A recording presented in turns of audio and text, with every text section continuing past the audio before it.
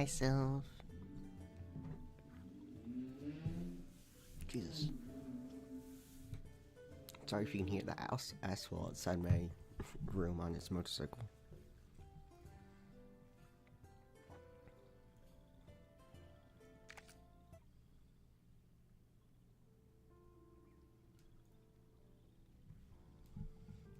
Turn up the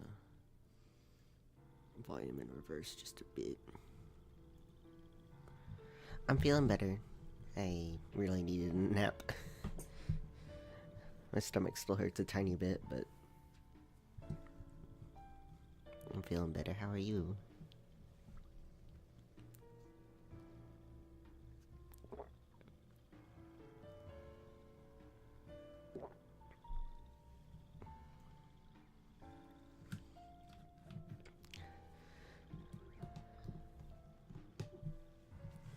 Take a nap, no one will know.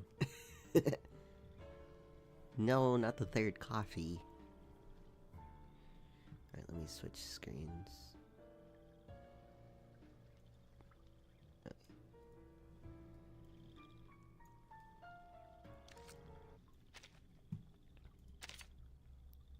Alright, we're gonna... Large sweet tea from McDonald's. Oh my god. You're going downhill, Sylv. I'm so sorry. But welcome back, everyone. We're here with Reverse again. My left hand has been killing me the last few days, and I think it's just because I've been gaming too much, because, in this, like, small little break over the weekend, I played so much Duet Night Abyss, guys. It's not even funny. Me and Vabs are completely caught up with the story. I didn't mean to do all of it, and wanted to save some of it for stream, but I just really needed the distraction at the time. But the millisecond that story drops in Duet, I'm streaming it again, because it's just so good. I suggest everyone look into the story. It is amazing. But because of just because that, you're silent doesn't mean everything else is. Because of that, I wanted to flat among the grass, you know, really press I wanted your to body against the earth and listen. hold on. You'll hear it. The tree roots stretch. Sorry, I can never talk when I'm like when someone else is talking. But because of that, I wanted to play Reverse a bit more, because one, we still need to finish the new story, and two, it doesn't require my left hand really. I just need to click stuff. And I have not played this at all since last stream, except, like... Well, I haven't played the story. I've been doing other stuff. But let's go. Under the Veil. The bullet spares... You know... Yo, I'm shopping. You want something? Sanity, financial stability, and, candy corn. Please. The bullet spares neither the kind nor the cruel, all caught in the same tragic fate.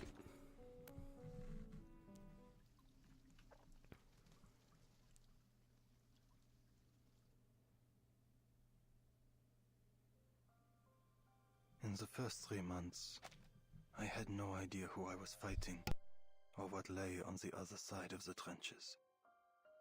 It was as if there were a black wall standing between us and our enemy. They could attack at any time. I can't sleep. I don't want to die. I don't want to see their Can it be a faces. can of Sprite? I can't drink Coke. I don't want to know what our enemy looks like. And worst of all, I don't know why.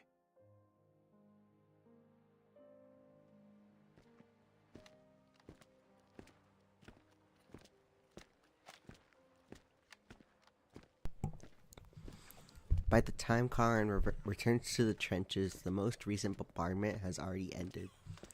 A trench can never really be called calm, but the rattle of machine guns and the crack of rifles slow and fade in the background. Thank you, Daisy. But yeah, no, dark soda kills my stomach. It's a problem.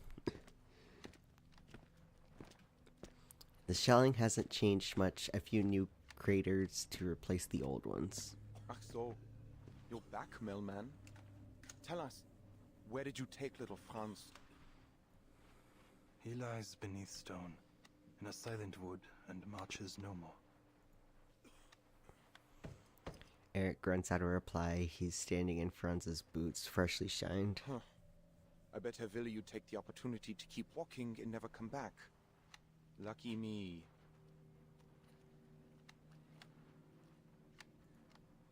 Where is he? He's dead. I guess you'll call me Herr Hauptmann now. No! William's dead. Or Wilhelm. I think it was Wilhelm, not William. Eric cast his eyes to a new crater decorating their trench. Shot a shell. Just like that. Eric's face pales and then runs flesh red, throbbing veins straining out along his forehead. Lucky me. Also, they have orange soda. Yes! Orange soda. I love orange soda.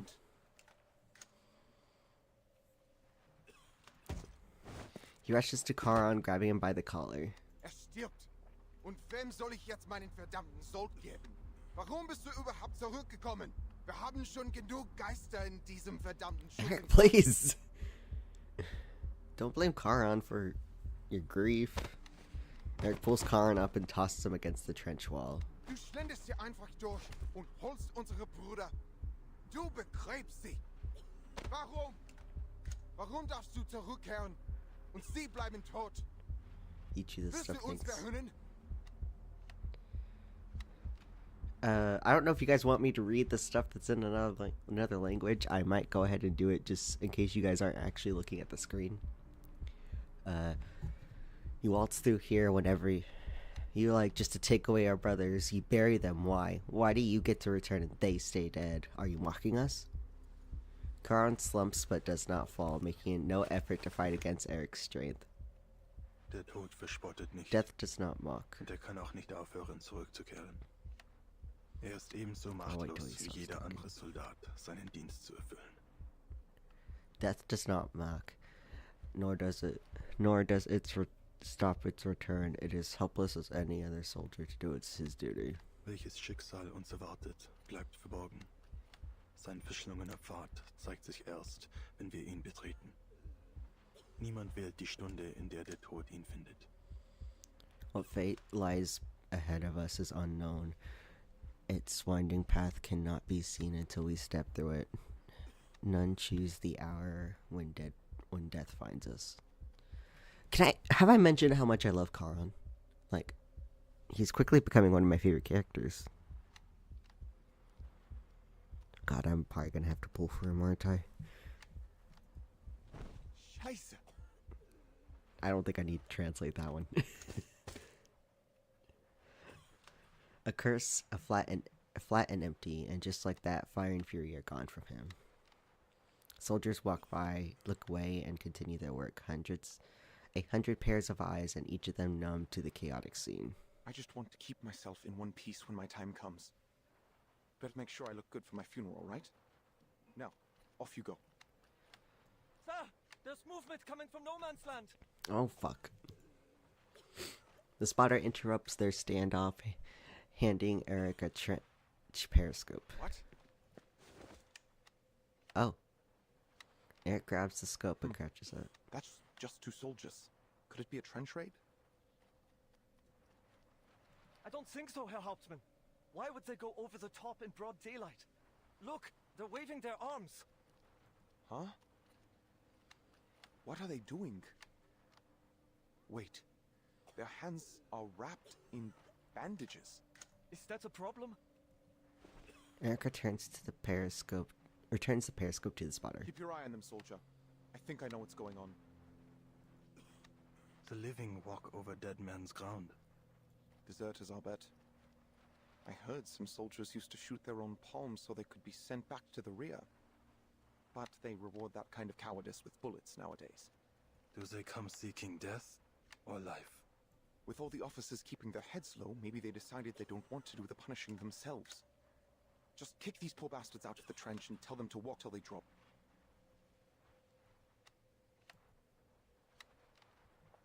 Old and new memories intertwine in Charon's mind, forming an incomplete but certain thought.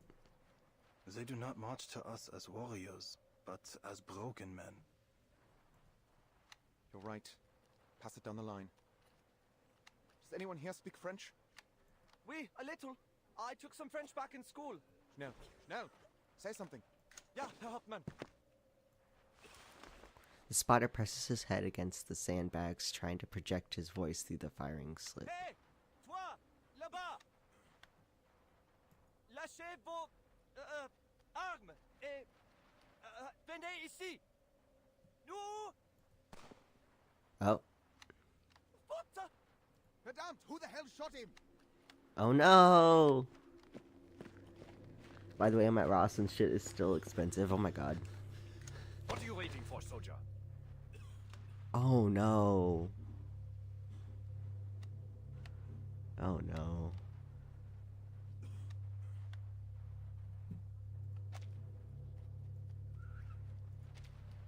What are you waiting for, soldier? The major's face is ashen and I killed him. stiff. Rudolph stammers out the words, lying propped up against the sandbag, wisps of gray smoke lingering out from his shaking rifle.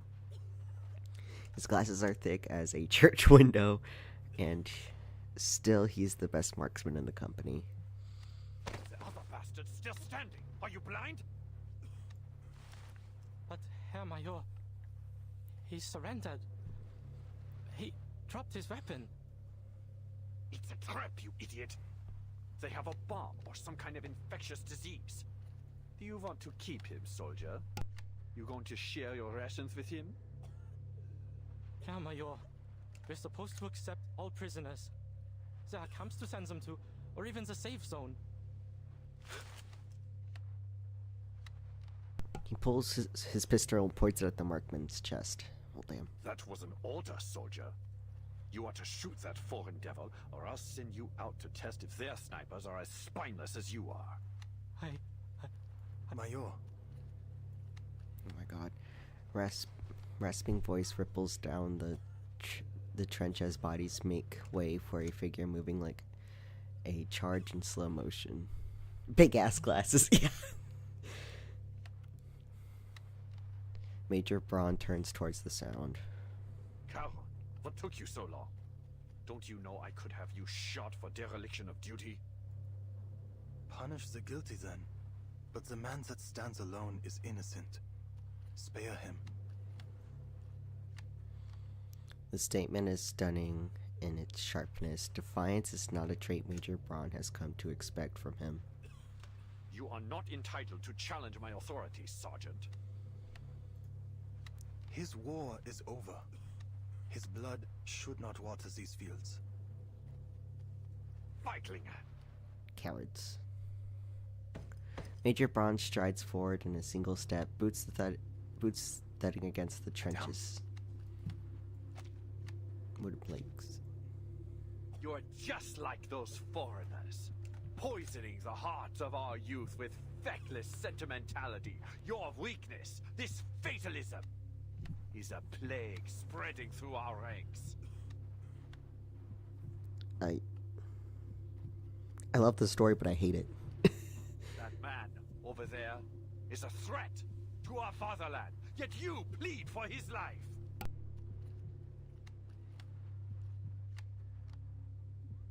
A single unblinking stare sweeps over the gathered soldiers, cowering each man into silence. I won't let this cowardice ruin our nation. We will keep fighting until no man alive stands against us. Only through their blood and our tireless sacrifice will we grow fearless and retrieve the glory of our birthright. Yikes. There is no glory for the dead, Eberhard. Only suffering, guilt, and regret for those that remain. No courage is found in the blood of the innocent. Only stains that can never be washed out. Unsinn! Nonsense. I remember you. Major Braun, my old friend, would never say these things. What lies were whispered in your ears by Manus Vindicte? Oh shit. Shut up! That's slander! Who told you that? Why do I low-key want him to talk to me like that? Oh my god, Daisy! Bad Daisy. No, I'm getting the spray bottle. I do not slander you, Herr Major. Explain yourself! Explain all of this! The man roars, and for a second time, Karan is slammed against the trench wall. Leave my boy alone! Lügen! Magnus vindicte! Was soll das heißen? What do you mean? These are not your eyes. Transporter! Oh. But this man's fire does not temper a burst. Be right back. Okay, Sylv.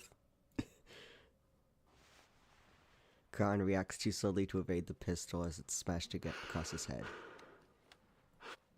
Major Braun's eyes are fixed on the pistol in his hand, anger replaced with shock. Karan, now wounded, raises his hand to meet his bowed head. Beneath the curtain, something seems to crack. No!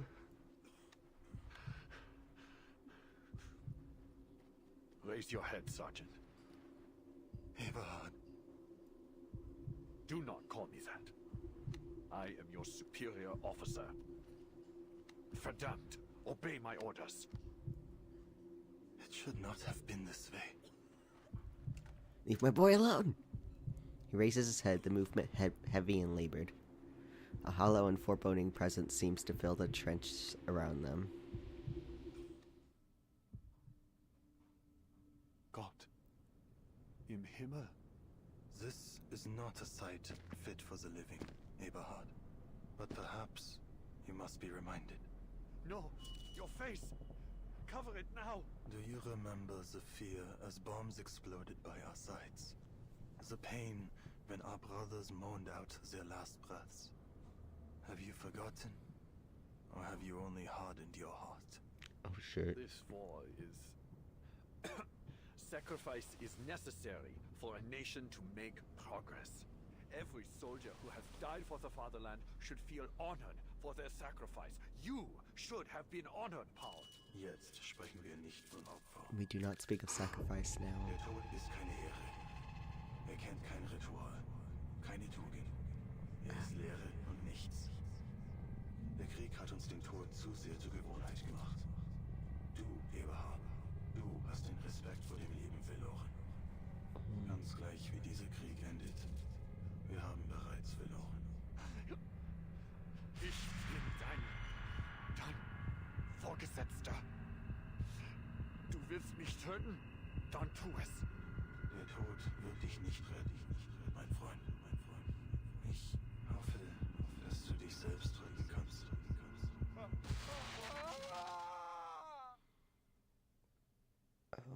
Oh my god.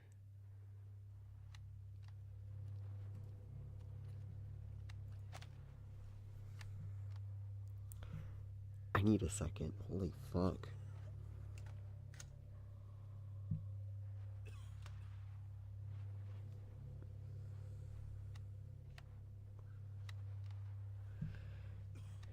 You know, I'll take it. Spray me, you won't. God damn it, Daisy. I'm trying to reflect on a serious moment here. But man, okay, Karan's like my second favorite, if not tied with Medicine Pocket. Holy fuck. The soldiers huddle to the side. Major Braun collapses to the ground, his eyes swirl and then go blank, looking up and nowhere at the same time, his face bone-wide and stiff as a corpse. Karan kneels over him and closes his eyes, a motion all too familiar to those watching. Scheiße. What the hell just happened? He saw fucking Karan's face. He saw literally the ferryman's face. Rudolph peeks out from the crowd, managing a question, both timid and brave. Is Major Braun dead? Karan, you didn't. Did you? Karan stands deliberately facing away from the crowd, replacing his mask and hood with careful precision. He will live. We will leave here together. You have command, Erich. Make the right choices. I don't want you to see what lies beneath. Please, look away. Words bulge at the edge of Eric's lips, but he swallows them back. All others stand stunned and silent as Charon departs with Major Braun in tow. All right. Someone grab that deserter. I'll search him. Show's over. Move it, soldiers. That poor sap is still waiting. Ausführung.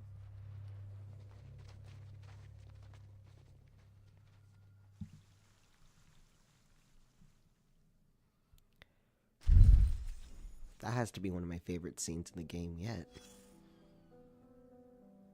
Like, holy shit. God, I love this game so much. I need to do a video on Charon. It's happening. Oh my god. Okay. Gotta keep going. Look at these boys. They left home with puffed chests and confident smiles on their faces, thinking they'd go to the front, pull a few triggers, kill a few enemies, and come back as heroes. But when their feet hit the soil, they turned pacifist, it seems, wounding their own hands rather than their enemies. Their mothers should have begged them to stay, not waved their handkerchiefs to see them off. Really? You think death is the only option? What could possibly be the point in that? Don't tell me you believe there's glory in dying on the battlefield. The thought makes me sick. Look there, at the lifeless body laid flat in the mud. He couldn't even muster the courage to flee, so he bribed a fellow soldier, a man he barely knew, with 3 cigarettes to surrender with him. He died, killed in a moment of pure senseless hatred. And the other lived. Thank you, Daisy. I have water with me today. Because, by now I might have drinking 4 mini ginger ales. 2 of them which were at like 1 a.m.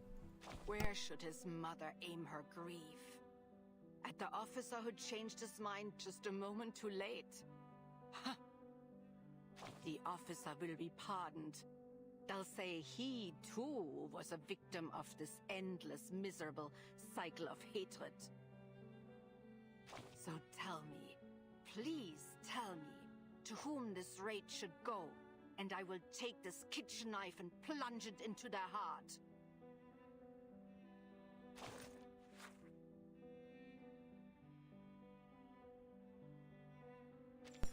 Welcome back, Sylv. You missed the most amazing cutscene in this entire fucking game. I wish I was joking. God, that was so good. I'll have to send it to you later.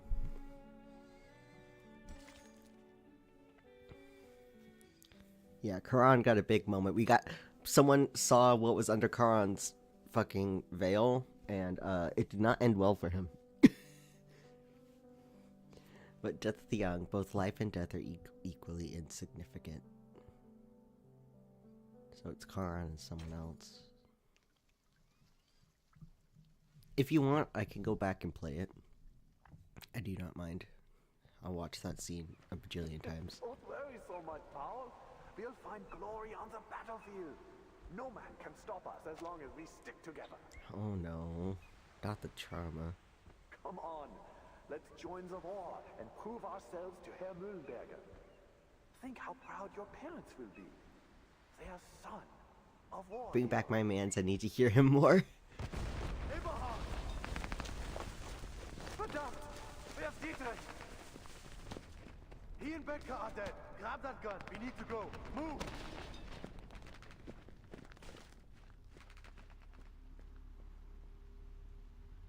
Do you think we'll win, Paul? I don't know, mein Freund. I think I just want to go home. Dietrich, Bertke, and Elze. What did they die for if we just give up?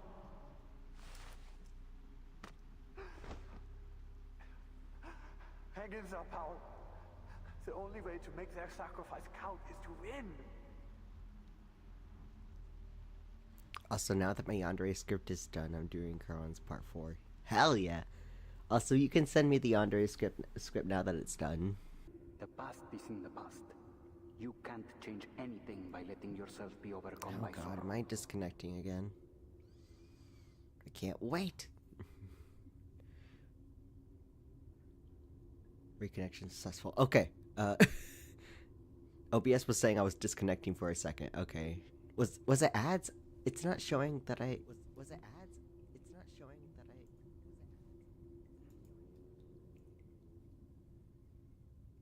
Oh my god. Let me bring up my stream manager. Because apparently this freaking thing hates to show me when I have ads.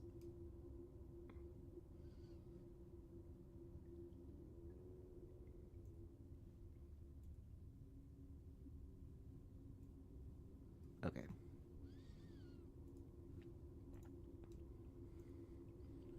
Alright. Don't forget that victory is the only thing that matters, and we can give it to you. Give it to me. How? I'll make you a true hero.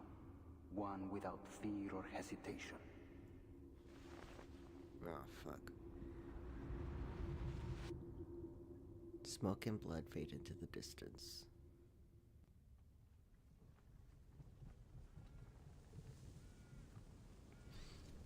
Eberhard lies on a wooden board dragged by someone to force. Oh, now he's called Eberhard instead of Braun. He swallows air like a drowning man, and immediately the foul stench of decay fills his lungs. The dragging stops. You're awake. Paul? And he's being called Paul. Oh my god. But the man behind it, the mask says nothing. He only offers a hand. My head hurts. Eberhard struggles to adjust to his surroundings, taking a long time to find focus. Where are you taking me? Mompe, the Foundation may have some cure for the spell you have fallen under. No. No. Still dazed after the ordeal, he can only mutter in denial. He looks around, searching for something to brace against. Eventually finding the ground, he takes off his hat and scratches his straw-like golden hair. I called him Hilma. What did I do? Was it disconnected? Cause like my thing, stream elements, goddammit. Cause like my OBS says I never get disconnected. It said I was disconnected for like a hot second, but like my timer's still going, saying I've been streaming for almost 30 minutes, so I have no idea.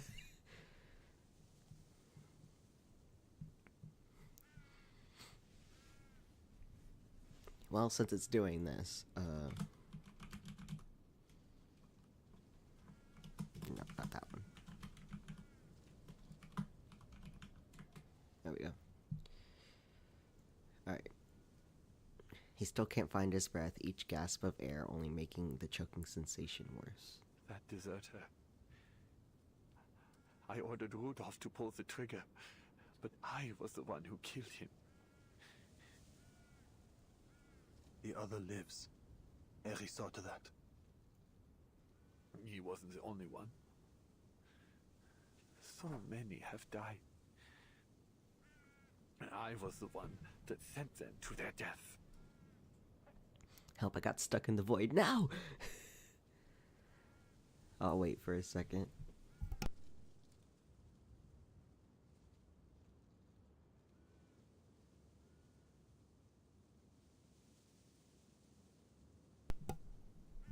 I don't know why it's being stupid. Oh. Hello! Eris Mute? If I'm saying that right. Thank you for joining the Express. I am your conductor. And today we're playing Reverse 1999. Vabs isn't here, but honestly she might just be tired. She had a big day. over the last few days. Let me know if is the stream good now, or should I wait a bit longer?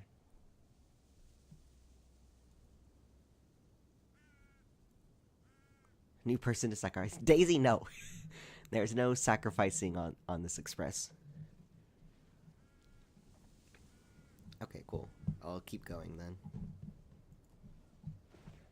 Eberhard lowers his head, holding his gaze at a small patch of soil beneath him. Kuran watches him, adjusting his dark cloak. Why not? Because I say so. No one needs to be sacrificed here. It's for everyone. The Express is for everyone. Living or dead. But we do not kill on the train. I don't need a murder on the Orient Express here. Do you remember, Power? There was a poem. Like Goethe... No, Schiller, maybe. Ah... Those days at school feel like a fairy tale now. Herr Mühlenberger asked you and Dietrich to write it out on the blackboard. You two didn't even know where to start. I remember I thought he was going to snap you both in two. Just a few months later, we were here.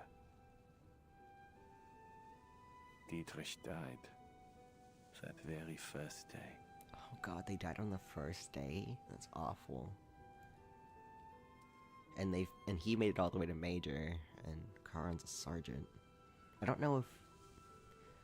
I'm pretty sure that they're like German. I don't know if German, like how the German ranks go. But if they kind of like translated it for American ranks, they've been through some shit. Because they would have started as privates. Do you remember how we cried that night? We thought it would be the saddest day of our lives.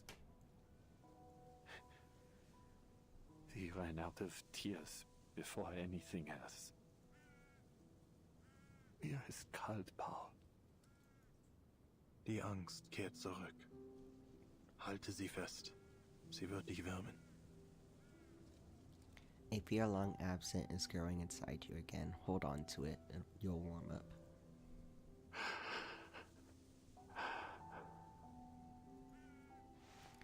Eberhard clenches his teeth and braces himself. This is the place you found, isn't it? Where Franz was buried. Oh, what were you saying earlier about the script? You got cut off. No! I was asking if you could send me your newest script. I didn't think I could read it like multiple times to like help you out with like the writing process, but I think I can read it once through.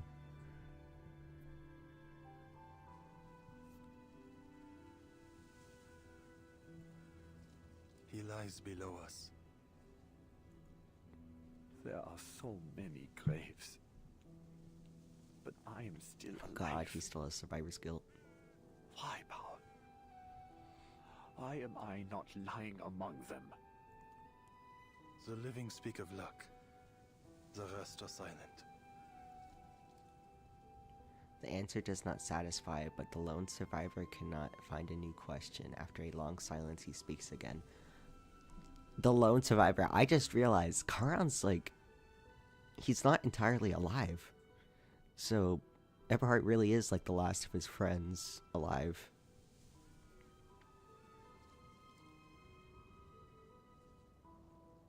Man. I wish I could forget it all now. If I didn't know what happened, I wouldn't... No. No, it's not right for me to ask that. But I'm still alive. Is there anything I can do for them? That isn't a question for the dead. I can't tell you what to do, Eberhard. Y'all, they have glitter pens. Get the glitter pens, get the glitter pens.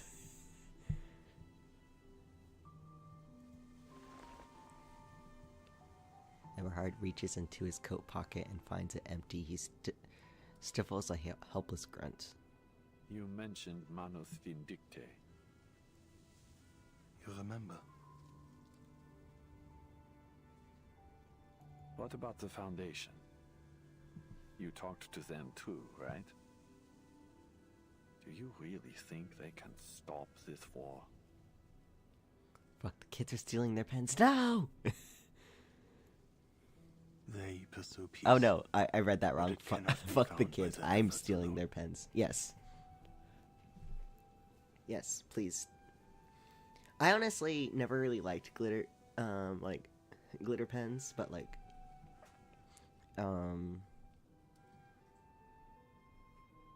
mostly because I like to draw in pen, and like, glitter pens don't, what's the term I'm looking for? With like normal ballpoint pens, I can like go lighter or darker depending on how much pressure I use, and you can't really do that with like gel pens. He turns from the hill to the woods, through the thicket, and further lies to the town of... I forgot how to pronounce the town's name. Eberhard closes his eyes and waits for his thoughts to settle. Come on. Let's go see Montpé again. Montpé. Why did they need all the extra letters if it's pronounced Montpé? I was about to pay a visit to Herr Mühlenberger when someone from Army Command said the colonel wanted to see me. I was taken to a meeting room with many other officers. I recognized them. I knew many had just been promoted like me. Oh, so this happened like around the time he became major. Colonel Hirschfelder showed up to give us a speech. Yeah. The same colonel who was assassinated after the parley. The time has come when our nation calls for heroes, he said. With our foremost goal to create a prosperous new world for our children. No, not the conductor condoning stealing. Listen. With how shit is priced nowadays, get what you can. I am not a saint. I am a fae. We have fought valiantly, and now the war turns in our favor. We stand but one step away from total victory, yet it is at this very moment that our soldiers have lost their courage. They waste their time looting every barn, cellar, and shed in search of treasure, and drink to numb their fears, delaying our operations. Their greed and cowardice have spread through our army like a malignant tumor. Fortunately, we have found a cure.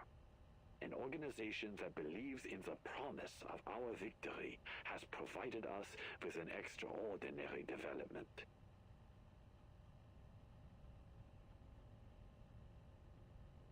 That's all I remember.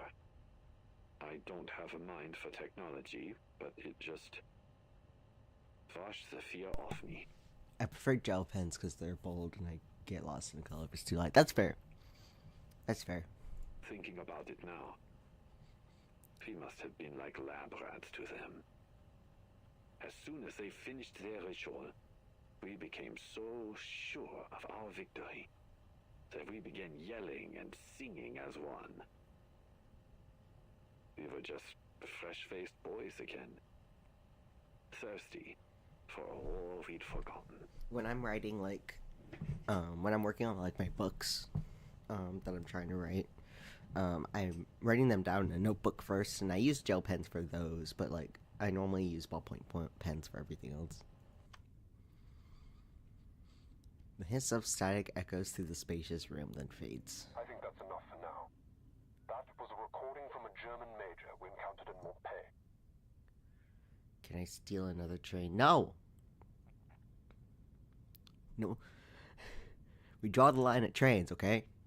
Trains are sacred. I intend to submit a report with full details, including his entire statement and an explanation for our inquiries.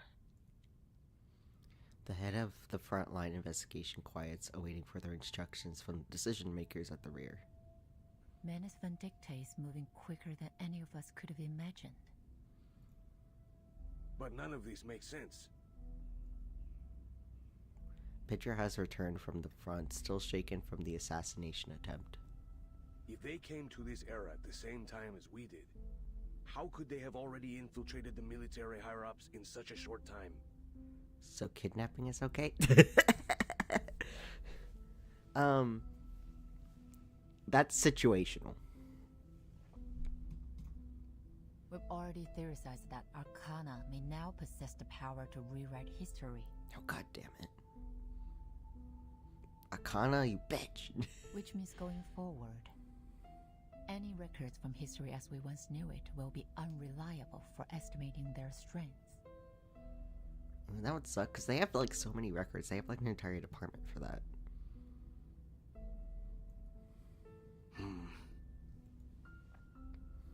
Pedro falls into heavy silence.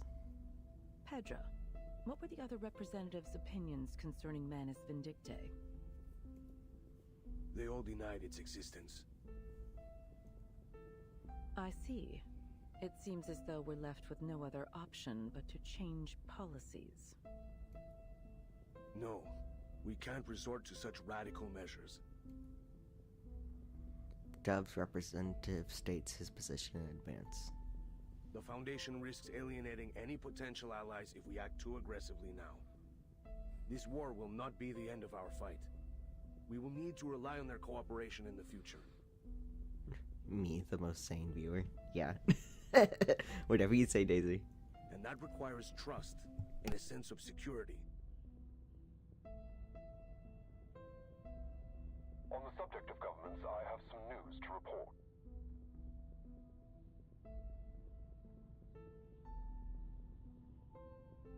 Grace's voice resurfaces in the conference hall. A man of the Interfactional Committee paid a secret visit to Morpé, hoping to obtain intel about the Manus. A secret visit? Sylvia are the most normal viewer.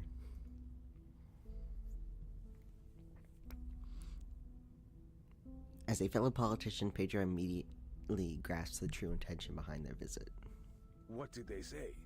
Do they intend to use our intel against the heads of their army command? You've guessed it. If their government manages to rein in the army, it'll be much easier to reach a ceasefire. But if anyone were to find out, we might be accused of interfering in their internal affairs. Have you considered that, Creus? Officially, the Foundation never made any contact with their government.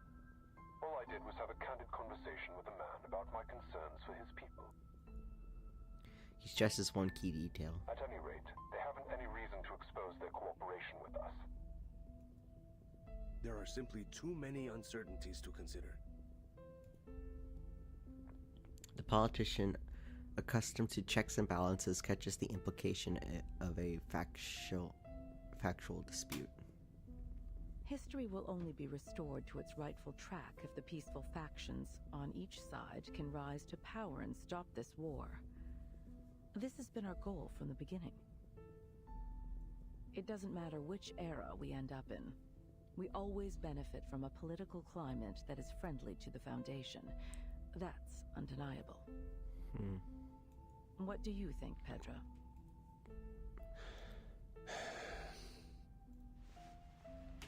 He removes his glasses and rubs his eyes. I might be able to persuade some of the other committee members to support this proposal. If we're certain of this course of action, then we'll have to provide intel to those seeking peace, in all governments involved. Good. No faction should put their own goals above those of the Foundation's. We'll need more to verify that Major's statement. Send investigators to search other regions and report everything they see. Creus, continue your investigation. Follow every possible lead. Understood. We'll dig up whatever they have buried.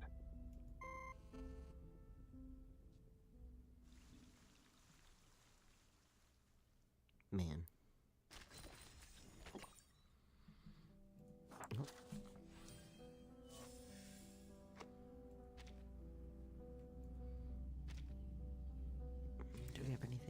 last few times.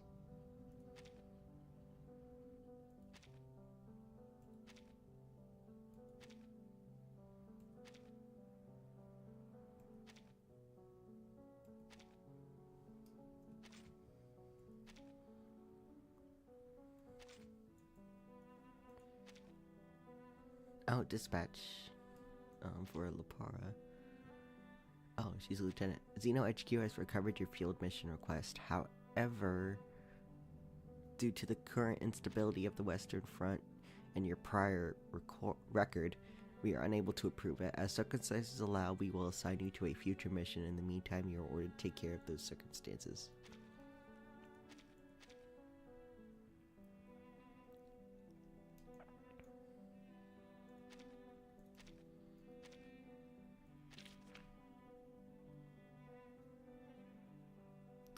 So I see you want me to write some deadly inks for Mouse and Crow. No!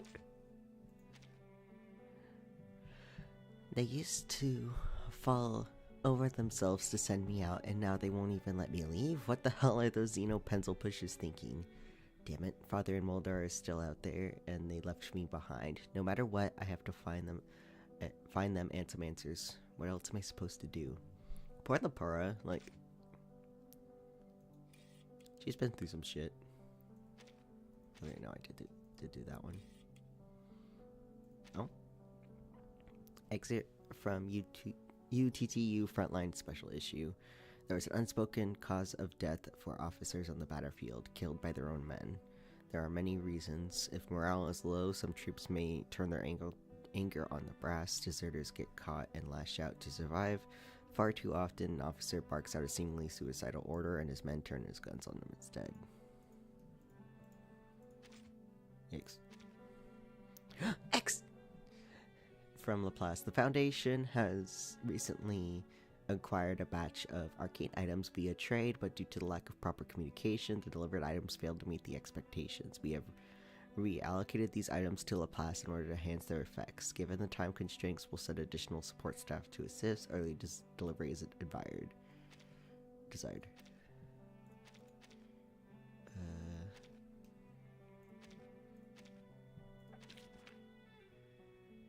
Got some plans for them? Oh no. Me knowing some of those plans? Oh no. I can only express remorse that this situation has occurred. Rather than excoriating the merchant, I can't help but think this is the fault of the Foundation's bureaucracy. Back to the main issue, portable arcade unblocking equipment, tough and durable, a tricky challenge, but I can add some fun ideas like a 3-button control panel and a top hatch on the helmet that opens to release a pair of doves. X. I'm not gonna tell you. I'm sworn to secrecy.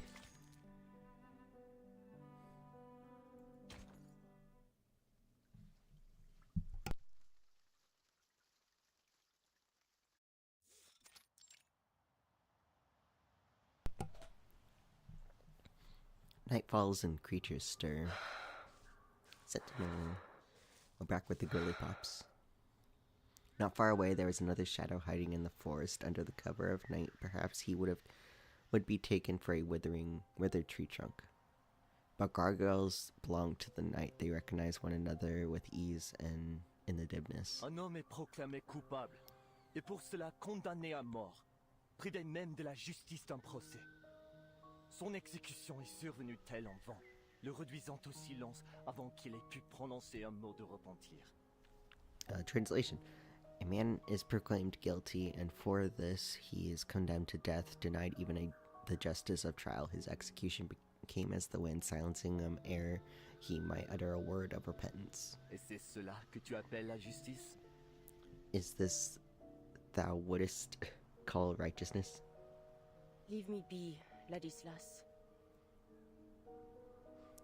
She shrugs the heavy question off. Hast thou reflected on thine actions? Oh. Meeting eye for eye and tooth for tooth. Is it justice or vengeance still?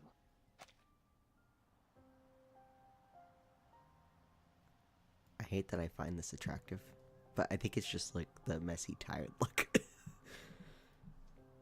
He thinks so little of me that I would call it justice, even were it not so. Blame me then, cousin. Damn and condemn me. I care not. Never would I damn thee, cousin. For it is thy soul for which I am most concerned. I fear it doth wither with every act of malice. Hark and listen well. Dost thou forget the nature of our unholy ancestry? We are the kin of demons. 1,000 years hence, and their malevolence yet floweth thickened in our veins. And their whispers pricketh still our ears in the silence. I find it interesting that they made the gargoyles, like, in these gargoyle characters, these two, like, religious. Because, you know, gargoyles are always on, like, churches and stuff.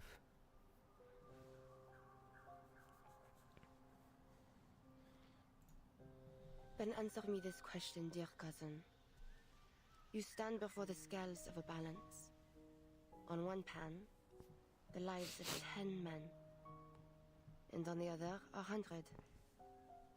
If you had the power to shift its weight to save the money, would you? The trolley problem. Heavy laced with blasphemies. Hast thou already bent thine ear to the devil's lies? Answer me, cousin. Elsewise, there is nothing more that needs to be said.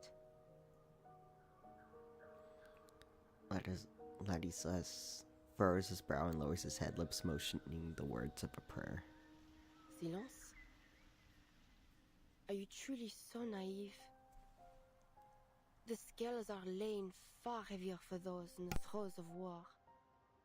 Yet you have not even the courage to answer a simple question. I'm afraid you have mistaken your weakness for virtue. It's just a bot, Daisy. Still, if you get a chance, if you're here, can you bonk them? Go back to the monastery, Ladislas. This is war. Red in tooth and claw. Thank you. And your heart proves too quick to kindle. Ladislas vanishes into the dark with a sigh, his form melting into the night. The gargoyle soldier leans against a tree with a brief rest. In the crook of its branches, she begins to slowly turn to stone. You are again at odds, it seems. A voice rings in her ears. It speaks without a source, coming from neither place nor person. It was not a battle, I thought. Our cousin is more learned than either of we two, but he lacks in courage compared to thee, most daring of us all. I do not deny his learnedness, but there are neither letters nor prose that might aid my mission. Thou burnest too short a wick, and the flames of perdition rise to meet thee. I fear for thee, Marie, that thou go forth to a battle that will consume thee, whether in defeat or in triumph. Marcel, Antoine, and Yvonne, they once promised to return as thou didst. Yet they fell all the same, each after the last. Yvonne was taken before she had even tasted battle. Let remorse consume me if it must. But God willing, I will see the end of this war first. Ere then, the fear of regret will not stay me. Not now. Alright, ads are starting in 3 minutes. On that day when peace finally comes, Give food. he will return to us. The voice vanishes in the night's breeze. She would not hear it again this night. She shakes off the scales of stone and resumes the march towards her next lead.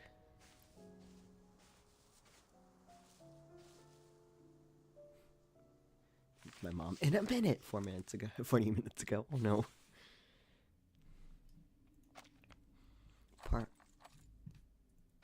Let me read. Parvon lays out a local strategic map over the table. Grace picks up a handful of bullets, placing the first on Montpé. Major Brown was able to recall some of the locations that may have been used by the Manus. His coordinates aren't what anyone would call precise, so we'd best start searching ASAP. Chester, you'll take the forest. Casper will be expecting you on the edge. Why is the map flipped? One bullet stands upright spot. On it. Oh, I guess we're looking from underneath the table. One bullet stands upright on a spot marked as a forest. Camilla, Lee, you'll search from here and move along the river. We'll get it done, sir. Each new order is marked by another round, placed upright on the table. Charles, Amanda, you're on Hill 299. You'll need to cross no man's land to get there. Make sure you establish your identity with both sides in advance to avoid friendly fire. Understood. The crowded room empties order by order, bullet by bullet, until only the last round remains. Arabian. Yes, sir. He actually has a face. I want you on this village. Take Marsha with you. She's a skilled combatant as well as a medic. You can count on each other. Yes, sir. Paravan exits, leaving one person remaining without orders. The young soldier locks eyes with his superior, and unspoken relief written on his face. So, does that mean I'll remain on standby in Montpay? She was in the Antarctica patch. God, she's been through enough. Yeah, leave her be. Ad start in like 30 seconds, so I will wait here. I might go get some more water.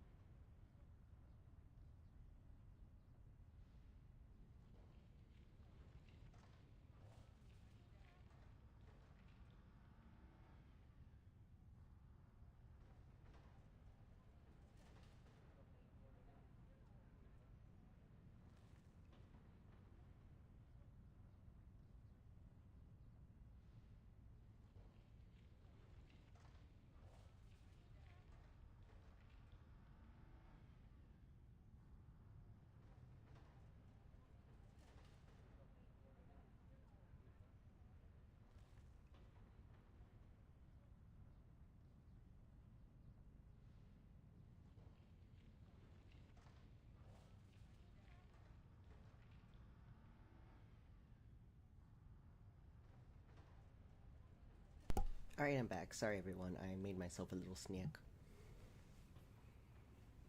Let me switch screens again. Yes. I need someone coordinating the defense of this town should the menace attack. Oh.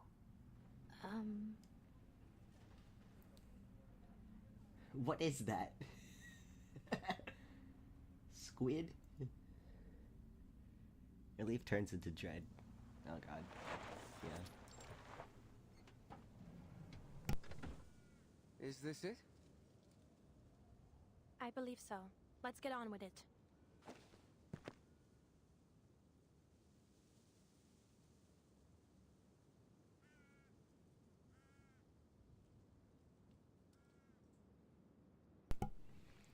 The village around them still carries the signs of lush wilderness and gentle fields, a place of abundance and safety once. Watch my 6. And you draw their weapons and enter from the side. The investigators are not stopped in any way, and if they hadn't been instructed to do so, they would have had just treated this place as another forgotten remnant of better days. This place is empty. It's heartbreaking to see it so quiet. We're ahead of schedule. Let's start by checking the houses one by one. Good.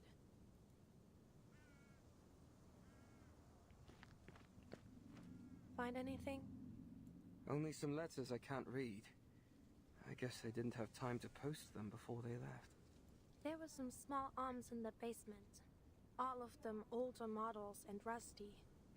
The ammo was damp. Lasher holds her gaze on an empty warehouse. This place had to have been looted more than a few times. The only valuables left are the ones too heavy to move. So basically there's nothing here. What do the Manus want it for? She shakes her head in frustration. I was rushed through the investigator training before being sent to Montpellier. It's possible I missed something. The young man tries to console her, but his smile is stiff. Don't worry, you're doing fine. Mr. Creus always says training is no match for experience. Blackbird is a prime example. I mean, Meryl. You met her back in Montpellier. She's been through all the training the Foundation could throw at her, but she still isn't ready for the battlefield. I probably shouldn't say, but she nearly went mental during the Antarctic operation. Yeah. Huh, what did I miss? They're looting. The battlefield Kind of. is crueler than ordinary people can imagine. A few weeks of military training just isn't enough. Paravan follows the topic and broaches a question he's long been holding back. So, what's your deal? I know you came from some order with special arcane training. You can freeze your fear and pain, emotional stuff during battle until you feel safe. I only skimmed through the briefing. Is that right? It's more complicated than that. But I'm not sure I'd like to get into it now. Yeah, sure. Sorry. No need to apologize. Just... Do you think we missed anything? Well, let's take a minute. What could they even possibly hide here? Arms? Chemical weapons? Secret files? Or gear smuggled back from the future?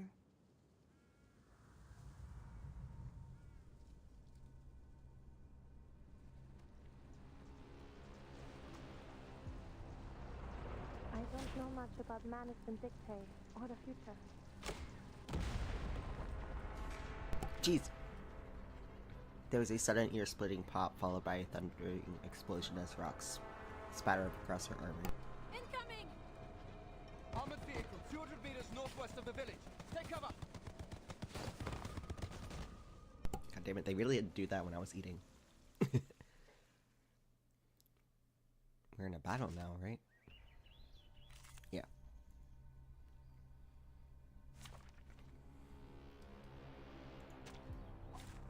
Greetings.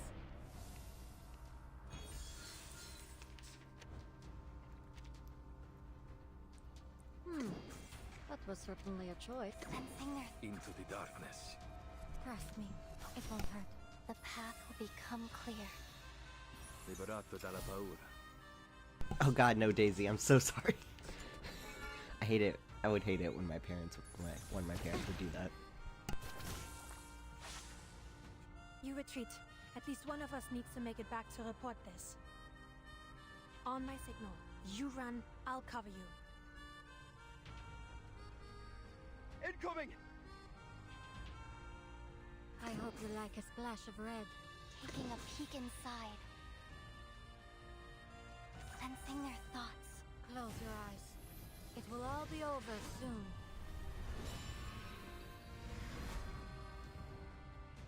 Though it may come with pain.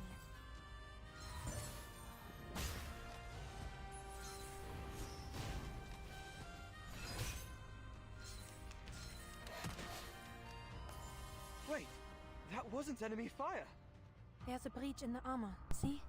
It's slowing down. This may be our only chance, Masha. Oh fuck.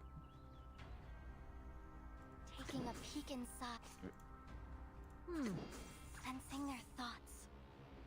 Oh, Enter shit. the gate and see the light. Victory comes in a tide of blood. Face the truth.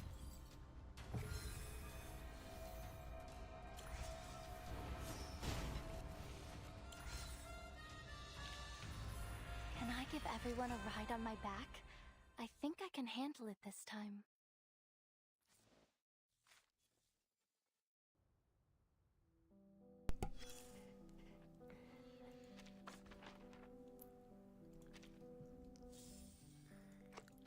Okay, we're gonna do the hard version of this fight real quick. Oh shit, I don't have enough. There we go. Straight to the point. I like that. Into the darkness. Agreed. It will be over before you feel it. Our blood will burn. Have I startled you?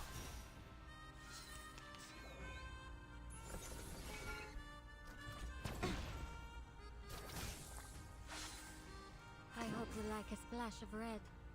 Sensing their thoughts. Taking a peek inside. Close your eyes. It will all be over soon.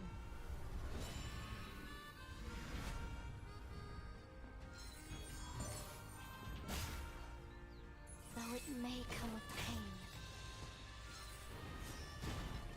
Oh, nice. Che la morte ti dia la pace che cercavi. Requiescat in pace. I don't understand, but I love the effects. Yeah. Smile and nod.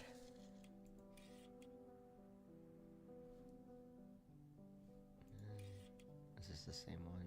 Yeah, okay. Don't have a new one yet. I'm actually gonna back out real quick. Oh no, I bet not.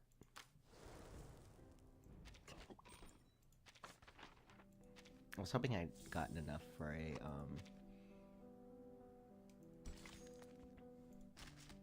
what's it called? The activity energy thing. But I did, I did kind of blast through some of these this morning.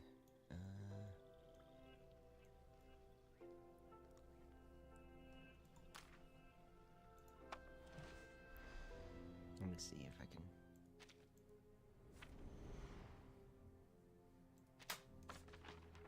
No, nothing in here that's gonna help me. Air is delicious. Alright, I'm gonna do one of these real quick. You know, I don't think I can. Fuck. I'm just gonna have to use some of my drops. I'm gonna turn at least some of this into a pool. There we go. Okay, cool. Let's listen to this. I'm afraid I only have turnip stew to serve you. I will add a few sausage scraps to your bowl, however. Here. Now go. We're not gambling. It's best you leave before another battle breaks I am saving. out.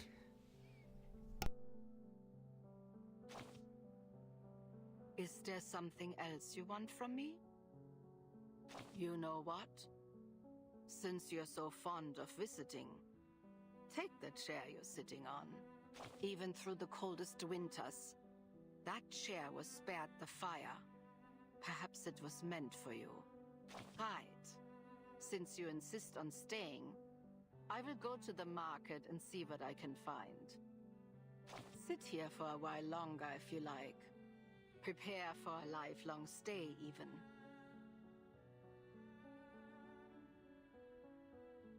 With any luck, this place will become your grave by the time the next farce ends.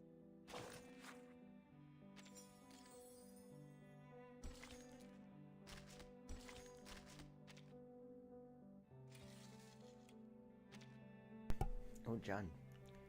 The arcane items under development must be simple in form and easy to use to prevent the machinery expert from inserting his trademark eccentricities into our final product. We need a professional to oversee design and ensure timely delivery.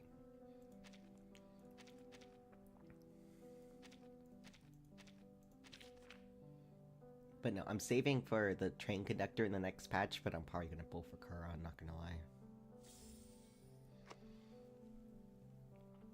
The following is a fully translated response for John Tunovia, ID M5011. This is a simple task. It's no harder than developing ID M5100. The only concern is that this wearable device wasn't supposed to be invented until 1920. Our results might carry additional risk. If Laplace has fully assessed that and found no issues, I'll accept the task.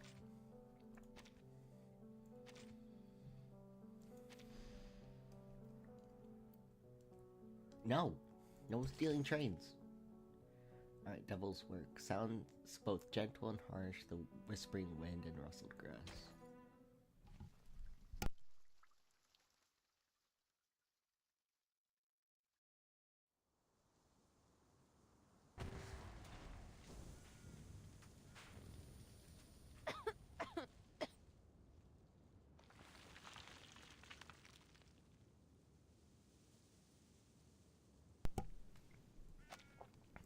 It's over. Someone helped us. They need to stop doing this while I'm trying to eat. Thick acid smoke bellows from the wreckage of the armored vehicle. Marcia braces herself on a pile of debris, all at once letting herself feel the sharp tearing pain in her shoulder. Harabian, are you alright?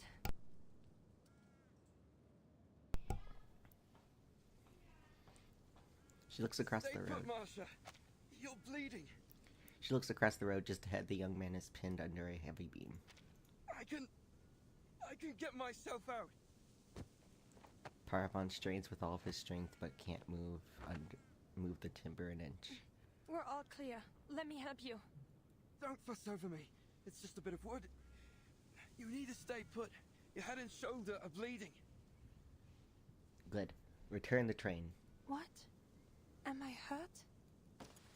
Marcia staggers to her feet. I'm feeling faint. She reaches for the top of her head. Seems you're right. I'm bleeding profusely from several wounds. That's what I get for suppressing all my pain. So, just a little shrapnel. Nothing too serious. Treat your wounds first, Marcia. Understood.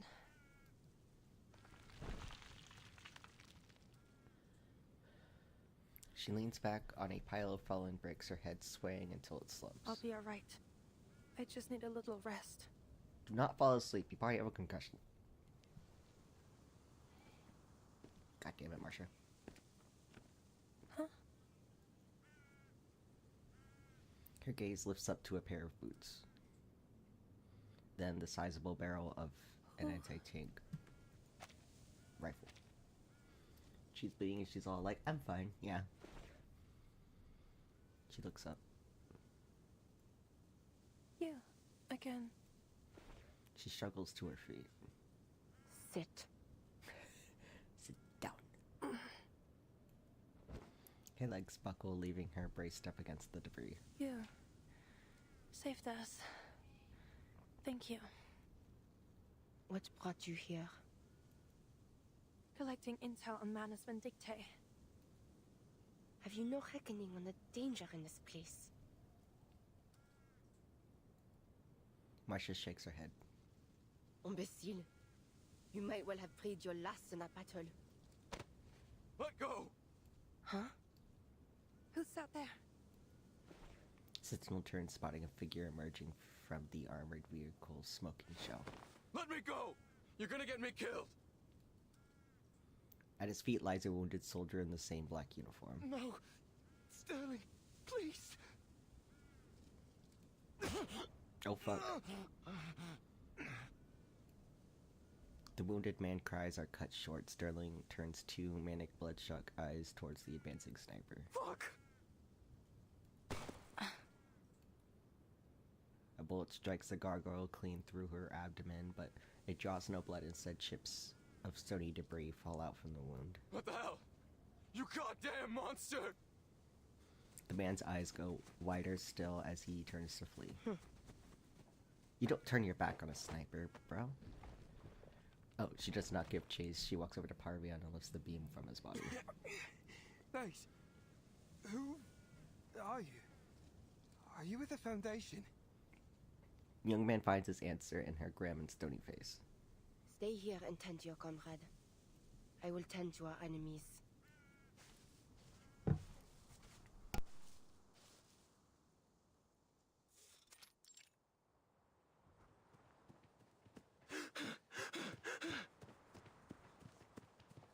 Are we the only ones left?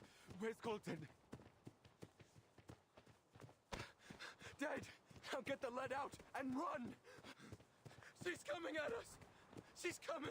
Shoot her, Eugen! Shoot her! I can't see her. Where are we running? Look! There's an old mill ahead. We'll regroup there to intercept her. Keep running, you idiot! You are very down bad. I see her now. She's there. Die! You idiot! An old windmill lies just ahead, refuge in his panicked mind. For the wicked flee, and I pursueth.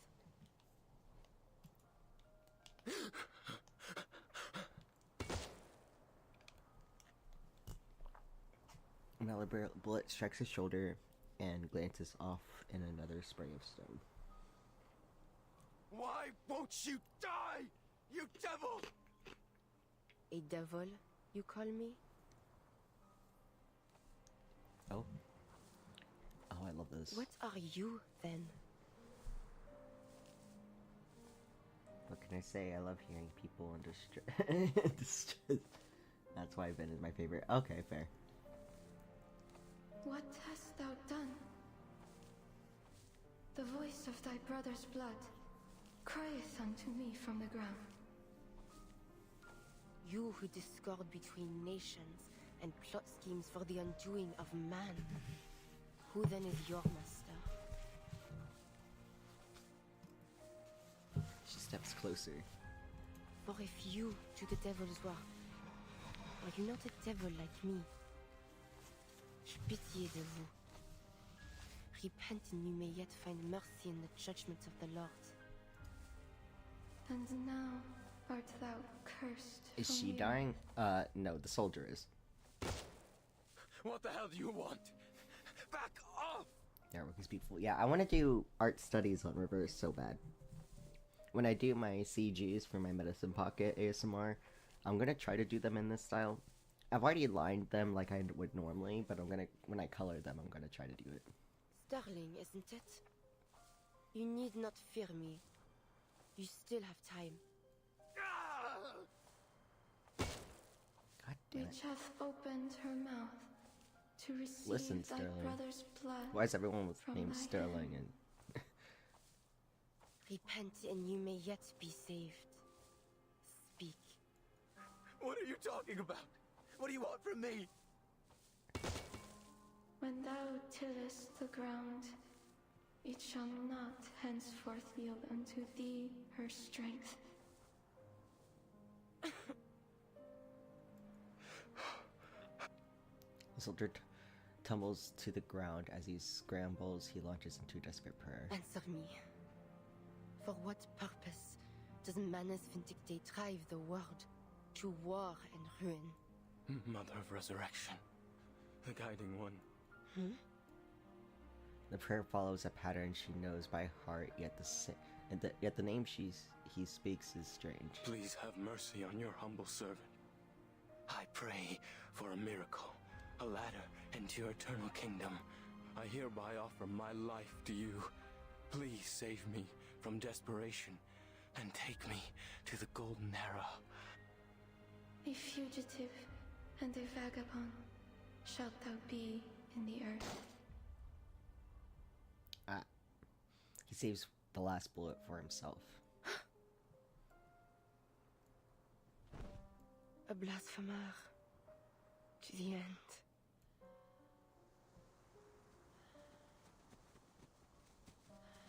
Miss Sentinel? Type Miss Sentinel!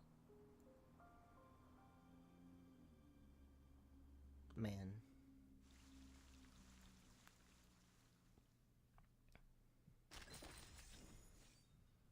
Alright, I will be right back. I'm gonna leave this screen up because I'm just gonna walk and put my plate in the sink, but I'll be right back.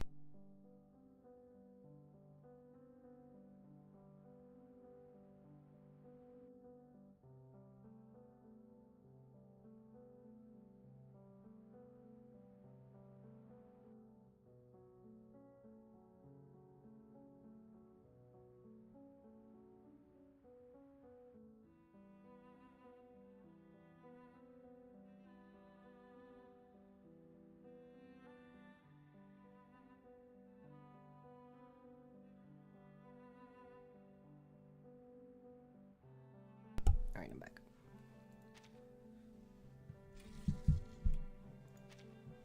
Oh, Miss Radio. From St. Pavlov Foundation. To track the movements of management dictate per the requested captain of 12 squad. The logistics department has dispatched a package of wartime radio parts and paint to the front. Please perform any additional custom modifications as needed and continue your signal reception task to radio and wartime outfit. Oh yeah, she does get an outfit this patch.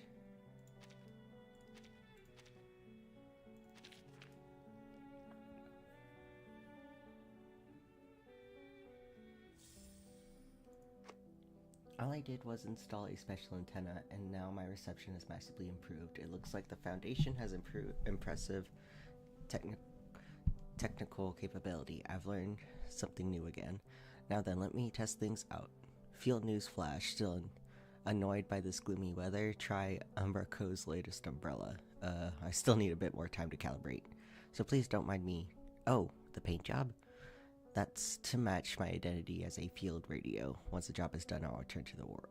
I'll return to the war room, don't worry. You're finally escaping. Go, go, go!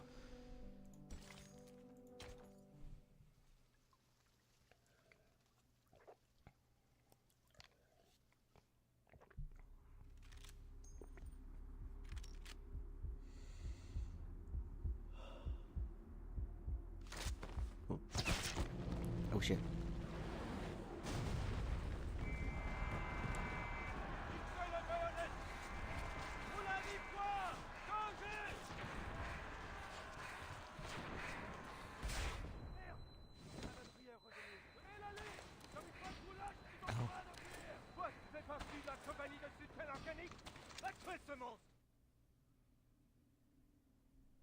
Flashback from Marcia. Or no, for Sentinel. Oh no, have they met on the battlefield before? Ooh. The Yuri is spicy! Je prierai pour vous. Merde de ce cursed nights. Calm yourself, Marianne. Steady your breathing. You need not panic. This will not be the end of you. My sight shall unveil the hidden by God's grace.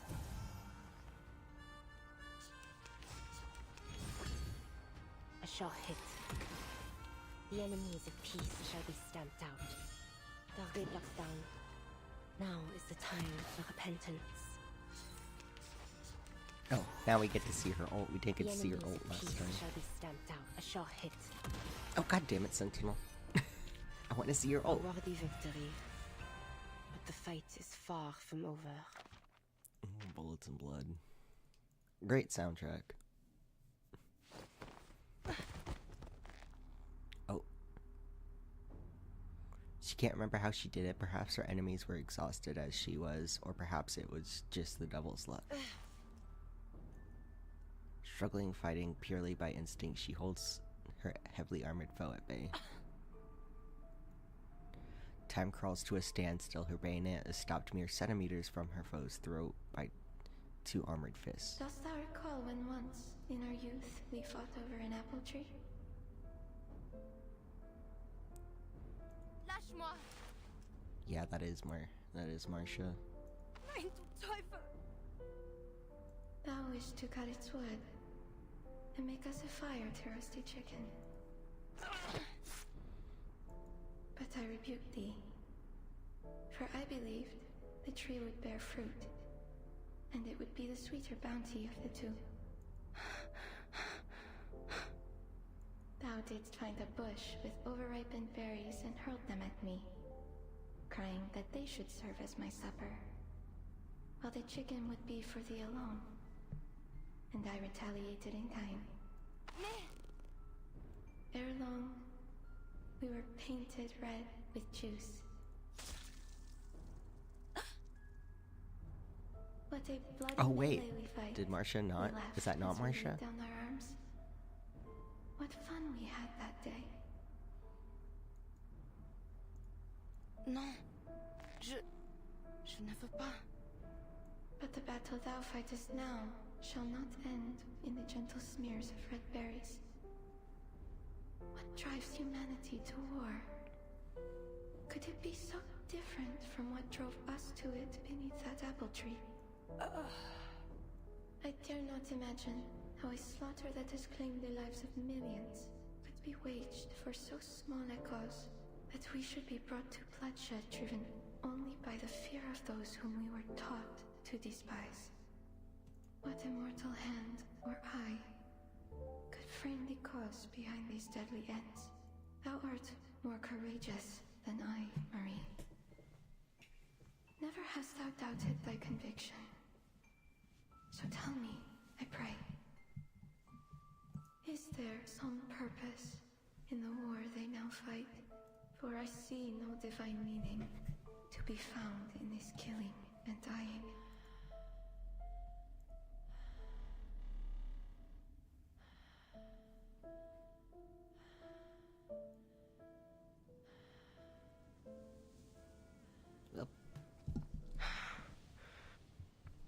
Small caliber rounds pose no real threat to her rocky exterior, but that does little to reduce the pain. And healing comes slowly. Agnes? No response. That was expected, but what she had not expected was the next voice.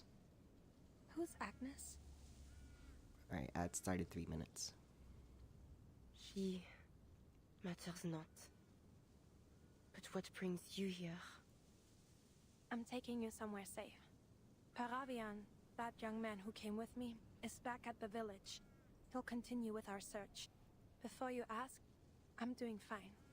Like you, I'm made of sterner stuff. She rotates her arm, looking as if her wounds had all but disappeared. I checked over your wounds, but I have no earthly idea what to do with this gravel. I know how to treat flesh, not stone. But that wound won't be a problem for you, will it? No.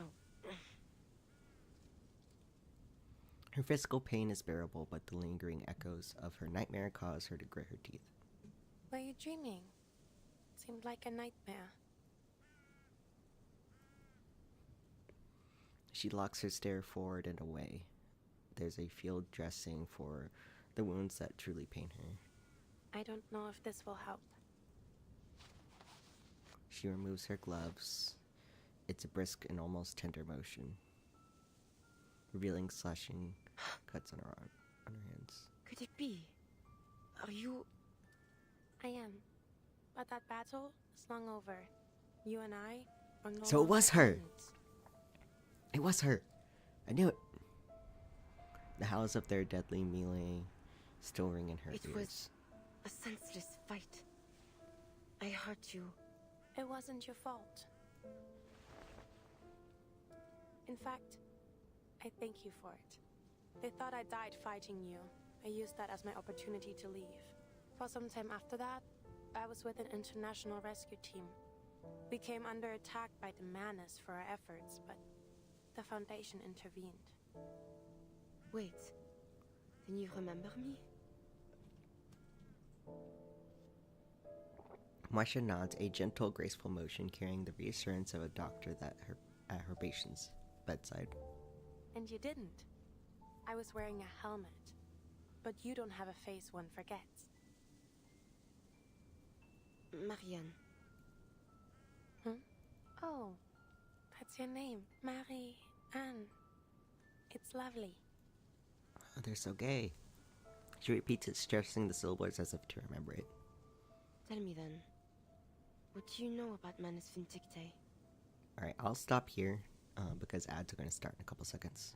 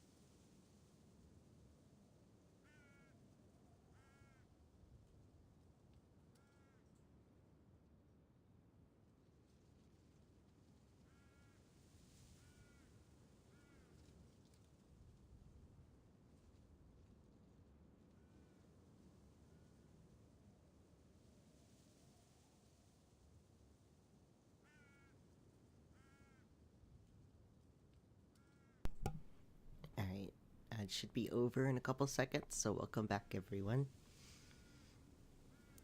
Let's continue with the story. They are a secret organization open to only pure-blooded arcanists. Simply put, their goal is to cause as much chaos as possible and eventually destroy all of human society. And this Mother of Resurrection is like a god to them. Something like that, yes. She died once, but they managed to resurrect her through some awful ritual. A resurrected madwoman?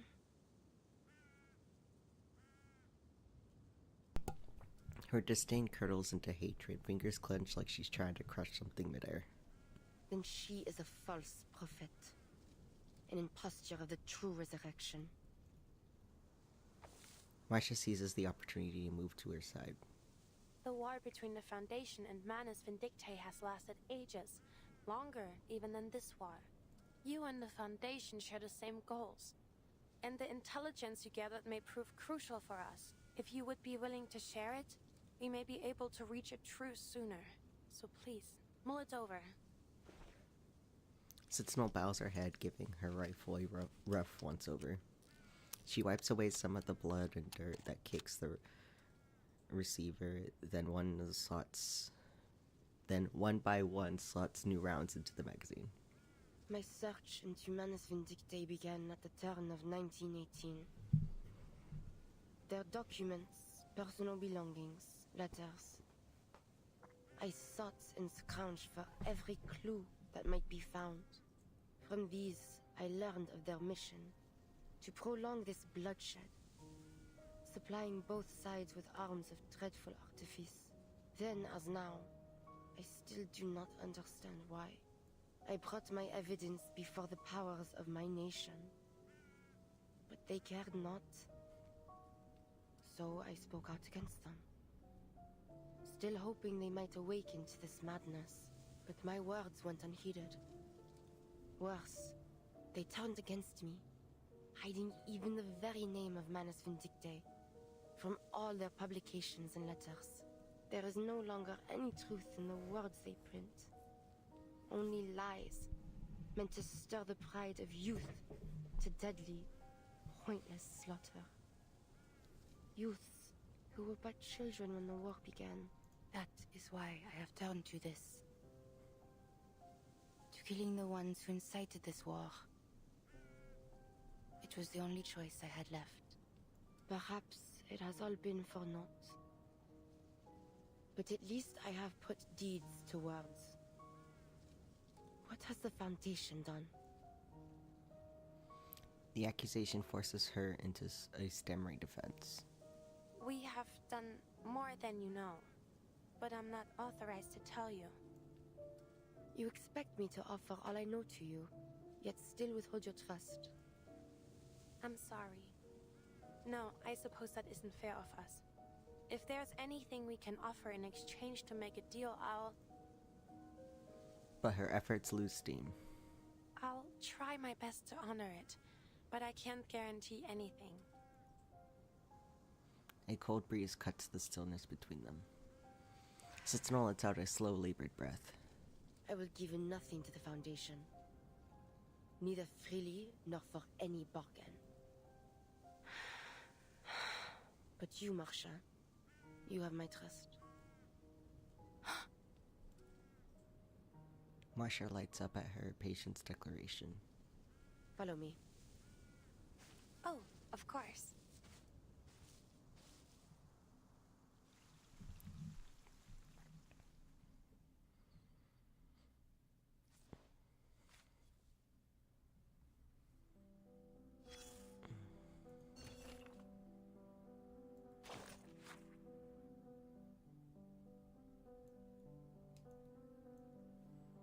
I'm not gonna read that right now. I knew eating during stream was a bad idea. Fuck. Sorry, my stomach hurts. I will be right back. I probably should have done this during the ad break, but I'm gonna get myself a heating pad and maybe use the restroom.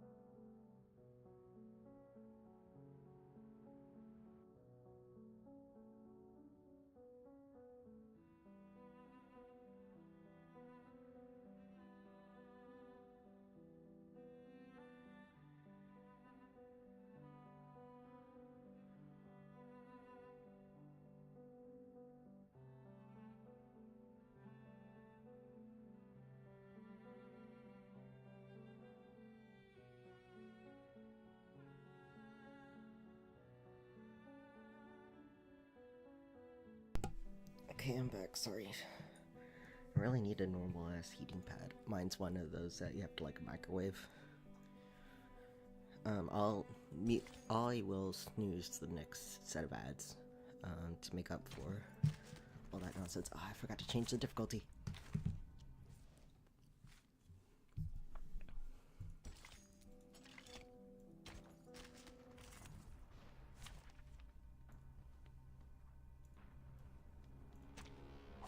Greetings. Oh. Never fucking mind. Didn't realize it was only gonna be one. Let me switch that around.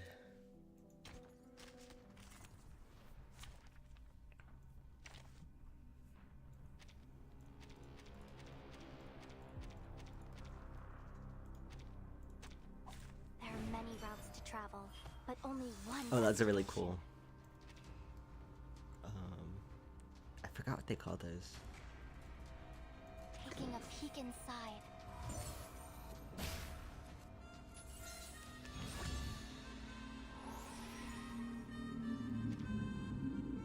Sensing their thoughts, the path will become clear.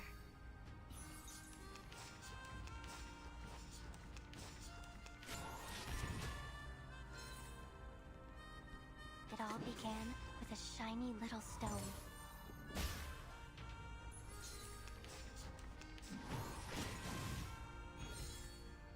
It all began with a shadow. It may come with pain.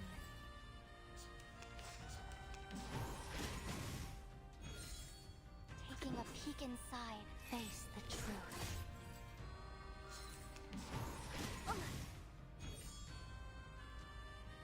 Sensing their thoughts.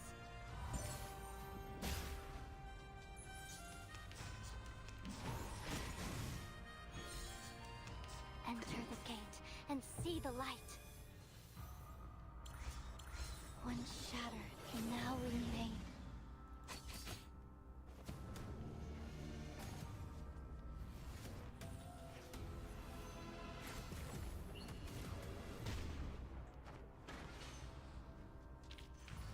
Perfect service, just like ours. I probably could have used Eternity for that fight, but...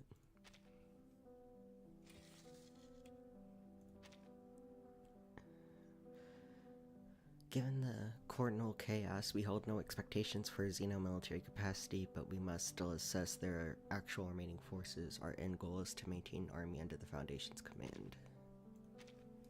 Cadet under review.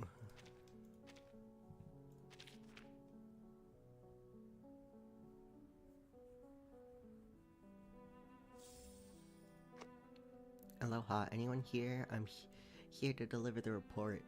Is someone there? No one? Really? No one? Where do I hand this report in? Let me see.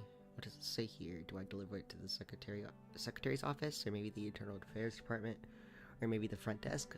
I got it. I'll just leave it right on the steps by the door so that someone coming in will see it first thing. Oh my god. Literally. Welcome home, Daisy.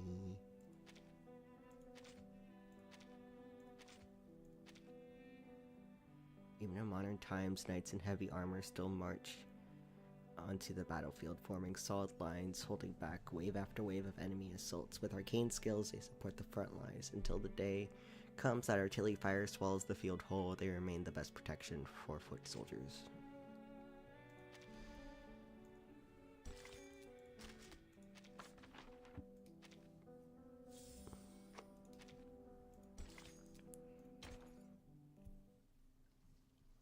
To read the thing. Oh well.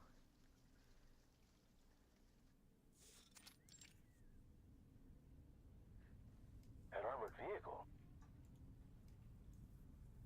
The driver was a menace.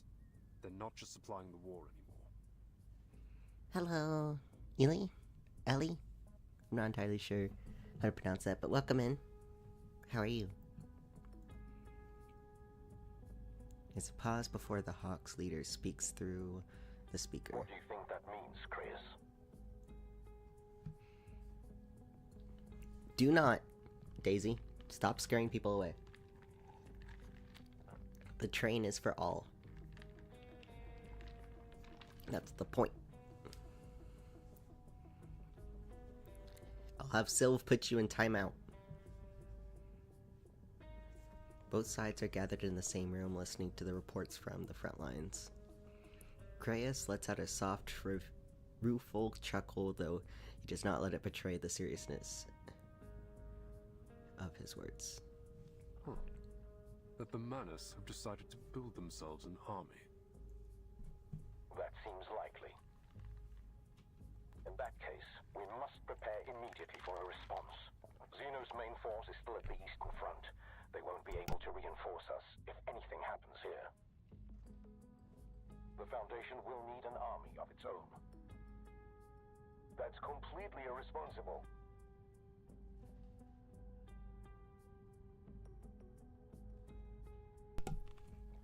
A calm voice cuts through the speculation. It will only increase the tension on this front, and it directly violates our peace policy. Manus Vindicte takes in only pure-blooded arcanists. That doesn't make for a large recruitment pool. It won't be much of an army, really. To say nothing of the fact that they lack the organization or discipline that is needed for a true large-scale military operation. Armies need human leadership. You forgot to take Arcana into consideration, Petra. You don't know what she can do to her followers with her new power. Whatever the case, we cannot take anything for granted.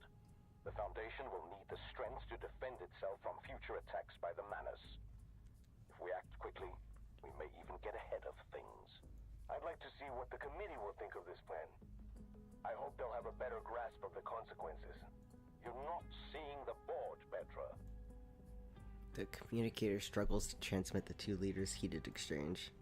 Kreis, on the other end, stays quiet, professional, obedient. Before long, the mediator takes over the line. We can't rule out the possibility of a large-scale conflict. However, the committee will maintain its peace policy until we have reliable evidence. And if the worst happens? Then we'll do what we must to survive, even if that means igniting a worldwide war. You're already in World War I. You can't ignite another one. We have arrived. Oh. Gargoyle Monastery. I see. The glow of arcane skills fades as they approach, revealing their hidden sanctuary. It is, or was, an abbey, appropriately gothic, with ornate stone walls rising to meet air, its dome long collapsed. This monastery, it's not an arcane creation, is it? No. It has only been enchanted with our arcane skill, Carthusian. Beneath its protection, those that dwell here will go unnoticed by any who pass near. Gargoyle Friar. A gargoyle dressed in friar's robes walks barefoot on the grass. He looks up from his book to meet the new arrivals. Greetings, I'm Marcia, investigator of the St. Pablo Foundation. The friar nods, offering a smile soft and friendly, then extends a finger depressed to his lips. Oh, I see. Have you made a vow of silence? The sound of breaking rocks draws her eyes away. Huh? Beneath a broken, narrow window, a statue of a woman begins to stir, its surface softening into flesh. Her face marked by twisted sorrow as she walks towards Sentinel with an exaggerated gaunt. Marie, mon petit chou, the rest return to us again. But oh, child, thou needs rest. She just pulls Marianne into a tight embrace and plants a series of deep kisses on her cheeks. Sentinel endures the affection with as much grit as she does the bullets. And this is a friend? The woman turns to Marcia, her eyes now pulling with greater sadness. Oh, poor child. The hug comes too quickly to dodge and too sturdy to resist, pulling Marcia into a breathtaking embrace. I just followed you on X. Would really appreciate a follow back. I will take a look at your Twitter later. I don't do follow for follows, but if I think we'll vibe, then I will definitely follow you back.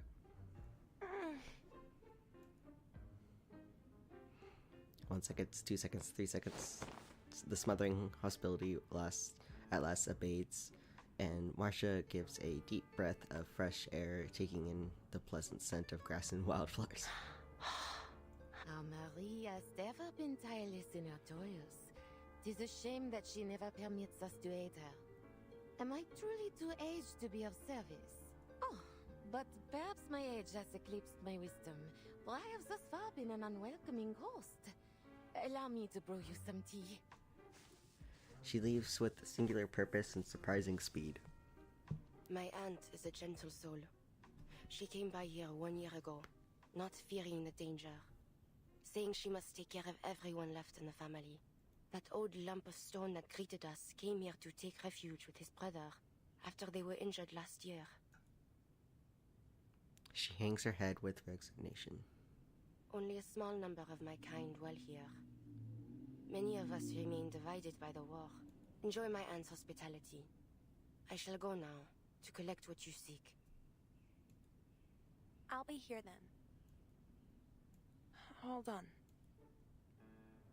She lets herself relax only for a moment before noticing the stone-faced gargoyles that look down at her from a dozen perches. A thought crawls under her skin. Bonjour? She spins around in place, meeting the unblinking eyes of each statue, stopping at a figure of a young girl. The girl's hands cover her face in mourning pose, a silent tragedy of an endless moment of loss. This is... Why hath my cousin brought you here? A voice calls out behind her, rigid and almost rude. A tall, gaunt monk stands in the courtyard. You are not one of us. You are a bringer of war in our house of peace. What does your foundation seek from our quiet holes? There's an accusation in the gravelly tone of his voice. You misunderstand. The Foundation isn't bringing war. We're trying to end it. This war is neither yours nor ours to end. What are you saying? The monk falls silent, as if debating whether his next words are worth the effort. His face contorts, becoming an exaggeration of self-righteousness. It has come as a divine punishment for the faithless who have turned from God. Its end will come only with the extinction of civilization. Sounds like you want everyone, humans and Arcanists alike, to suffer and die. You twist my words, Chevalier. I do not seek this end, this path of suffering out of hatred for humanity. No, I do so because I pray fervently for their deliverance. But deliverance waits for the Ellie, last I said earlier, world to crumble. I will look later. I am streaming right now. Faithless nations, as a fire consuming its last embers, burn themselves to ash.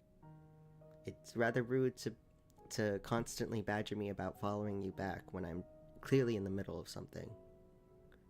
So please, if you actually want me to follow you back, please be patient. I will look after stream. If you say this again, I will have my mod ban you. Okay? Soon, the artifices of modernity, their factories of war and death, will crumble, as Babel before them had, their lies of advancement and revolution dying with them. We must return to the innocence of the past, as Nineveh did, heeding the word of God. Nineveh. I feel like I know that name. Assez, cousin. Honestly, same, Daisy.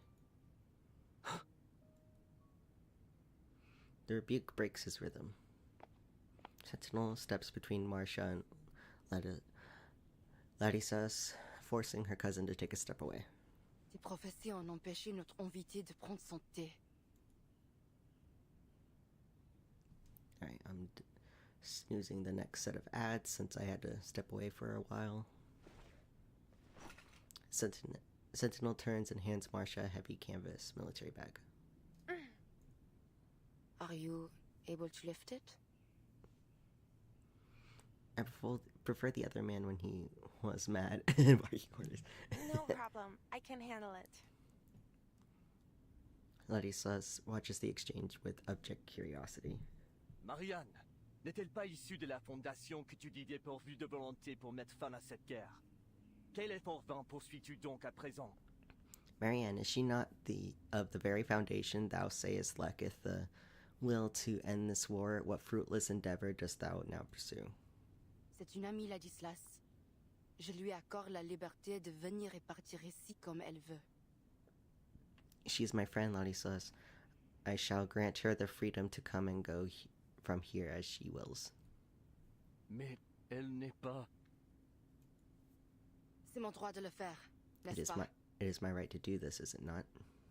Oui. He lowers his head without protest. Sentinel turns from her kin back to Marcia, who has by now taken several steps away. You will find here all that I've collected since 1918. Most useful to you may be a list of those in each military who have made contact with the Manus. I actually found you because Sylph posted on the L's there.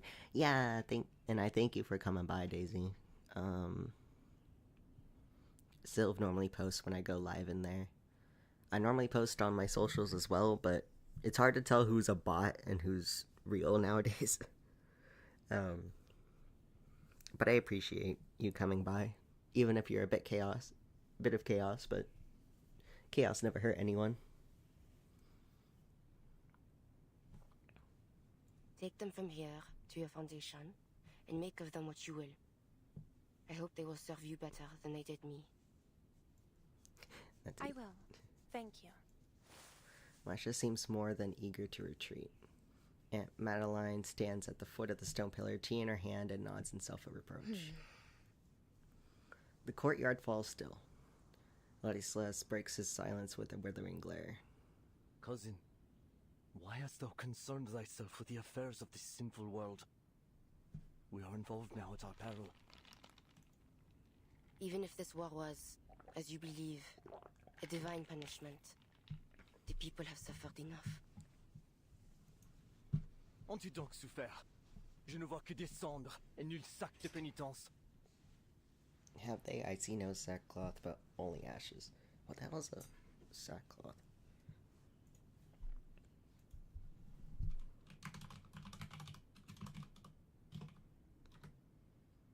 A very coarse, rough fabric.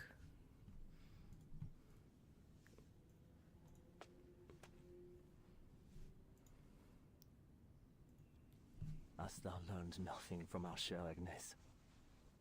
Don't bring up Agnes into this, you bitch. Leave her out of this. It was she who prophesied this war.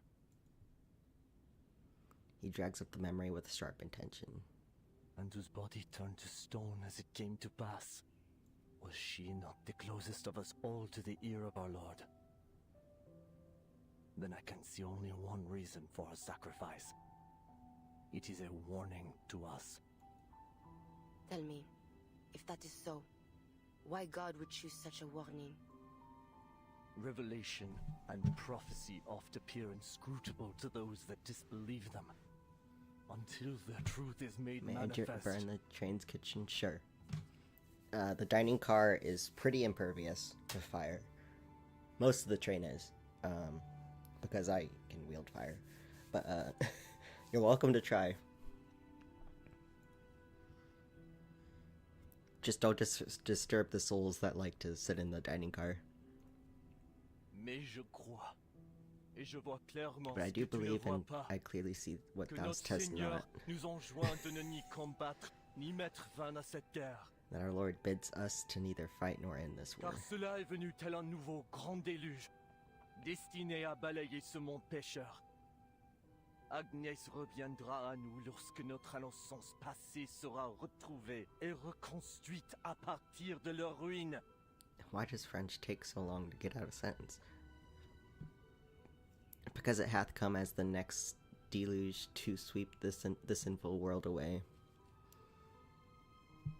Agnes will return to us again as our past innocence is found and rebuilt from the ruins. Ads will start in 3 minutes. Mais la foi doit être préservée. si elle doit être reconstruite. Et c'est la base encombrante aux fidèles, à nous, les gargouilles. But the faith must be preserved if it is to be rebuilt, and these labors will be the task of the faithful, of we the gargoyles. Je t'en prie. Écoute mes paroles, cousine. Dépose ton épée de vengeance. Ne réponds pas aux démons qui murmurent dans ton sang. Because French, yeah. Et ne souille pas davantage ton âme déjà si lourde de péché. I pray thee heed my words, cousin. Lay down thy sword of vengeance. Do not answer to the whispering demon in thy blood, nor stain thy soul already so burdened with sin. He lets his words cling to his lips with solemn weight. His cousin, however, has never been easy to preach to. She stiffens, sorrow and purpose welling in her eyes. Armes à feu, canon, donc, bombes. Tu te souviens comment ces machines ont détruit nos vies, n'est-ce pas? Alors, tu sais déjà. You do remember how these devices have destroyed our lives, do you not? Then surely you already know. Que l'innocence du passé ne repose pas simplement enfuie, prête à être reconstruite. Elle est morte et disparue. That the innocence of the past does not simply lie buried for us to rebuild, it is dead and gone. Si porter un fardeau de péché permet de mettre fin à cette guerre, ce prix me semble dérisoire. If a stain on my soul is what it takes to end this war, then I shall not hesitate to stain it so. Tharidas is stunned, he fights back tears and turns to face the altar. The light from the stained glass window wreathes him like a mourner's cloak. As-tu oublié le péril de nos ancêtres? Ou les nombreux noms que nous avons effacés de notre lignée? March is just standing there in the corner like I don't know French. Le son démoniaque a déjà submergé notre famille. Et je crains qu'il ne te submerge bientôt toi aussi. Hast thou forgotten our ancestral peril, or the manifold names we have stricken from our line when they turned from the righteous path? The demon blood hath overtaken our kin before, as I fear will soon overtake thee. Hi, Cherry! You came at a bad time. I think ads are about to start. But I'll wait here. Moi, je ne souhaite pas devoir effacer ton nom, Marianne. The priest guy looks kinda, yeah.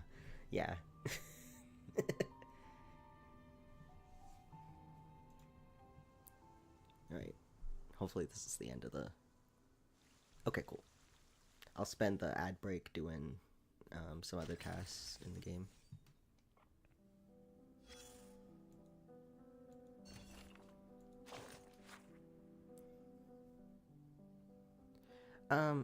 I've technically been going for like 2 hours now.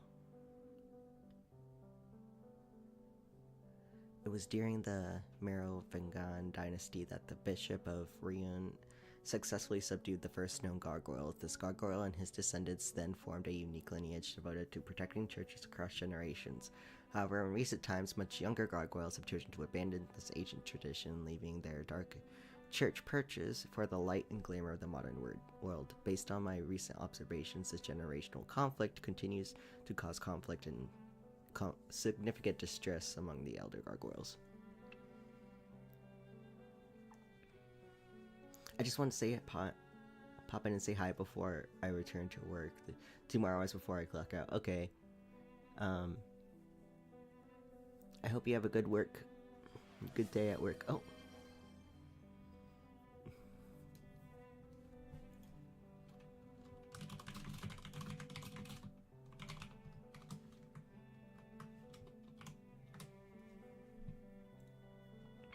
It's worth noting that the younger generation's departure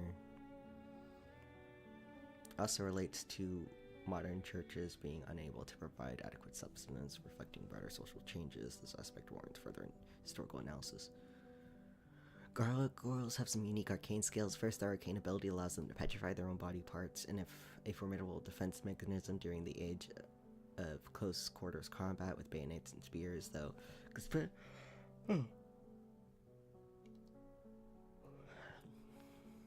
Considerably less effective against modern artillery bombardments. Additionally, gargoyles possess exceptional visual capabilities with particularly remarkable night vision. This trait complements their natural stealth abilities, enabling them to both detect hidden threats with ease and execute perfectly timed ambushes. I must admit it's surprising such impressive combat abilities were historically limited to the protection of churches, though my lack of religious knowledge may explain this confusion.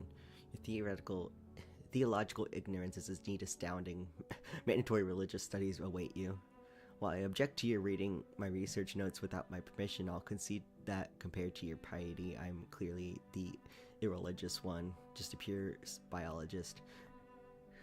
Who said I'm not a pure biologist? Gargoyles carry a curse. While the origins of their curse remain shrouded in secrecy, the people are open about its manifestation. Excessive bloodshed appears to corrupt them. This corruption takes form of mental instability, progressing from rejecting to completely abandoning their faith. While my pure biologist friend, your gargoyles research is now necessitates the very religious study that you say you have no interest in. This notebook clearly requires a sturdier lock.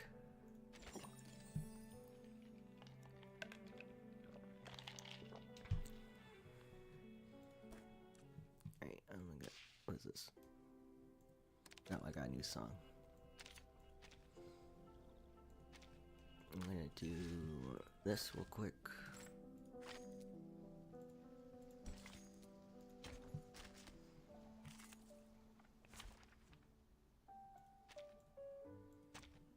Enjoy some funny voices. Excellent. Get ready to step onto the stage. Then I found you. The show must go on. Welcome back, guys. I'm just doing this real quick.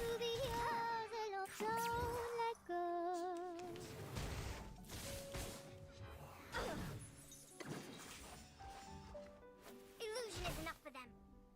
Enough. The show must go on. Thy ending is destined. Huh. That's what you've Welcome got? back.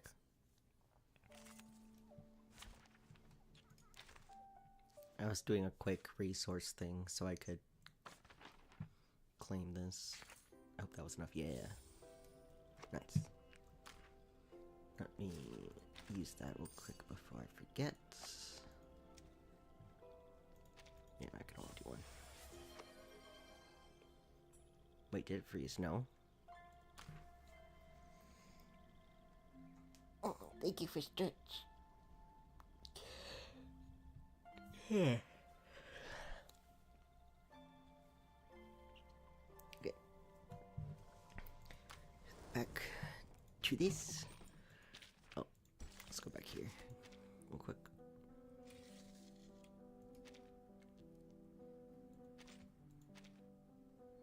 All is silent. The monastery hasn't seen use in ages. There's a war going on outside, and the place doesn't even have a proper roof. But sometimes the smell of warm pastries drifts from it out from inside among the whispers. I couldn't hold back my curiosity, so one day I snuck in using a bit of clumsy arcane skill. I saw a statue there of a crying girl, so lifelike, more vivid, and beautiful than I've seen from so-called master sculptors. That evening, when I got home, I got scolded by my father. He said I shouldn't use arcane skills I hadn't mastered yet, and if I wasn't careful, I could bring disaster. Oh, is it working for you now, Cherry? Marcus! From 12 Squad. We've confirmed the presence of gargoyles on the battlefield. We lack solid details on their taxonomy. We request that you travel to the old monastery they inhabit and use arcane skills to read the area for more information.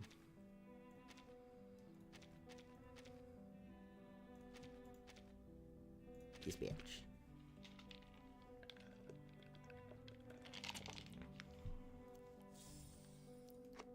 Marcus activates arcane skills and enters the world of reading. Reality is like a book, everything can be read if you know how. Spilled tea, crumbs from a cookie dropped on the floor, signs of life. They lived here. Their eating habits are no different from humans. Flakes of skin like stone. One of their traits is that blood. No marks left by prolonged kneeling. A weeping statue so realistic, no more than that. No more than that, it was once alive. Seems as though I have a long report to write. Right. Concessions for peace. Could any treasure on Earth possibly fill the void for our losses have left? I want Charon back. Where's Charon?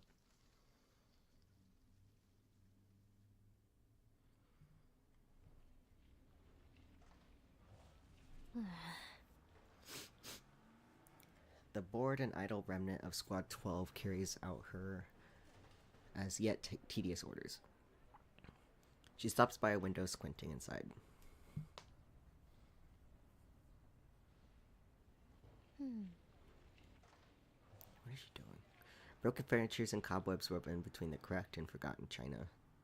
A uniquely shaped counter arcade monitoring device disrupts the decaying scene. Clearly, no one's bothered to do any cleanup then. She opened the window and leans in, her mask blocking out the sudden puff of dust. Following her officer's instructions, she pulls out a transparent strip of cloth and places it by the device. The cloth changes color rapidly, and a line of neat letters appears on its surface. Counter Arcanum device operating normally. Looks like I'm not needed here either. She climbs back out the window. Why through the window?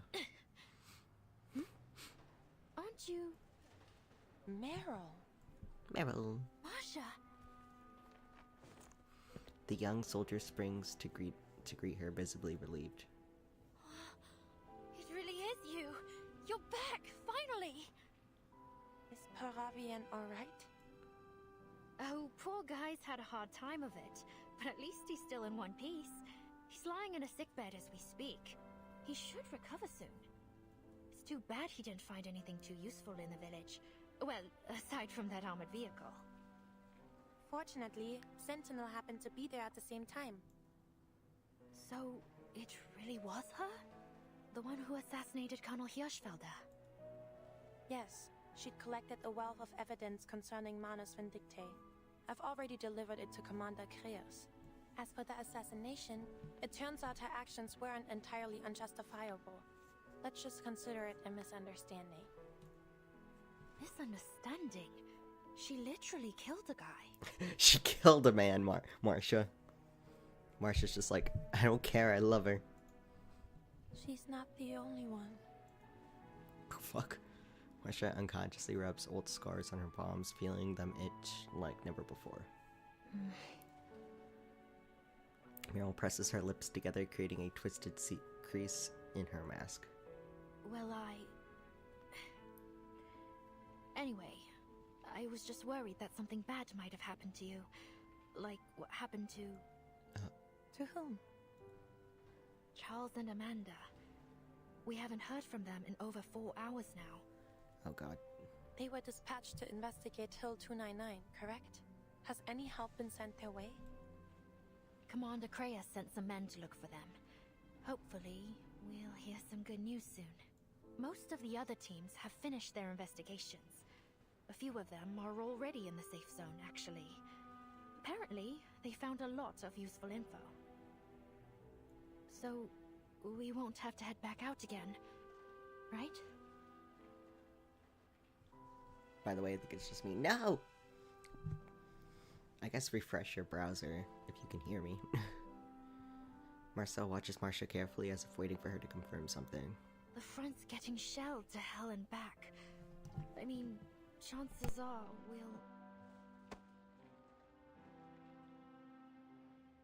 The evidence Sentinel provided is quite damning. Our job here will be over just as soon as we can get a hold of the team at Hill 299. Don't worry. Marcia's such a big sister.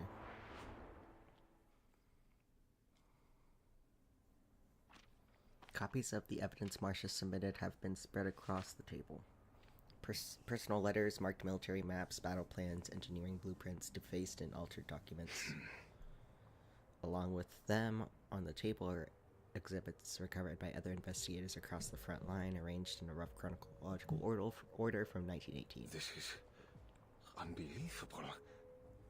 He stares at the pile, the sheer flood of information overwhelming him. These documents, the evidence is undeniable. Every one of those absurd conspiracy theories was true. The 1918 peace negotiations really were sabotaged by Manus Vindicte. The nations on both sides of this war have been under the deception of an invisible enemy. It is no wonder that even the victors of the 1919 offensive gained no real advantage. My To think, Manus Vindicte has been sharing war secrets with both sides to ensure neither can win this war. That they have used our commanders as tools for their massacre. It is nigh on unimaginable. He looks up with sudden realization. This does not simply concern one nation. These documents could topple nearly all of Europe's military leaders. With this list of managed defectors in our hands, and if we act with haste, we may finally put every one of them behind bars. Waiting for George's mood to stabilize, Creus adds a word of advice. Let me remind you that Laplace may be able to heal these so-called defectors. Eberhard's case proved that the Manus's mental influence can be purged. Yes, of course. Whatever the case, we must act as soon as possible. The Chancellor and the Reichstag are prepared to strike.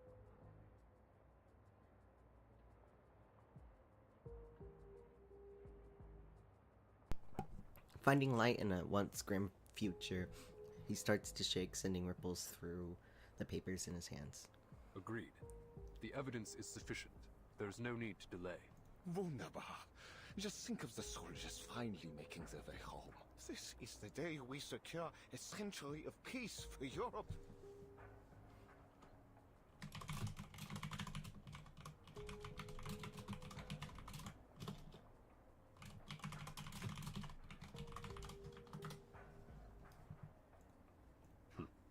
Sounds like a line for the history books.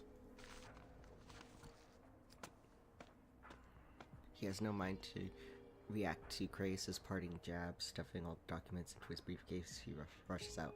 Welcome back, Daisy. Straightening the remaining mess on his desk, Creus retrieves a hidden communicator. It's been connected the entire time. Everything's going according to plan.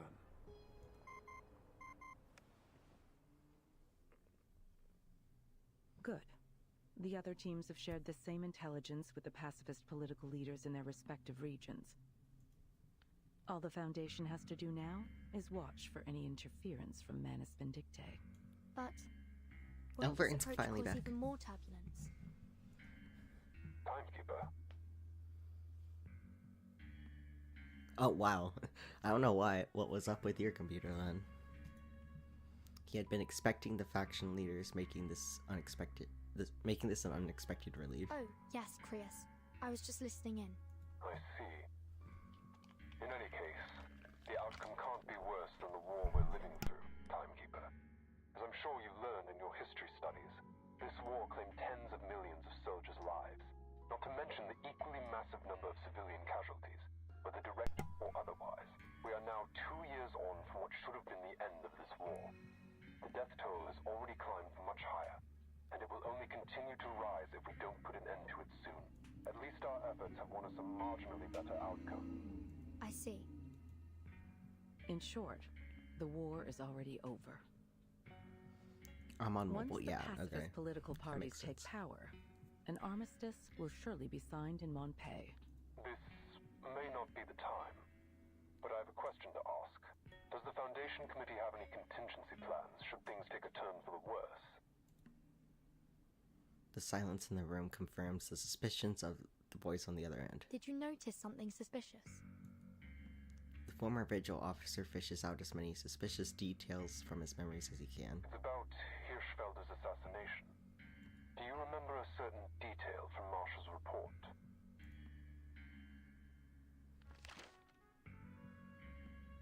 You think his death to be the spark of a reignited war, but even if I'd stayed my hand from him, your plans would have been for naught.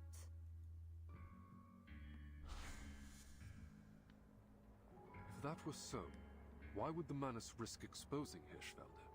Why would they allow him to meet with the Foundation in Montpellier? Rival! Rival. Welcome in. I'm here to look in reverse trenches with you. Thank you. I appreciate you so much. I'm finally here. I kept forgetting to be here. How dare you? SMH. But no, I love you. Thank you for coming in. If Hirschfelder hadn't been killed, would the negotiations have become a fruitless tug of war? I know, I'm a fool, silly. Manus Vindictae would only cooperate with the Foundation on something that was sure to fail. Gotta head out and drive home. Have a great rest of the stream. Bye, conductor. Bye-bye. Have a safe drive for your 1 hour drive home. Daisy, I will say it one more time. No sacrificing on this train. Plus rival's a bestie. We don't sacrifice besties. An intuitive guess is a simple drawing on the experience of prior contact with the Manus Vindictae god. Could it be that they're purposely diverting our attention? My thoughts exactly, Timekeeper. That said, securing peace is our top priority at the moment.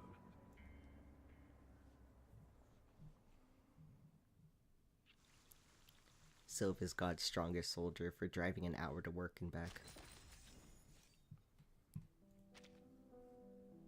Let's see.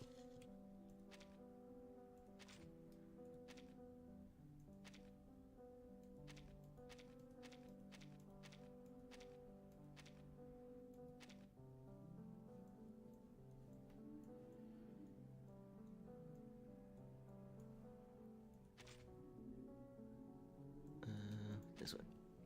Aw, it's a little eagle.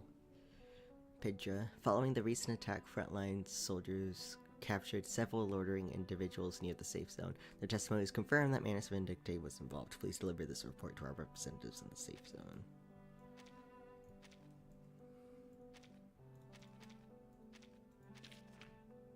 Your delay is awful now.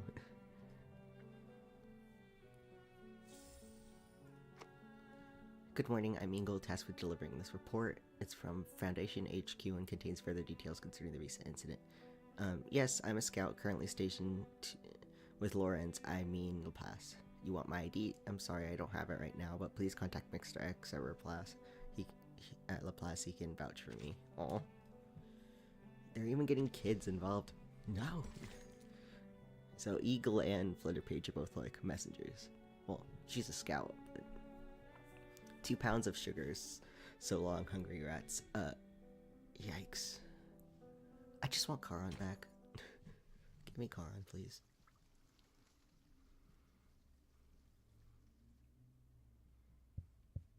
"6 years of war have deeply shaken the resolve and faith of our nation. It is clear to all that this war cannot continue any longer.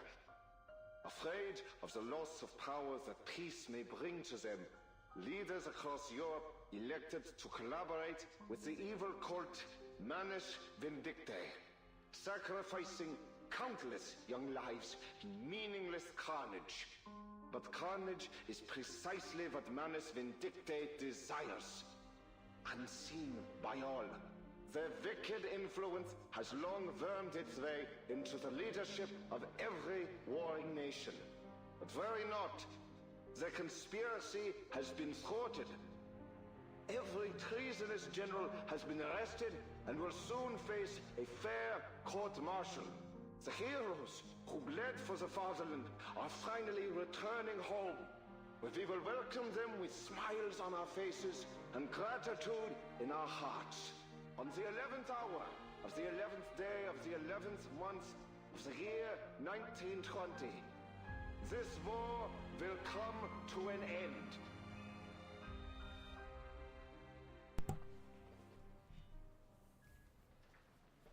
Weeks have passed since the assassination, and the desolate streets of Pompeii have sprung to life again. Delegates from the belligerent nations gather on opposite sides of the road, soft boiler hats and ties decorate the event, mixed with the occasional peaked hats and military equipages. I don't know how to say that, though now precious few.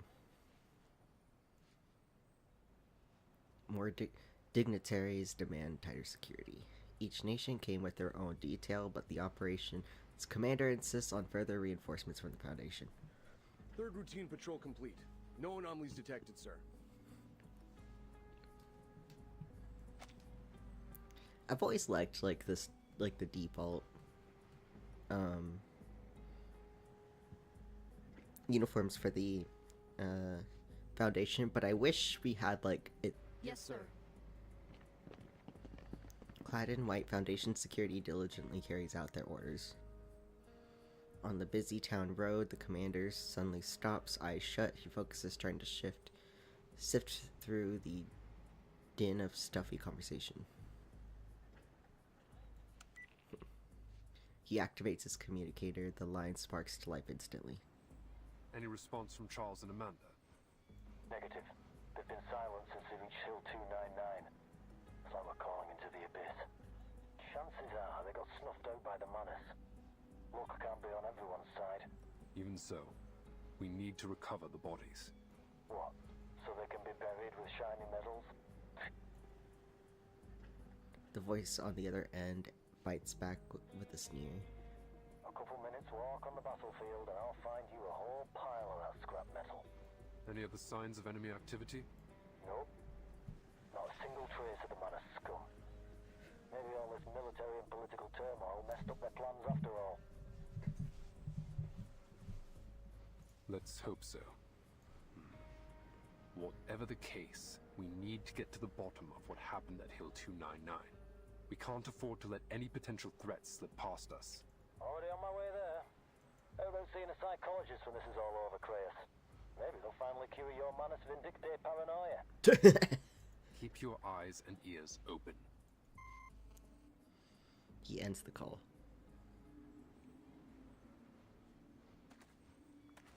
In an unnoticed corner of the street, a grim figure walks alone. There he is! My boy! Charon's work in Monpei is over, and even now, on the eve of a ceasefire, there are many corpses on the front line waiting for him. His disjointed thoughts dwell on the horse that once accompanied him. Will Andreas ever return? Oh. He really is like one of the four horsemen. Like, he's like the death horseman and had a horse. But lost has ever been his first companion. Resigned, he shuffles down the road away from Monpei. Hey, sir! Mr. Charon! Marcel runs up to him, arriving out of breath. You leaving already? Marsha told me you're heading back to the front. This game reminds me of To Be Hero X. I've been meaning to watch that. She speaks the truth. And you are? Oh, right. You don't know me. But Marsha told me loads about you. You know Marsha, don't you? Watch it, please. It's amazing. I will consider. Sorry, my brain tuned back in at anime talk because I'm a nerd. That's fine. I knew you would speak up the second I noticed it was brought up. Charon struggles to remember piecing together Marsha's appearance from his scattered memories. Yes. The night. I remember. Great. I'm heading to the front as well. Do you want to... or, I mean, could you please join our convoy? You wish for me to join you? You know the front better than anyone. Marcel digs into her pocket, fishing out a half-bar of chocolate that has been carefully resealed and wrapped, slips it into Charon's hand. Aw. Please, Mr. Charon, come with us. We could really use your help. I like how they briefly mention, like, chocolate in the Antarctica patch. So it's like she's giving Charon chocolate now. But chocolate's probably a rare commodity right now, considering it's wartime. Can Charon eat, though? A question for the ages. The front is still as death. This quiet feels strange. Halt's Maul, Rudolf. Why, damn it? Soldiers in the trenches gaze up at the empty sky. The ceasefire has not yet been signed, but all military activity on the front line has been suspended. Yet the soldiers still man their trenches, hoping desperately to go home. You know, I so barely know this game, only Medicine Pocket exists, I think. Yeah, Medicine Pocket's my NB, but Charon is probably going to be my new husband. that this game has really good voice acting on. It's amazing, honestly. The voice acting in this game is phenomenal. Like, I have no complaints. When there's like characters from like different countries, they normally have those characters like have voice actors that can like speak in that character's like native tongue. Like, there's a couple characters from India. There's a character from China. There's a lot of French characters. And then Charon's German.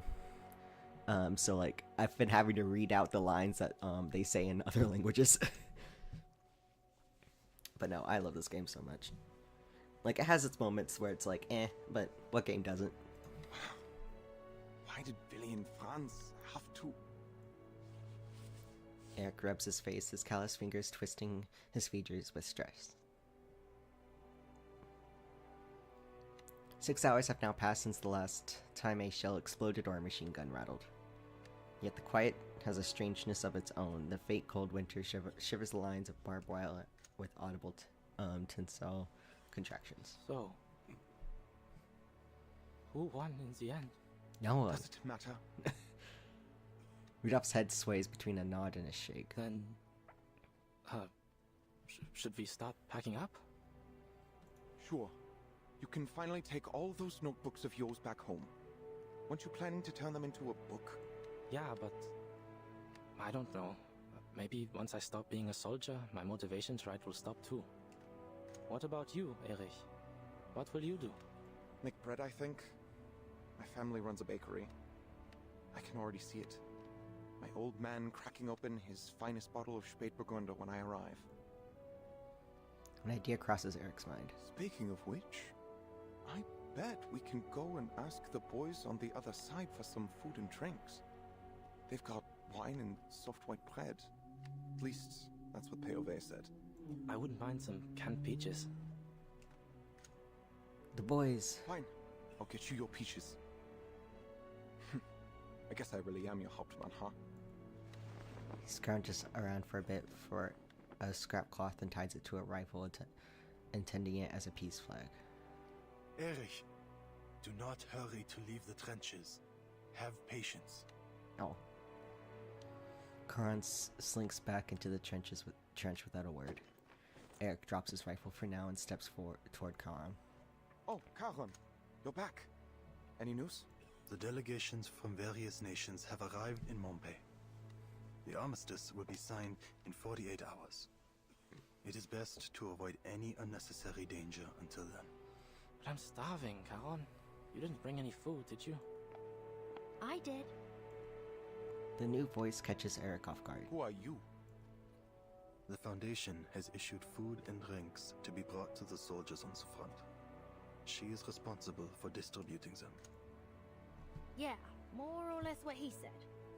Right. I need a hand unloading these crates of beer. Any volunteers? Jesus. There's beer!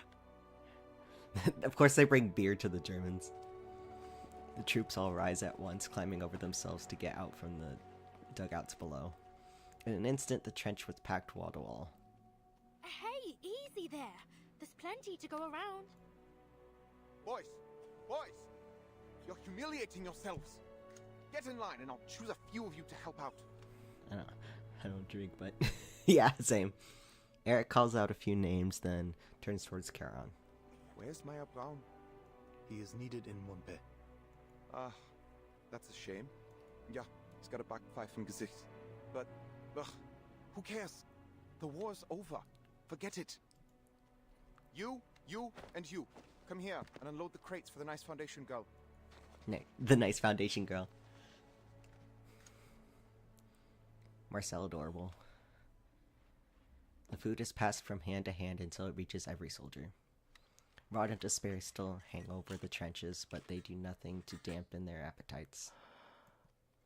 Rudolph cups a butter cake in his hands, desperately afraid of crumbling it. He hasn't seen such a soft and bright food in a long time. Then all at once, he stuffs it into his mouth. Eric hurries to his side, shoving a mug of golden lager into his hands. Fine. Count me in. Prost!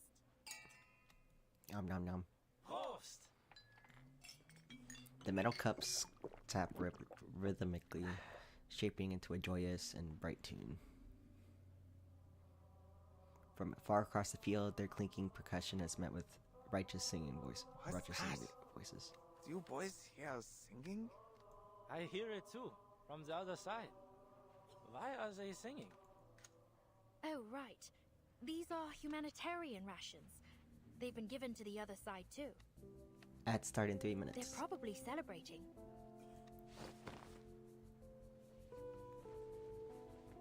Daisia! Come on, boys. Let's make some noise ourselves.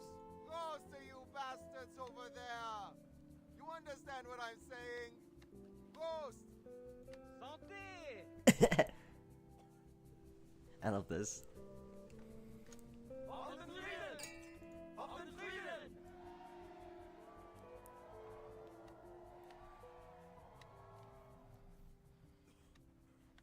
This is too wholesome, yeah. It reminds me of that one story where they, I don't remember which World War it was. It was either 1 or 2.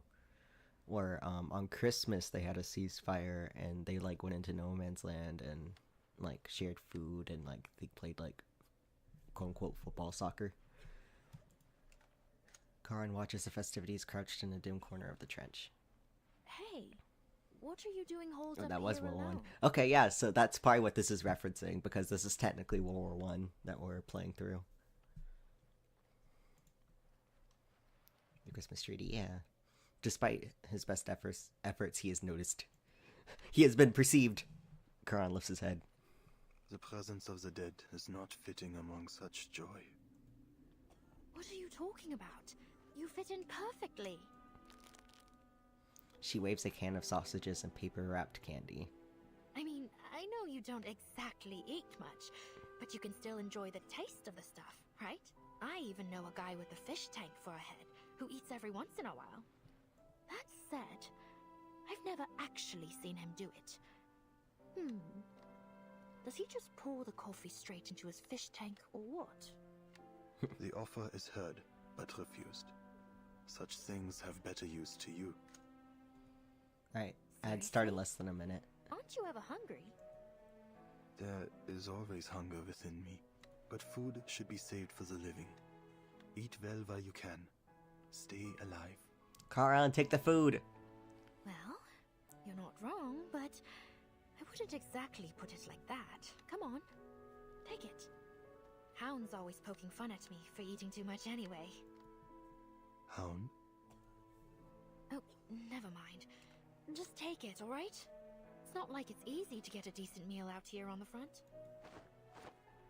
No longer insisting on soliciting Karan's opinion, Marcel slips the cans into his coat pocket while touching the cold plastic of the chocolates. Oh, at least try the chocolate in your pocket. It'll melt if you leave it in there much longer anyway. Karan doesn't resist. He nods and slowly rises to his feet. It is time. I left. No, Karan, you just got back into the story.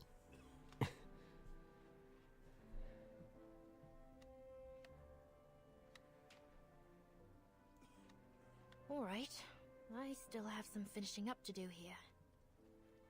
Won't be long, just have to make sure everyone's got their supplies. Where are you heading anyway? Thank you. If you wait a moment, I can come with you. Marcel's such a buddy. Do I get more ginger ale, or do I get water? I've had like 5 ginger ales today already. Granted, they're mini ginger ales, so really I've only probably had like 2. I'm drinking water, so will you. Fair.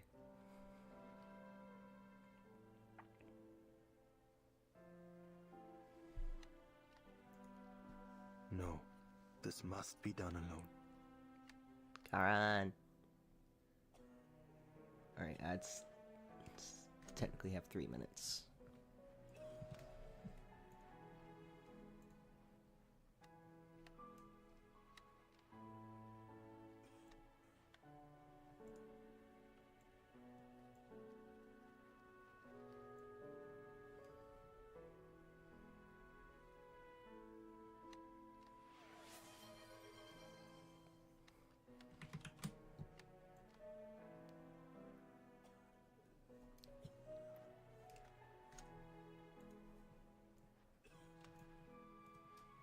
ginger and now apparently is a slur.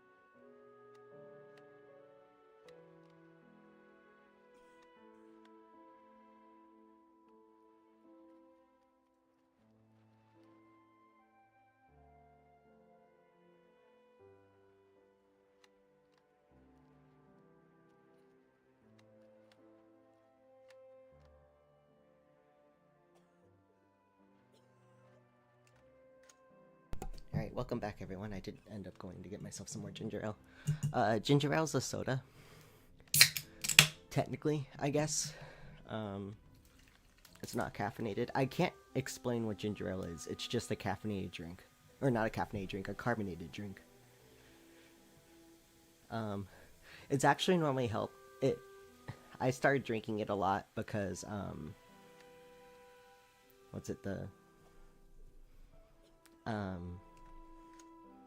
it's supposed to help, like, your stomach. And it does. Like, I don't know if it's the placebo effect or the fact that it actually does help my stomach, but drinking ginger ale does help my stomach. But unfortunately, because my stomach hurts, like, all the fucking time because of my condition, I end up drinking a lot of it. But I've pretty much replaced my dark soda habit with that. Ginger ale does actually help, true. Yeah! There is a message. One that must be sent off. Also, Automod got your message, Daisy, for, race, ethnicity, and religion because you only typed ginger and then you said fucking. So it thought you were insulting ginger people, I think. And I find that really funny. Yeah! I'll send you a screenshot later, Rival. It's great. We also have one from the other day that, someone was trying to say female, and Automod got them for misogyny, quote unquote.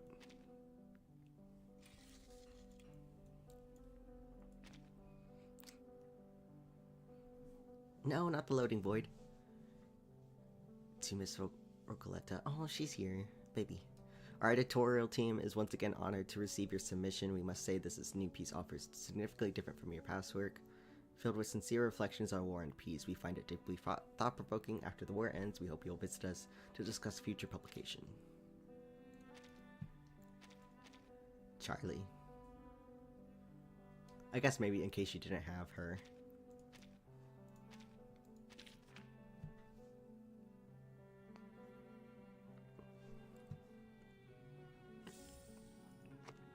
Huh? I spent something I don't recall. Could it have been that short story I sent Burton? I just drafted an early novel concept and wanted her feedback. Did I send it to the wrong place? Actually, they actually like that draft. Well, first drafts are always the best and worst. Please forgive me in any case. That's not a draft fit for publication. Accept it. Alright, send off. They remembered an ancient verse is lost to history. Oh, get a music from this. So it's Kara under Major Braun?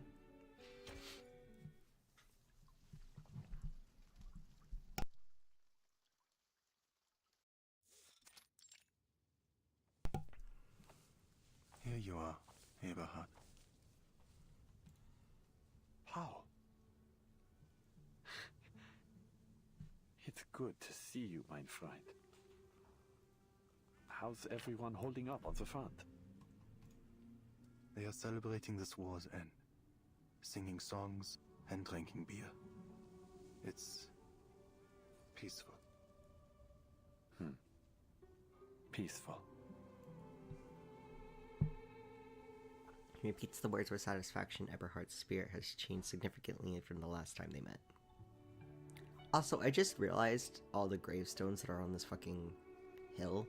I don't think they were here at the beginning of the chapter, because this is where Khan has been burying people. I like that they start adding those over time. It's unexpected that the Foundation would allow you to move so Or freely. they said Marcia said if they started losing people in the clinic, they would start burying them here, so that's probably part of it. But Karen has been burying people here too. No, my duty is done. I have no place in Montpé. No place among suits and politics. He exhales, stretching in the crisp morning air. That red-haired official agreed to let me go for a walk every once in a while. He said, someone will keep an eye on you. Whatever. It's getting cold. But I enjoy a crisp winter morning like this. It reminds me of our days as students. Remember? We had to get up before dawn. I was lazier than you. I wouldn't wake up until you rolled your bicycle to my window and shouted my name. Oh, this reminds me, Rival. I need to send you a scene from this game, or after, if we manage to catch up, I'm gonna go back to it. Because there's this one scene with Khan and this guy that is fucking phenomenal. And I need to scream. Yeah. No, it's probably one of my favorite cutscenes in the entire game. Definitely in my top 5. And I love it so much. I need the you two to see of us it. would miss Latin class, just as Walter did. Yeah, I don't blame him. Latin class was hell. I also find it interesting that Karan seems to remember this detail, but he had a hard time, remembering Marcia. He seems to be very selective with his memories. He seems to mostly remember stuff from before he died, because he is kind of like a resurrected person. He remembers a lot of stuff from before he died, but after he died, he seems to have a harder time remembering things, which I find interesting. Walter. He was a good lad. Oh, I love characters with selective memories. Yeah! Paul removes a crumpled envelope from his jacket. This parcel is to be delivered to you. There's a letter within it from Herr Mühlenberger, addressed to those of us in Class 3. Oh. Herr Mühlenberger? I was planning to visit him during my home leave, but... well, you know what happened back home. But he doesn't have a clue about what happened out here. What use is this letter? You and I are the only 2 class members left since the fall of Montpé. All right, let's hear it, pal. Also, I love how they started using their first names here and with each other. Since that scene I'm talking about, Rival. It's so wholesome, because this used to be like Major Braun, and then Karan is Karan, obviously. But his real name's Paul.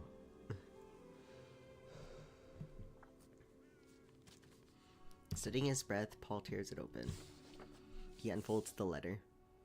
Meine lieben Schüler und There's something ehrenwerte about Soldaten. close combination Der dissonance, Krieg you know? hat Yeah, einen kritischen Punkt it's erreicht. Pinch's fingers. Und als euer Lehrer ist es Good meine shit. Pflicht, euren Mut zu stärken. My dear students and honorable soldier, the war has reached a critical point, and as your teacher, it is my duty to boost your Ich morale. weiß, dass die Sicht auf den Krieg von der Front aus begrenzter sein könnte, als für uns im Vaterland. Lasst mich also klarstellen, der Sieg ist in unserer Reichweite. I am aware that the vision of war from the front lines may be more limited than those of us in the fatherland, so allow me to make things clear. Victory is within our grasp. Obwohl das Leben an der Front hart ist, denkt daran, dies ist ein Opfer für eine größere Sache. Lasst daher euer Leiden süß sein. Though I'm certain life on the front is tough, remember this is a sacrifice for a greater cause, therefore let your suffering be sweet. Dies wird der glorreichste Moment eures Lebens sein. Und wie ich euch beigebracht habe, wird es uns vielleicht eines Tages gefallen, diese Dinge zu erinnern. This will be the most glorious moment of your lives, and as I have taught you, perhaps it will please us one day to remember these things. Gefallen? Ha! Hört ihn euch an. Hat sogar Lucans Gedicht zitiert. Oder war es Virgil? Please us, ha. Listen to him, he's even quoted Lucan's poem. Or was it Virgil? Es ist höchstwahrscheinlich Virgil. Hat ihn unten zitiert. Ardentis fortuna iovat. It is most likely Virgil. He has quoted him below. Fortune favors the bold. Das Zitat über das Erinnern. Wie sagt man es nochmal auf Latein? Forsan. Hayek. Und dann was? The quote about remembering things. How do you say it in Latin again? Forsan, hac, and then what? Das Et fehlt, Eberhard. Forsan et Hayek. Olim memenisse juvebit. Karan's voice actor can speak Latin. Ja, genau das. Dieser alte Fatzke. Hat geschummelt. Das sind nicht mal seine Worte. Yes, that's it. That old fart, he cheated. These aren't even his words. Was für ein Dummkopf.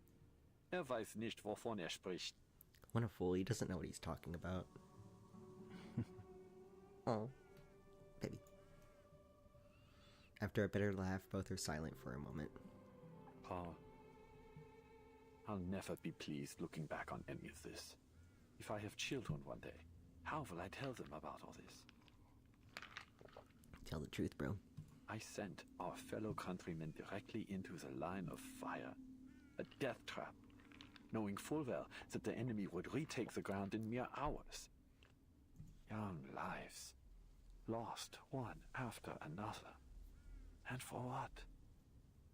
Some senseless orders? I've heard enough. Put the letter away.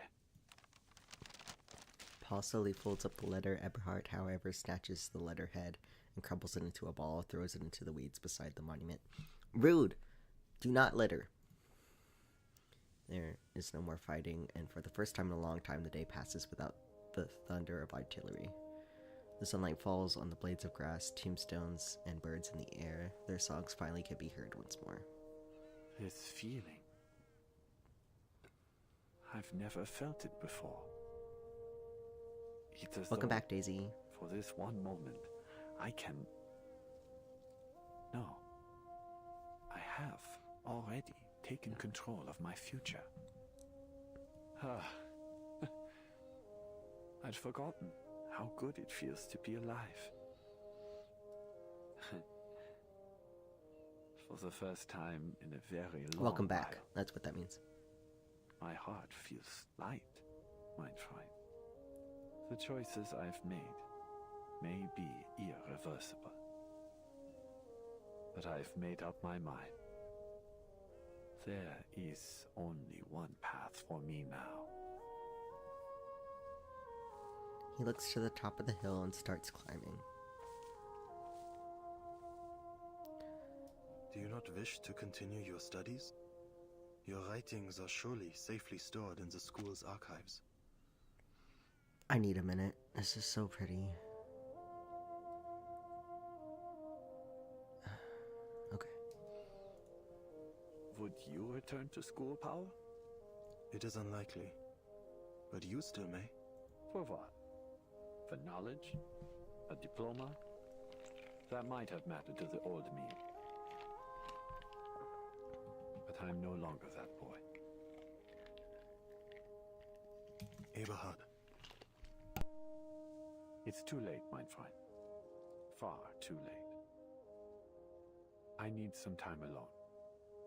Please, write a reply to Herr Mühlenberger for both of us.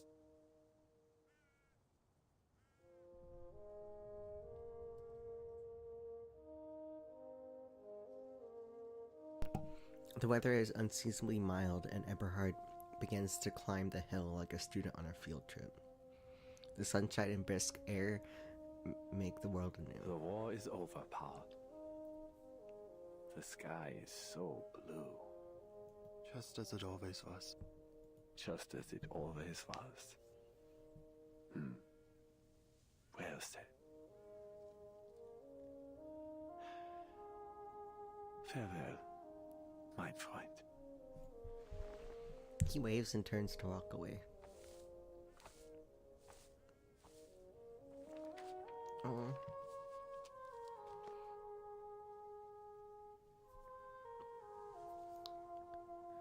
Paul stands and opens his notebook. Sehr geehrter Herr Mühlenberger, Ihr Brief wurde von Ihren Schülern wohl erhalten. Sie haben gemeinsam die dunkelsten und härtesten Zeiten durchgestanden. Alright, I need to be Aber reading nun this. sind der Kummer und das Leid zu Ende. Dear Mr. Moldenberg, your letter has been received well by your students. They endured the darkest and hardest times together, but now the sorrow and pain has reached their end. Sie zeigten Mut und Treue, doch diese Tugenden wurden zu einer Last, viel zu schwer für ihre jungen Schultern. They showed courage and loyalty, yet these virtues became a burden, one far too heavy for their youth's young shoulders to bear. Deshalb werde ich Ihnen keine leeren Worte mehr aufbürden. Therefore, I will not pile any more empty words upon them. Der Krieg hat diese jungen Männer in etwas ganz anderes verwandelt. Das Wissen, das Sie ihnen vermittelt haben, ist nun nutzlos. Und sie werden nie wieder ihre Lehren hören. Yeah, I don't know why Twitch seems to be doing that. I am also streaming on YouTube, if that would be easier for you. And maybe it doesn't stop as much. I don't know. War has shaped these young men into something else entirely. The knowledge you have imparted is no use to them now, nor will they ever again hear your teachings. Zu diesem Zeitpunkt muss ich Ihnen mit schwerem Herzen mitteilen, dass... God fucking damn it, I knew he was gonna do that.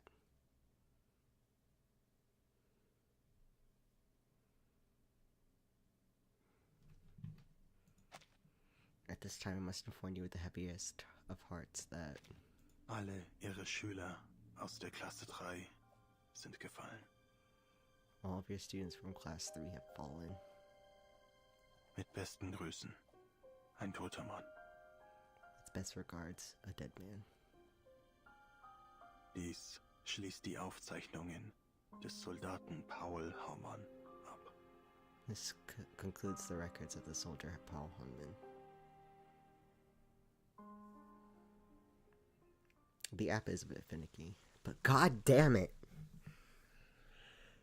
I knew Eberhard was gonna fucking do that. I knew he was gonna do that. God damn it all. It's freaking what's her face all over again from the India patch. God.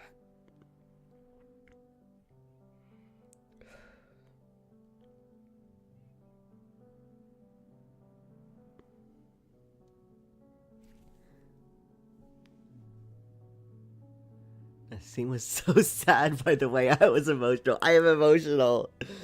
Oh my god. And Karan, like... he keeps referring to himself as a dead man, and I'm just like, oh my god, Karan, please. And he had to hear it, like, as he was writing the letter. Like, he probably knew what was gonna happen, too. No! I'm not playing it again. Not right now. What once represented new beginnings now only heralds the end.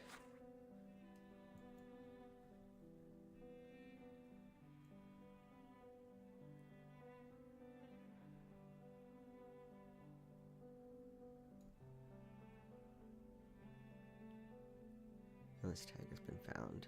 Died from machine gun fire. Died from infection. Died from trench fever. Died from shelling. Died from infection after being shot. Cause unclear. Died from shelling. He just died. Like, they didn't even say how.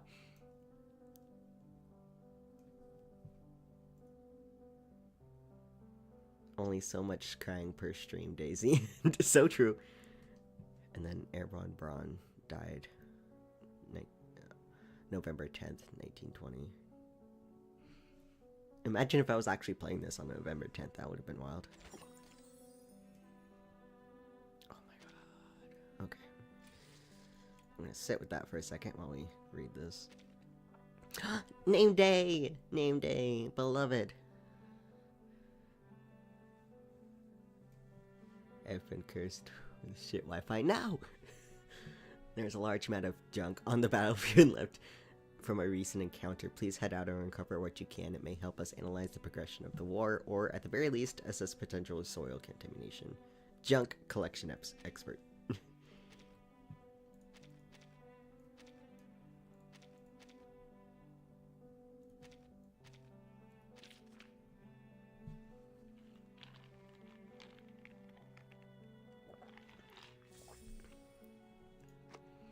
This place reminds me of life before the Foundation. Back then, the streets were filled with strangers. No one ever tried to connect. We just avoid glancing at one another and walk on. War feels a lot like that. Everyone's tense, dreading the day, worried that it might be their last. Their faces dull, anxious for tomorrow, tired and hungry. But places like this, scrap and trash, become useful. No need for fancy titles. What matters is the story they tell about what happened here.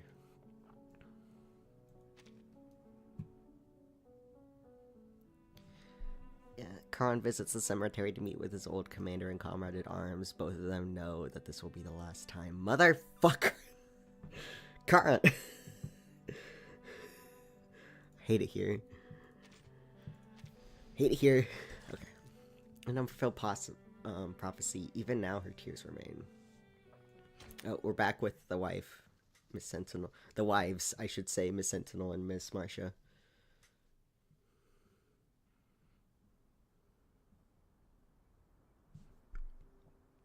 Adislas hasn't spoken a word since the news of the ceasefire reached their sanctuary. He's been kneeling at the altar for days, having eaten next to nothing, always thin. He now looks even more jagged, more like a jagged stone obelisk than a man. What am I to do, mon petit chou? You will not so much as touch the biscuits I baked for him. Never have I seen him in such a state. The woman clasps her hands to her chest, worried but helpless. Ladislas. She gently calls out to him. The war has ended, not as he foretold. It may take some time ere he is able to free himself of his guilt. Cher Ladislas, keep thy heart in the Lord, for he shall forgive us no matter how great our missteps. The good and pious woman stops herself from saying more. There is no line of reasoning sufficient to break him from his watch. Marie, I beg thee, do something. One way or another, we all must return to Rouen in the coming days. She leaves without another word. Sentinel comes to Ladislas' side, but has no desire to interrupt his silent prayers. Her focus is set on the statue of the crying girl. Ladislas, You foretold that Agnes would return to herself come the end of the war. She pulls out a handkerchief to softly clean the stone's unmoving face. Yet she remains unchanged. Is there truly no way to revive our dear friend? Our family? Once again, she receives only a humbling, guilt-ridden silence. Marie? She turns to the voice, finding it belongs to the woman that has become a regular visitor to their sanctuary. As usual, she brought food, this time some salami and dried cheese. After handing off the supplies, Marcia marches straight towards her. What news from the front? Some troops have already withdrawn. The rest will follow suit once the armistice is officially signed.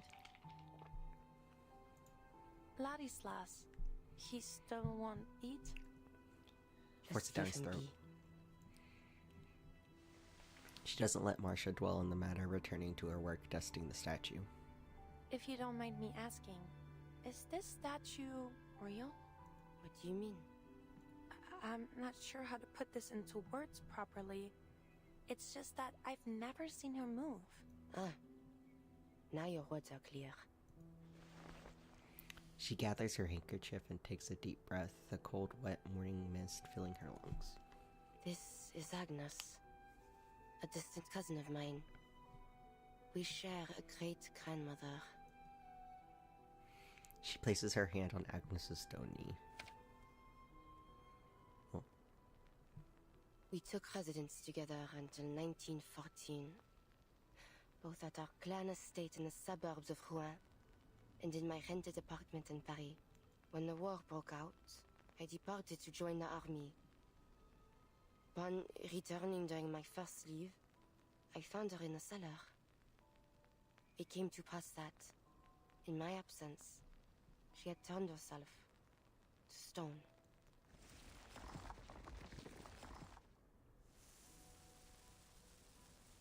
She can stay in this form as she pleases?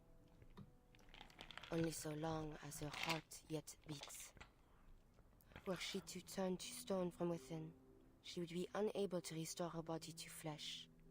But Ladislas informed me of another possibility. He said Agnes's petrification was an extraordinary act of self-sacrifice, and that this sacrifice was also a prophecy. Gargoyles were not to coexist with this war. He said that a miracle would occur, that Agnes would be freed from her petrification. I thought it might have been true.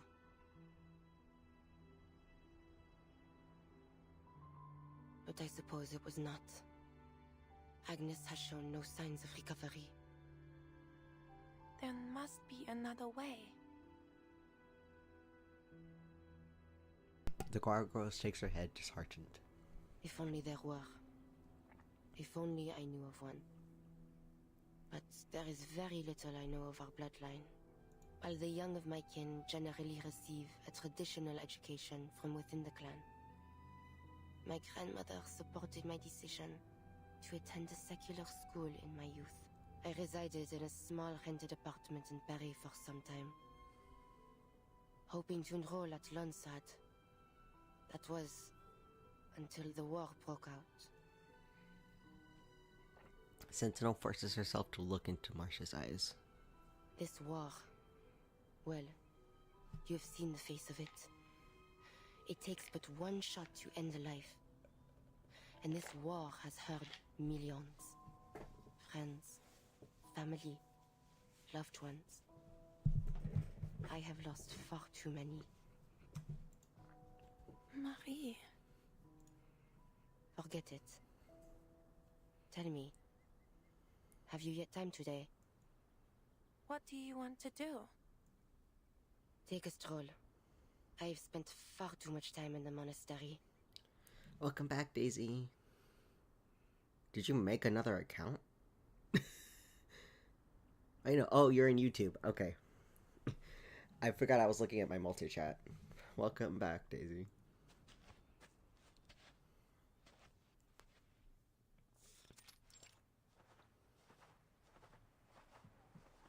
After a long journey, they return to the field, once soaked in blood. A pilot? Their earlier conversation still lingers. Yes, that's what I wanted to be. Why? Many knights joined the Air Force at the time. They believed the sky to be the only battlefield that still maintained at least some semblance of knightly chivalry. It had more than the ground at least. Crawling through mud and digging trenches. I loathe airplanes. They're exceedingly difficult to withstand from the ground. And the engine noise. She swallows the complaints, not wanting to sound bitter. Masha extends her arm over her friend's back. Relax. You don't need to fight them anymore. In fact, I'd wager you'll come to like traveling by plane in time. She turns to the sea of grass rippling in the wind. Corpses that lay yonder. Did you see them earlier? No. Perhaps Charon had already buried them. Ha, most likely. He is an interesting fellow, if not strange. And kind too. Without him, you and I would certainly have fought again at the graveyard. Hmm? Oh, that reminds me. Suddenly she bends down, rummaging in the roadside dirt.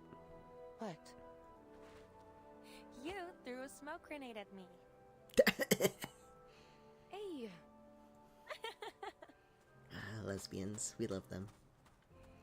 They laugh as they race down the dirt road, feeling more like children than soldiers for the moment, however brief. Marcia is cute. Yeah, she's adorable. They come to a halt before the red mail, its colossal gears interlocking and turning like the breath of a slumbering ancient giant.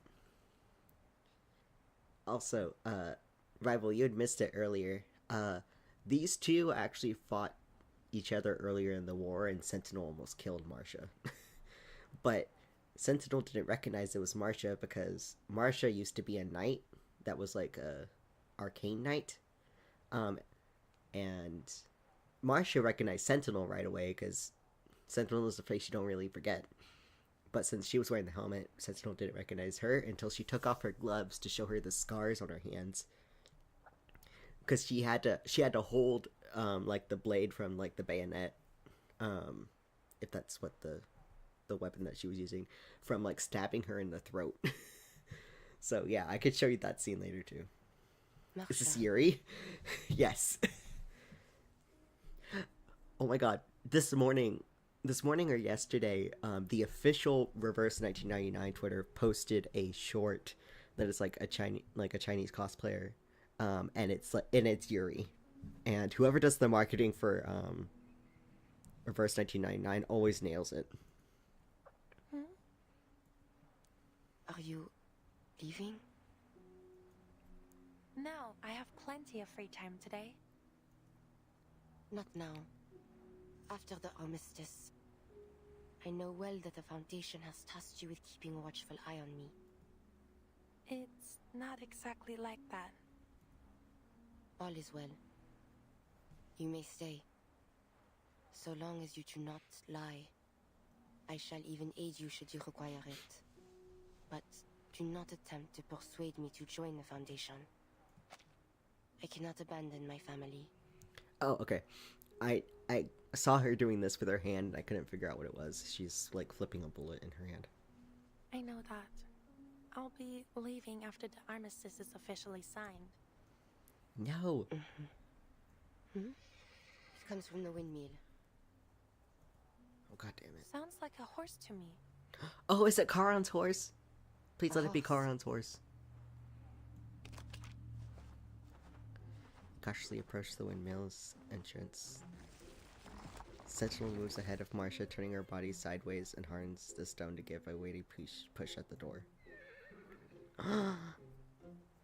Wow, what a beauty! Is it Charon's horse? Is that why it didn't come back? It's because it got stuck in the windmill? A horse indeed. What brings it here? Thank you, Rival.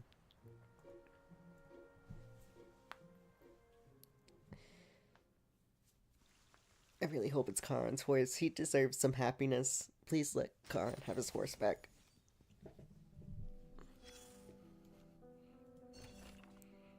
People then as now nurture dreams worth sharing.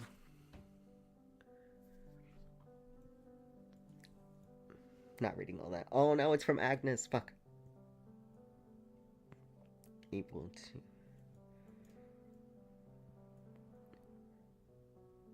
I'm guessing this is before. Yeah, from what I can tell, that's before the war started and before they went to school. Kakanya. It's officially 3 hours of stream means stretching is important. So true. God, I really have been playing this for 3 hours, but I refuse to stop now. Tell me the ads are happening. Fuck. I will wait. I hope you pardon my unsolicited letter. I understand that you are a psychotherapist who uses arcane skill to treat patients. The front has many soldiers suffering from shell shock, and innocent civilians have been affected as well. I believe they will need your help. Balloon party.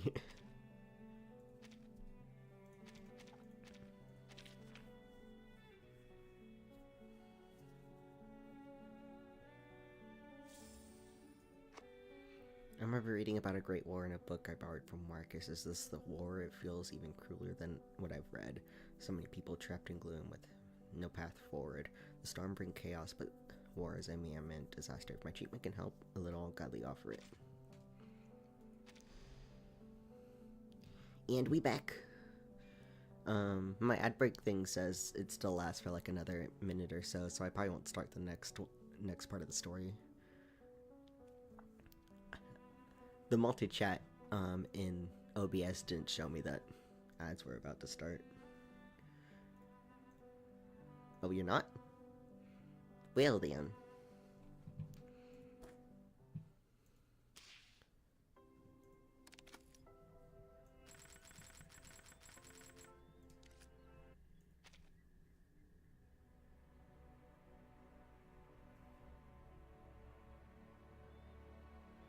Do we get different ads? That's wild. Maybe.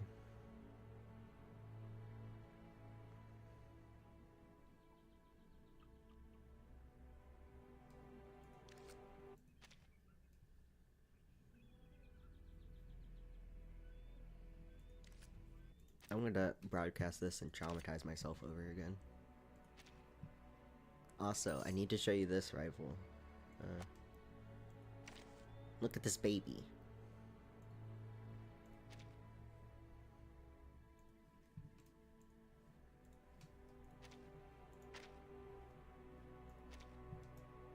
A child. Yeah, look at she. I want this skin so bad. Flutter Page is adorable. A postman. Yeah, she delivers letters on the front line. And then we have Mr. Night Boy on his motorcycle.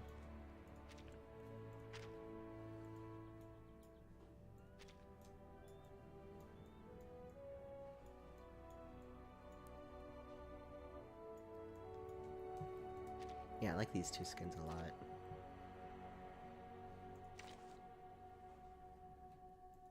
Alright, the ad should be over. Welcome back, everyone. I was just showing Rival the new skins. Oh, hello. I'm glad you can I'm glad I figured out multi-streaming so you could like switch around if it wasn't working. Look at the little horse. Look at he. Sincerity on the wind. If only this war had never begun.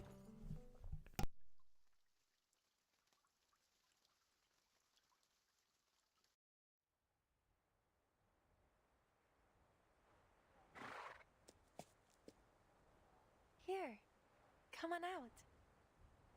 That's a good boy. The horse seemed to naturally gravitate to the knight, drooping its head to brush up against her. Oh my, Marie. Look at his beautiful coat. Not even the colonels have such handsome companions. He seems to have taken a liking to you. Can you ride? What sort of question is that, Marianne? You are talking to a knight. Even without a saddle, she mounts the horse with ease. Come on, take my hand. I'll give you a ride. If this is Charon's horse, I wonder if he, like, is starving. How long was he stuck in the windmill? After a moment's hesitation, Sentinel takes the offered hand and finds herself on the horse's back as well. Oh, is this the picture? I've seen this picture. This feels perfect for a gallop, but I'm worried you might fall. Let me off then. Enjoy it yourself. What fun would that be? Come on, just hold on tight. Yuri, look at them. I love them. Giddy up! Hey! I can't believe you don't know how to ride a horse, but I can teach you. Just think of them as oversized hunting dogs. I'll come find you after you move. How does that sound? Where will you be if you're not staying with your family? There's something classic about Yuri where it's... where they're on a horse, yeah. Perhaps Barry? My mind is yet made. But wherever I am, I should like to open a clothing store. She wants to run a boutique. That's so Then you cute. better choose a store name I'll recognize right away. No, you'll become so famous that it'll take no work to find you. Could you make a parade dress for me? Parade dress. I have never before made such a dress, but I shall learn for you. Oh my god. They're adorable. Wow, a parade dress tailor-made for me by a famous French fashion designer. It's like a dream come true. Love wins. Love wins. This might be the first moment of true peace they've felt since the war began. The horse grows tired. They dismount and let it roam and feed on tall grass, meadow grass. What of you? How may I come into your contact? The Lord only knows where the Foundation will send you once this is ended. You may be right. The fight against Manus Vindictae isn't over. But don't worry. I always find a way to get in touch with you. So I like how Automod got you there for a second.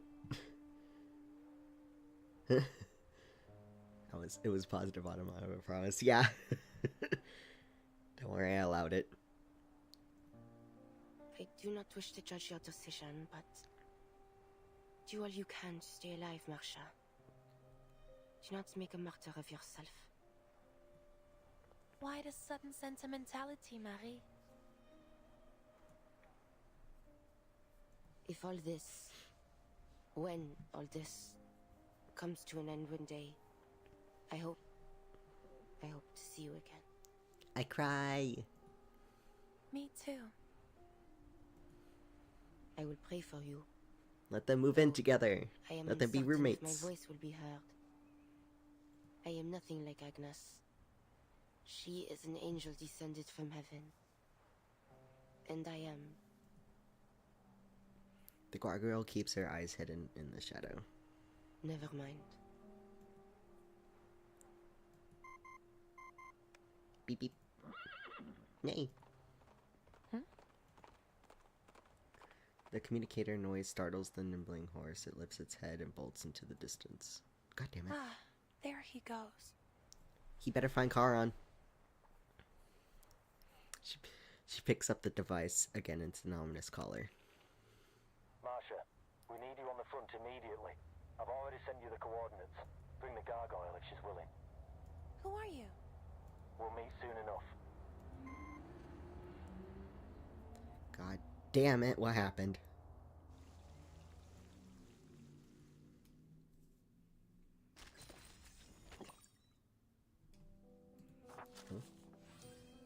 Nice. Let's do this real quick before we traumatize ourselves.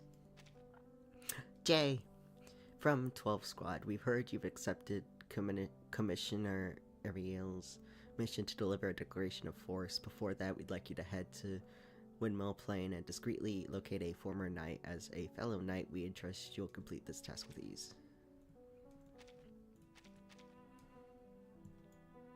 Doesn't really matter who I choose, but...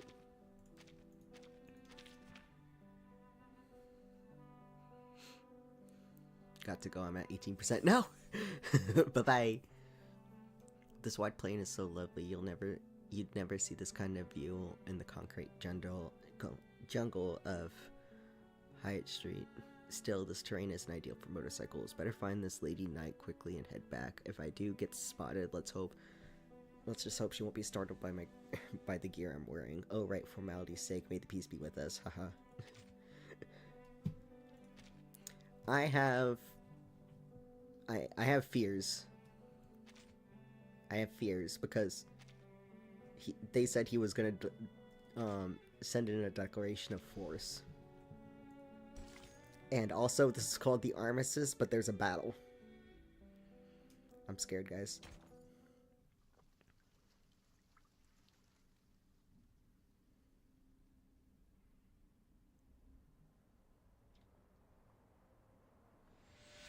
Half an hour earlier. Yes, Herr Chancellor. The delegation. I think maybe it's not an armistice. Yeah. The armistice will be signed before dinner time. Understood. We will be sure to serve a simple but delicious dinner. And of course, all journalists granted entry will be carefully selected. What the fuck is Manus doing?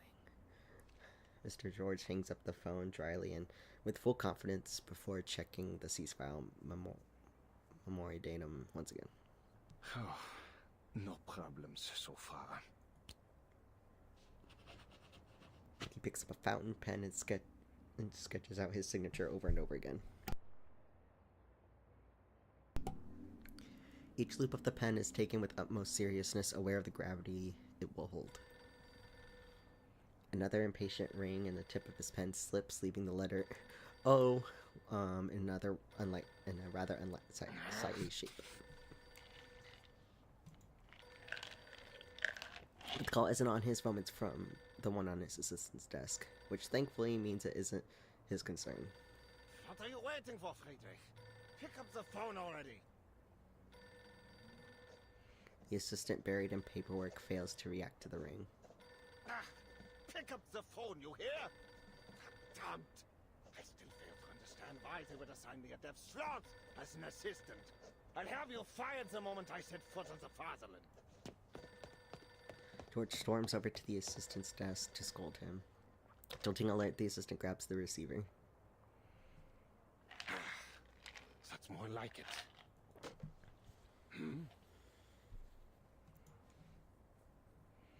To George's surprise, his assistant then immediately puts the receiver down. That was an awful racket, sir. How dare you? The man checks his watch, paying no mind to his superior. I have more pressing matters to attend to. Yes, it's about time. Oh my god, the assistant's with Manus. God damn it! He stands up and picks up the receiver again, hangs it up once more without a word. What? Explain yourselves this instant! Oh, I owe you no explanation, sir. What the fuck? I'm scared. Who could that be? Come in. You! God damn it.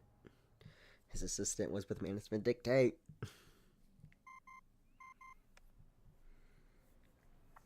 All attempts to reach the investigators sent to Hill 299 have failed. Sounds like betrayal. Yeah. You weren't here for this, but management dictate pretty much has a way to kind of mind control people, and they had pretty much taken over a bunch of, like, leaders in the military to make them, like, just hyperfixate on the war, pretty much. So that might be what they're going to do with him, so he doesn't sign the armistice. Kratos puts his communicator down, pauses, then tries again, this time calling the Hound. But only static replies. No response, either. And then Kratos sent out 2 of his people to check out a place that Manus might have been. And they went MIA, and then he sent more people to, like, go and find them, and now they're MIA. Kratos watches the passing politicians with growing unease. They do not flinch under Kratos' gaze. In fact, they don't seem to pay him any mind at all. Their limited time is devoted to the pressing matters of peace. Paravan exits a nearby building, and makes his way to Crayus. Sir, a new batch of counter-arcanum devices has been deployed, as instructed. Good. Any contact from Meryl in the past 3 hours? No. God damn it. She's probably still on the front. There's a lot of celebrating going on out there. Crayus tries the communicator once more, this time calling a different squad member. Static. Something's not right.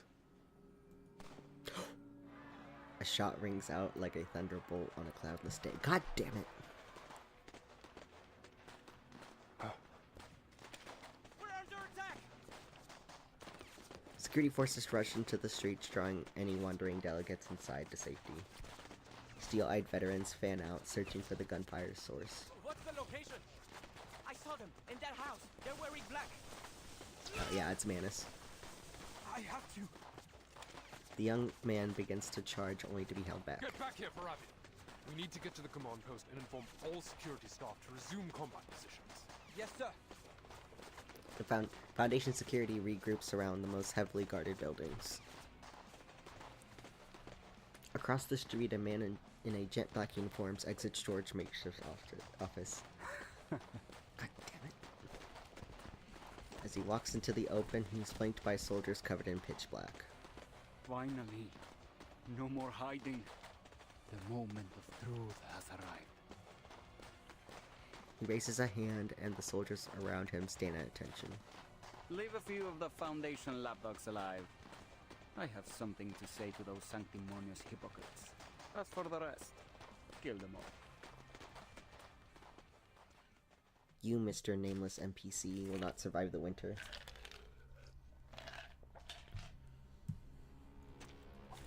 Straight to the point. I like that.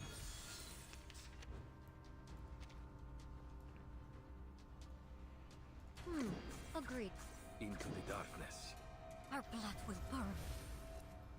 A little surprise. It will be over before you feel it. What the hell?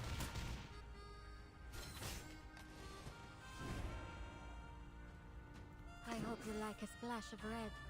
Taking a peek, sensing their thoughts. Close your eyes. It will all be over soon. Well, that lady is a centaur. Kinda, yeah. She's kind of an amalgamation of an eldritch horror. She pretty much turned into that during the Antarctica arc. Battles have little meaning, save for the prizes to be won. Also pretty lady. Pretty vampire.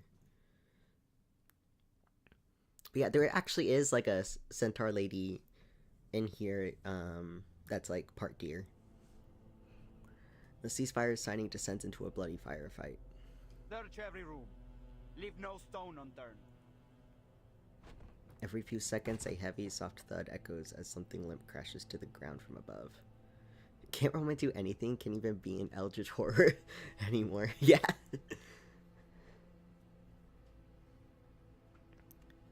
Because she was a human, and like a lot of her family were arcanists, but she was human. But now she can use arcane skills, and she can fly. The blue thing, like, on her head actually kind of acts as wings as well. Yeah. I'll have to send you the animation they did for that cutscene, because it was really good.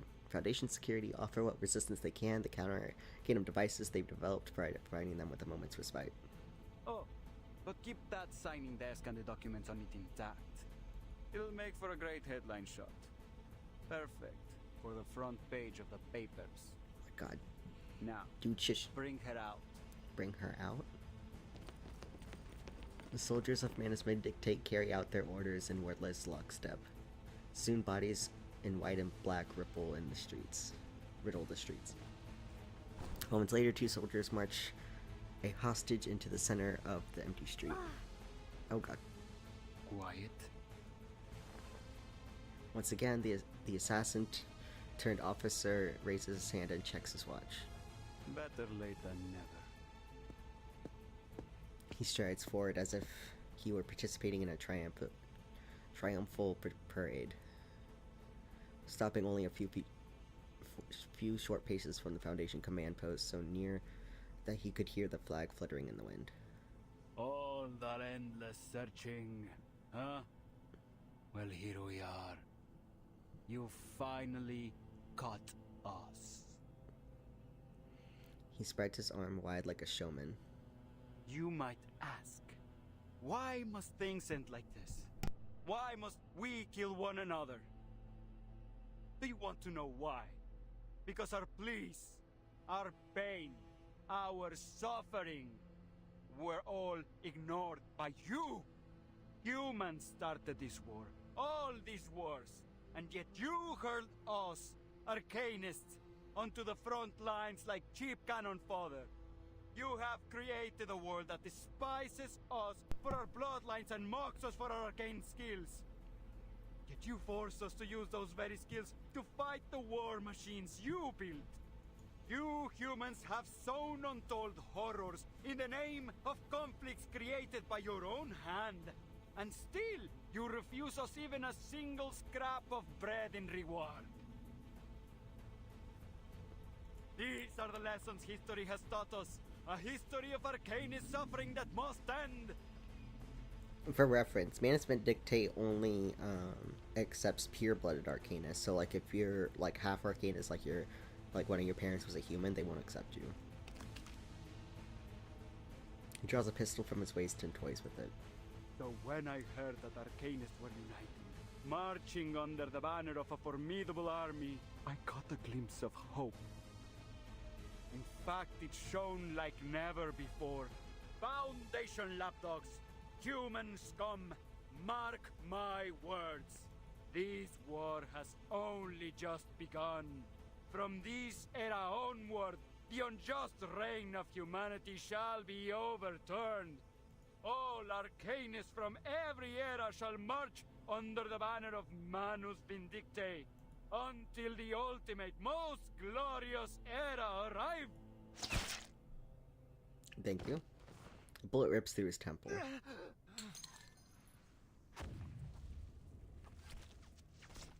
The remaining soldiers drop where they stand. Who did that? Back up, hopefully. Lapdogs, eh? Couldn't come up with anything more original? And Stray Hound at last returns. He marches straight through the command post, kicking the fallen Manus Vindictae officer's corpse for good measure. Command post clear now. Oh! The door swings open, security staff cautiously scanning for trouble. Kreia stands inside waiting. You're late, Yemalai. At least you're not dead. Show me the mans! I want to see him. Yemalai balks, his voice, like his face, carries a permanent smirk. You won't always have someone around to cover your ass, Kreia. As always, Kreia finds it easier to simply sidestep his insubordination. What have you found? Long story short, we're a step behind the Manus. They've got an army, launching an assault on the front lines as we speak. We're talking about a force the size of a traditional brigade, possibly even two. They're hiding out beneath Hill 299, and every one of their soldiers is an arcanist. Hill 299? Any news on Charles and Amanda? He lets the swagger drop from his voice. Yeah. They're both dead. Fuck. But they did leave behind some critical info. Turns out Manus Vindictae's built a colossal, full-fledged underground fortress inside Hill 299. Oh, goddamn. That's where all these Manus troops have been coming from. The ones here in the safe zone and the ones sent to eliminate the human soldiers at the front. Did you carry out the other order? Yeah. I've sent the request for reinforcements and your frontline contingency plan to headquarters. All available Foundation personnel in the region are moving towards the designated locations on the front. All except Meryl. I haven't been able to make contact with her. Meryl's been through some shit. First the Antarctica nonsense and now this. Kreia nods, an understated gesture of approval. He says nothing but about Meryl's radio silence, as if he had anticipated it all along. You really gonna do this, huh? This so-called frontline contingency plan? I don't think we have much choice. How are we gonna deal with Hill 299? It came out of nowhere. I feel like this game where everyone is, man, you know, they're going through it. Yeah, it's like different levels of going through it. the first chapter kind of like they're not going through it until like halfway through. Second chapter, everyone's going through it. Third chapter, again halfway through, and then it kind of just hits the ground running from there. Every plan has its surprises. We'll deal with it. Follow me. We're going to the front lines. You can fill me in on the details on the way.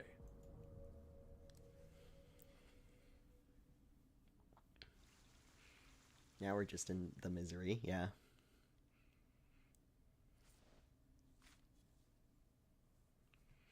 Alright. Oh, one of these. The lapdogs are barking again. Their masters remain quiet, for the most part. And you know why. But silence gives no orders. So the masters whistle. Just a pitch, no words. And so no words are heard. Only the baying of dogs. Perhaps you've forgotten the words echoed in that cave, darling. Never mind. The cave from the prisoner in the cave chapter? I forgot what they said then too. But who the fuck is this? Forgetfulness can be a mercy, especially in this dog fight. If only these hounds would forget their training, then perhaps at last, the barking would stop. Yeah, every chapter has like a different, like, unknown voice that occasionally we do this with. First it was like a snarky old man, then it was an old lady, then it was like, I want to say like a soldier guy, and now we have this lady. I'm gonna do the hard mode real quick. Yeah, we're always like, what happened to the previous voice? We want them back, and then by the time we get the next voice, we do that again because we've grown used to it. I hope you like a splash of red. Wait for the right moment. Taking a peek inside. Close your eyes. It will all be over soon.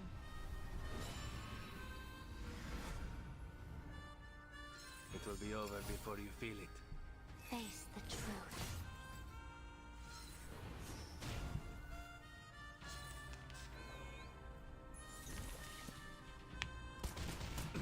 Why did they just dig out a gun from the ground? Sensing their thoughts. Buffer first. Taking a peek inside. Sensing their thoughts. Our blood will burn. Though it may come with pain. Close your eyes.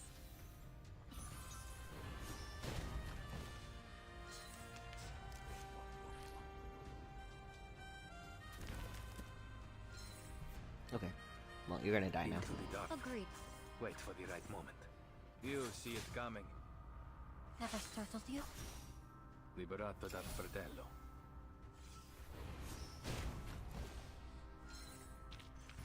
Che la morte ti dia la pace che cercavi. Requiescat in pace. Alright, let's do this real quick. Wait. Yeah? Yeah. That's yeah. Like, hold on. That's just the man. Don't think I haven't noticed you looking to Was this the game that had the Assassin's Creed crossover? Yeah. Usually those who seek to find me are looking for trouble. I'm glad you're one of the We got he. And then this was his OG outfit. Falls back in chair, damn. Yeah. Yeah, I got him mostly maxed out. I didn't get any extra. Yeah. I didn't get any extra of the like copies of him because I wanted to save afterwards. And then this is Nautica. You're setting off again, right? And you'd like me to travel with This is you too? she before Eldritch Horror. This is she after Eldritch Horror.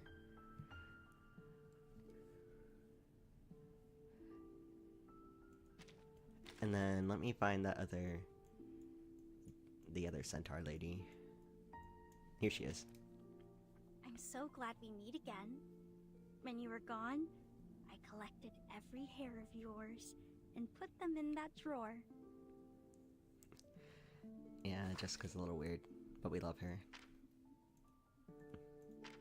She was in the horror slasher chapter. She has a couple of outfits. I don't have any of them though. I like this one. This was last season's battle pass. Welcome back. I also like this one. It kind of answers the question, like, where do you put the pants on a horse?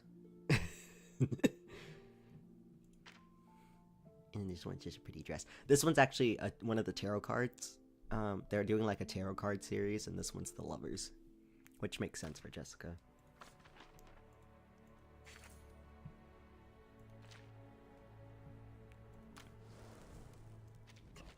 Oh, wait.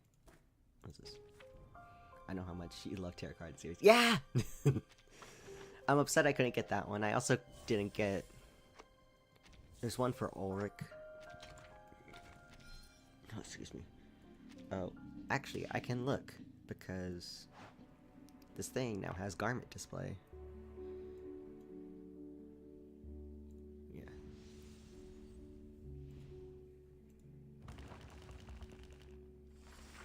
Yeah, so I have this one. I have the High Priestess. She.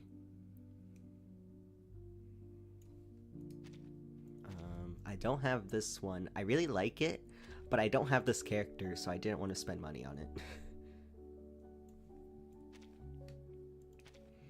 And then the lovers. And then I have Voyagers. Voyagers I got like right away. I was like, I need this in my life.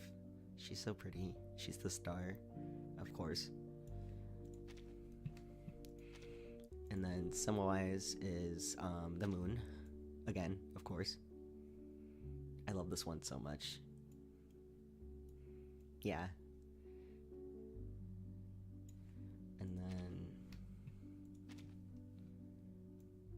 the Moon Arcana, yeah. And then Ulrich is the world, I think. Yeah, the world. I'm sad I couldn't get this one. But this one you had to pay for. And it was like a little more expensive than the others.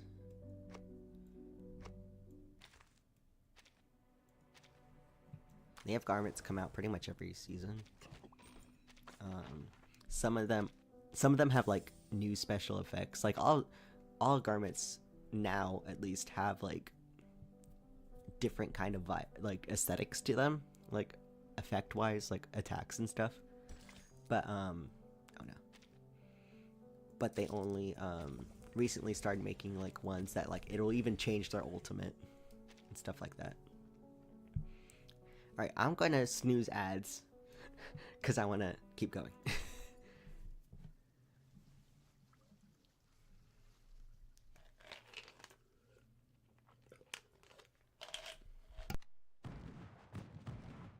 What's that sound? Okay. Rudolph has sent about packing his things. Like many in the trenches, he doesn't have much, but his greatest treasure is a pile of manuscripts and notes. He lifts his head, a pale look glints behind his glasses. What are you standing there for? They're firing again. So? Surely you're used to it by now. The rumble of artillery had become familiar to them that its return is barely noticed. But isn't there supposed to be a ceasefire? I know it isn't official yet, but there's no point in firing now, is there? Eric draws in a sharp breath. A low, ominous whistle follows. Geister! In Deckung! All at once, the quiet of the front erupts into fire and fury. The impact of the explosions shake the trenches lines in unyielding waves. The blasts spraying mud and earth in every direction. Sam! Has everyone gone mad? These are Außenseiter. I thought they were supposed to be negotiating peace. Why? Why are we fighting again? Rudolph sprawls out on the ground trying to find his baggage, which has been scattered in the blast. Clothes, notes, and cans are buried in loose dirt and carried off in the air. No! Forget that rubbish! Get inside! Eric forces the bespectacled soldier into the dugout, then forces himself up to the parapet, peering over with his periscope. Scheiße! Scheiße! Who in the hell is attacking us? I don't know. They're not even wearing blue. They're all black. You're right. Are they wearing masks? Can they even see through them? The flank! Scouts and messengers dash in every direction, alerting everyone they can reach of the attack. I don't know who or what they are, but they're coming from our flank!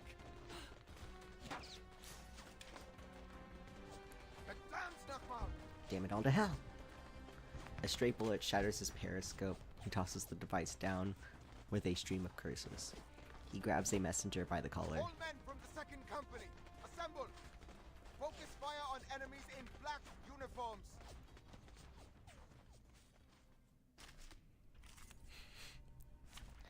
No man's land, of course.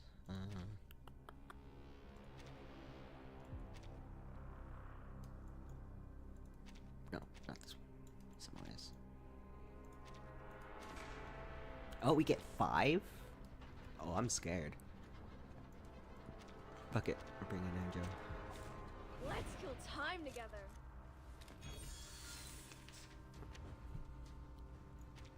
Where are our men?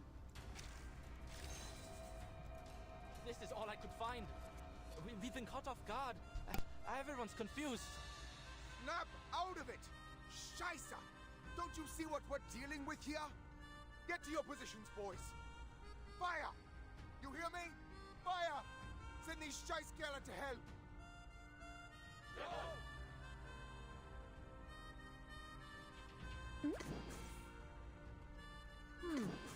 That was certainly a choice. Taking a peek inside. Into the darkness. Wear gloves. Keep calm. Huh. Very well. Close your eyes. Liberato dalla paura. Get out of here.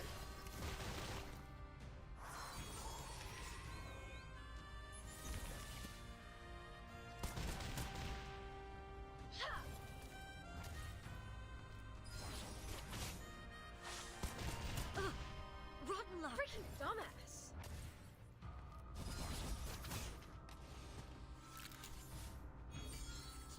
Get the stand strong. The Foundation's reinforcements will arrive soon. The Foundation? We stand together as brothers in arms. I hope you like a splash of red. Perfectly understood. That was certainly a choice. Sensing their thoughts. Agreed. Close your eyes. It will all be over soon.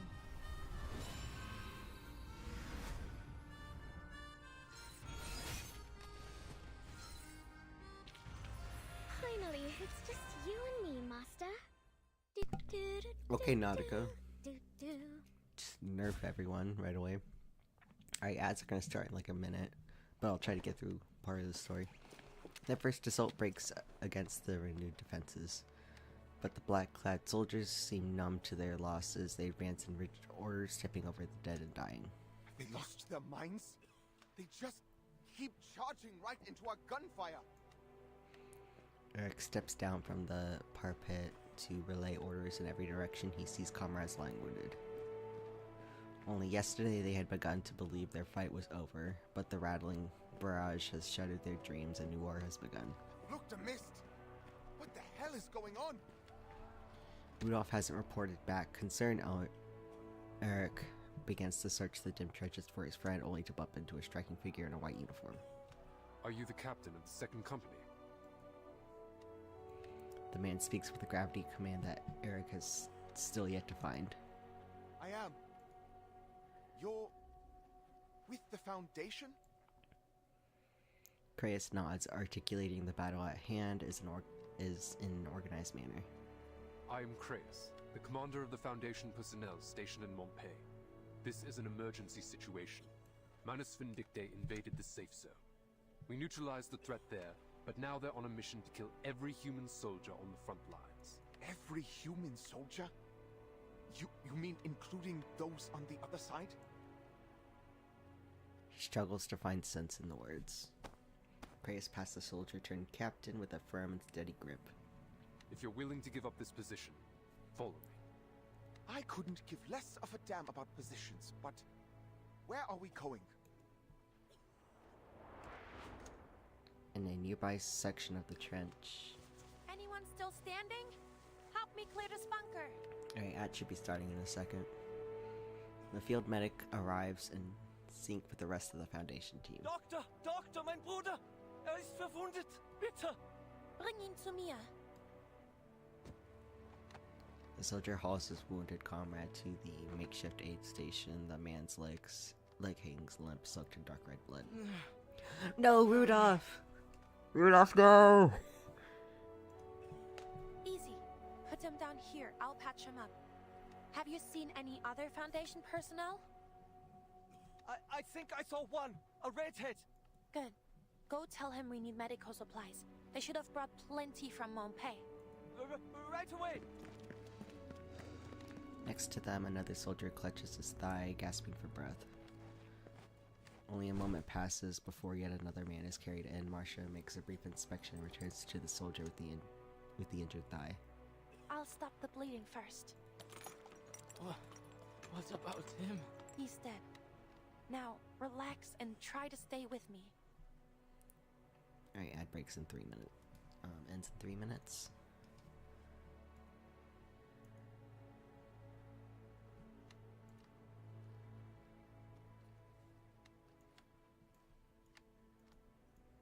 Yeah, no, I'm gonna...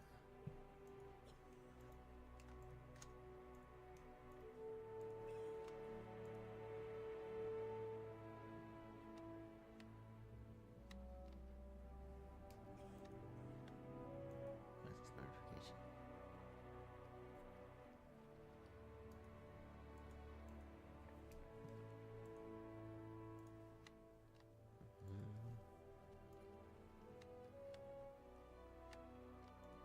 Alright, I'm gonna be right back actually.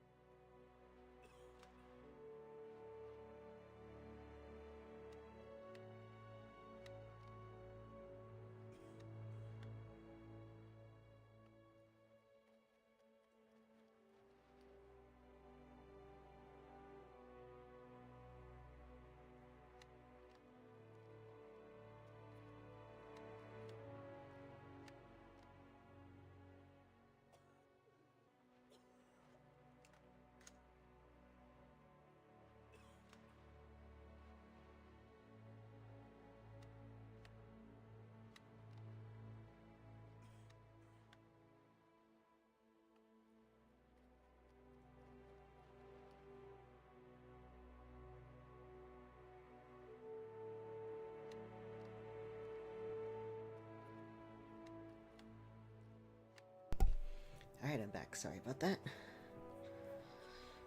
Tummy still be hurting a little bit, but it's better than it was. He's dead. No. Oh my god. It's over. I'm dead. I'll go back. I'm dead, I'm dead.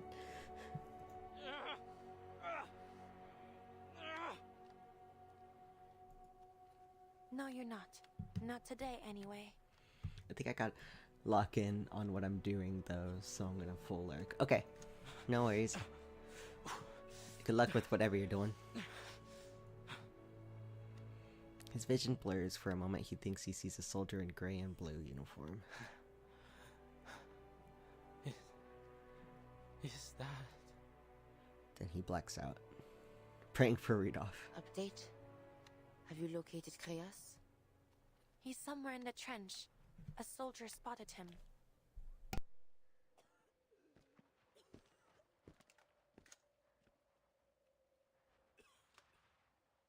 Are there notes for your table of tops? With solemn deference, he nods to the sniper he once pursued. I didn't expect to run into... Save the pleasantries. Yeah, okay. Good luck with your notes then. Godspeed. The response is blunt. Marsha made known to me the situation. The Foundation ought to have a sharp plan, having requested me to join her. Speak then. What would you have me do? Grace adjusts his tone to match. The frontline soldiers have little experience fighting enemies with arcane skills.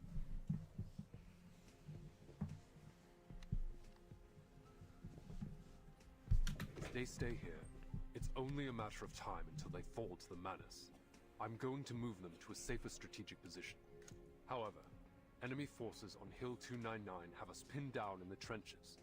Manus Vindictae has turned it into an underground fortress, housing an estimated 10,000 troops. They've even... Oh. They've even positioned artillery on the hillside.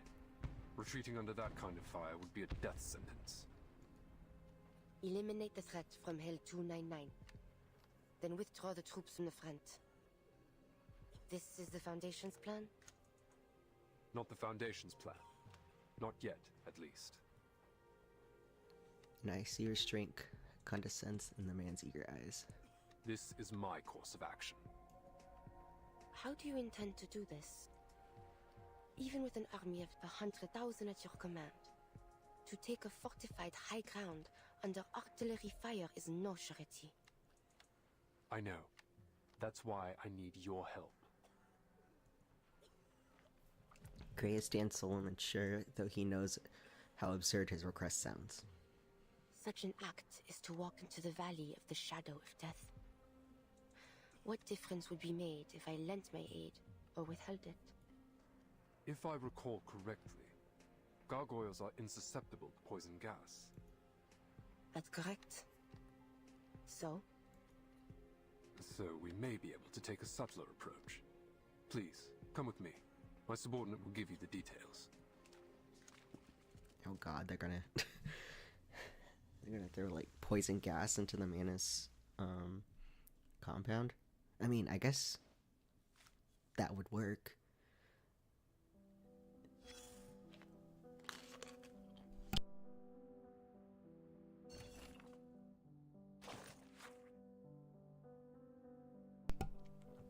A recent report on Manus Vindictae. Reports continue to arrive from across the globe concerning Arcanus operating under Manus Vindictae. A complete list of names and location can be found attached in the attached. These individuals have been gathering in coordinated cells, their trading evident. Given the efficiency and precision of their attacks against humanity, military forces is no longer accurate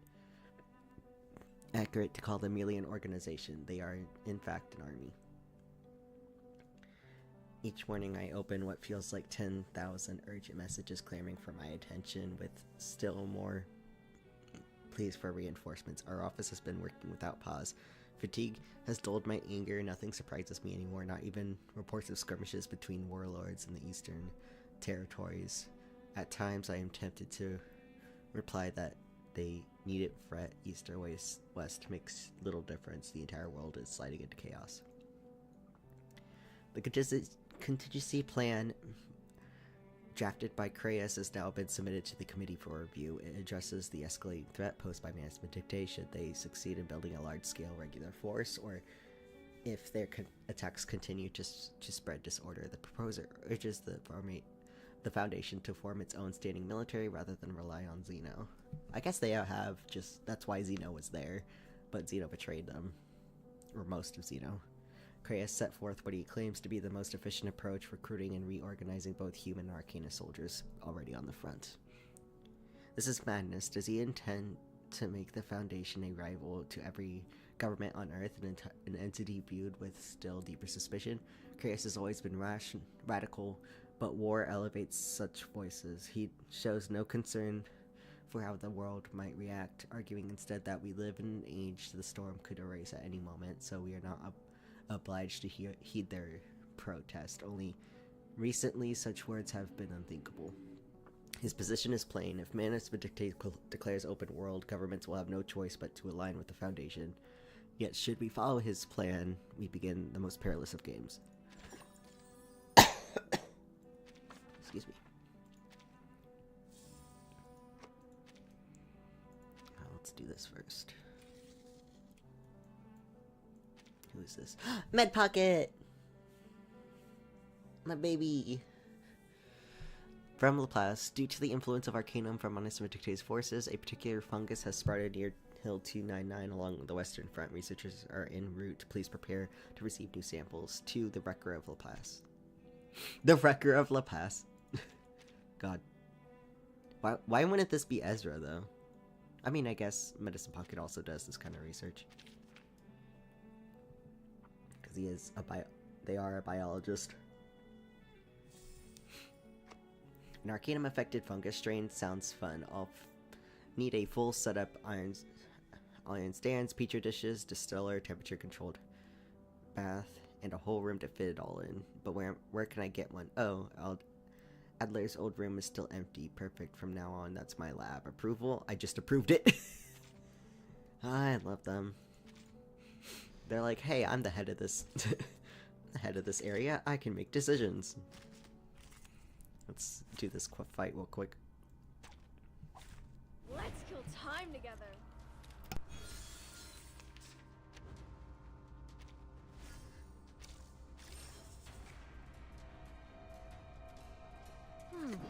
Taking a peek inside. Wait for the right moment. Agreed. Sensing their thoughts. Huh. Very well. Face the truth. Liberato dalla paura. A little surprised. The path will become clear.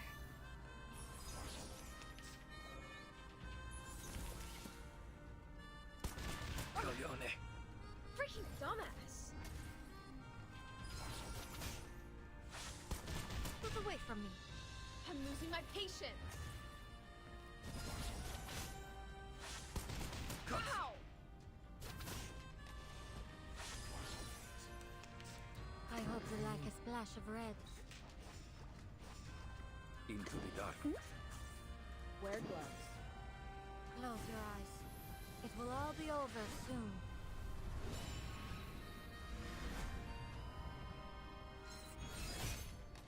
Oh. Once again. Huh? She just Already over? yeets everyone into the grave. Alright. Let's see. Looks like we're almost done. I think there's only 22.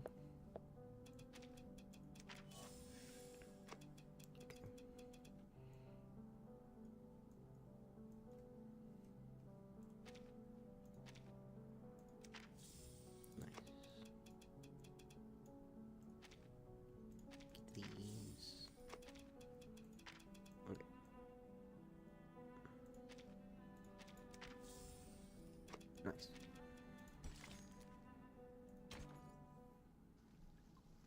Gates of Hell. Oh god.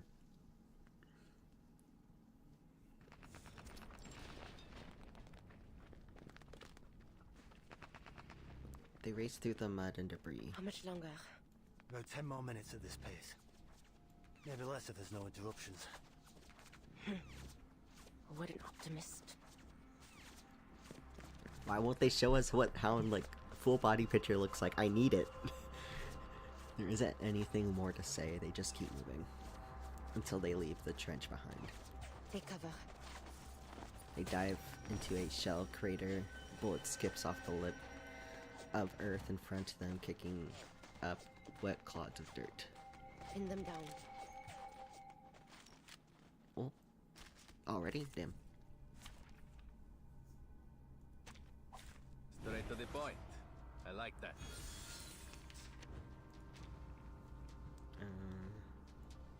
Agreed. Taking a peek. Into the darkness. Our the victory darkness. comes in a tide of blood, though it may come with pain. It will be over before you feel it.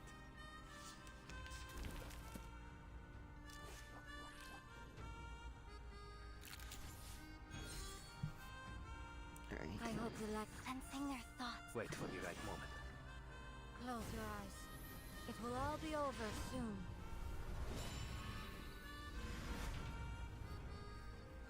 Face the truth. Addio, straniero. Here we go. Perfect service, just like always. Tuesday, you didn't do anything. Love you though. Ooh. Clang. A shearing hot shell casting ejects from the chamber. Threat neutralized. Nice shot. Right, we've arrived. I don't forgot how to say his name. Hound veers off to the side and drops into a trench of abandoned trench. Sentinel follows close behind. They stand before a sealed underground bunker. Hound stops a short distance from the entrance, pulling from his coat a bundle of explosives and a hastily drawn map. Take these. Without a word, she takes the key items for this suicide mission. I'm surprised you agreed to this. I have my reasons. Sure. Let's go over the plan one more time. 2 of our investigators discovered a number of tunnels running under Hill 299. The one we've just arrived at leads directly to the Manus's ammunition depot. After the war broke out, the Manus sealed all accessible tunnels with poison gas. Judging by the bodies they found sealed it earlier, with poison this gas. gas can penetrate all existing gas masks. On the bright side, that means there aren't many guards in the tunnels. At least, that's what we think. Your goal is simple. Reach the ammunition depot, detonate the explosives, and destroy the fortress. After that, the Foundation will evacuate with the soldiers. Good to know the Foundation's investigation bore some fruit. Hill 299's so conspicuous that everyone just unconsciously overlooked it. I'm prepared. You may leave now. Alright. Good luck. I'm scared. The man offers a wave. Only once Hound's footsteps have faded into the distance does Sentinel open the bunker door. Violet red mist billows out. She furrows her brow and takes a cautious sniff. Thankfully, as before, it has no effect on her. Yet from within, she can hear something dragging. Sentinel holds position at the door, waiting for as a shadow shuffles into view. Karan, what are you doing in there? A grim figure emerges from the toxic mist. What are you doing here? Karan drags a corpse out of the shelter and halts outside. One war ends, and another begins. More lives will be claimed by their own kind. I'm simply doing what I always do. You knew of this tunnel. Tunnel. I know nothing of it. The cloud of death hanging above this place. That is what led me here. She knows better than to suspect him. Cloud of death. An ambiguous omen. An omen. Tell me then, who will this cloud of death fall upon? Death is impartial. It doesn't decide who will live and who will die. But I can. She breathes in the toxic air without concern. I suggest you leave. Should this cloud not fall upon me, an explosion will soon obliterate Hill 299. Do you intend to claim the lives of all the Manus Vindictae troops here? Do you intend to stop me?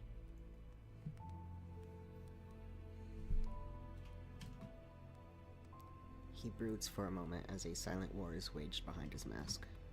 I should leave. Time is pressing.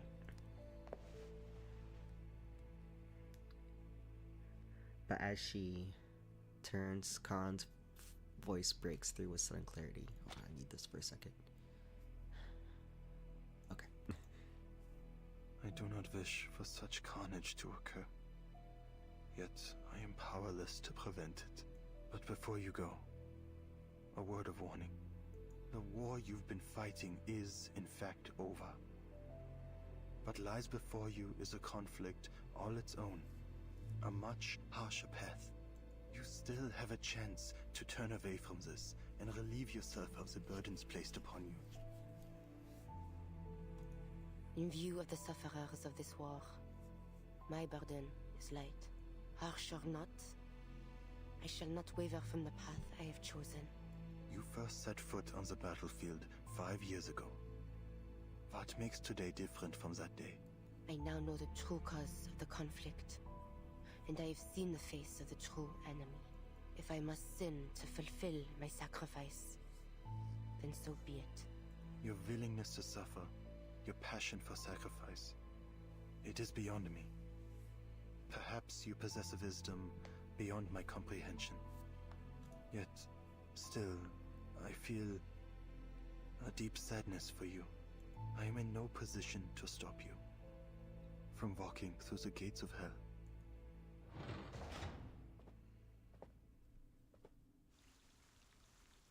God damn it, Sentinel. You were supposed to go be gay with Marcus and Perry. Let's do the thing real quick. Hellas battlefield. What did I see? The sky was blood red. The ground was covered in stakes like grave markers. The rivers ran thick, crimson sludge. Was that really just mud? No comrades, no enemies, only me trapped in this horrific mare. Oh, and the demon in the distance. And that shadow in the dark smoke, that ominous face, did you see it? No, of course not. You're not here. This is a battlefield. This is my war. What am I fighting? Ezra. The fungus found near... I'm glad they brought him back. The fungus found near Hill 299 seems to share arcane properties with the black algae previously discovered in Antarctica. Please proceed with caution as you collect samples.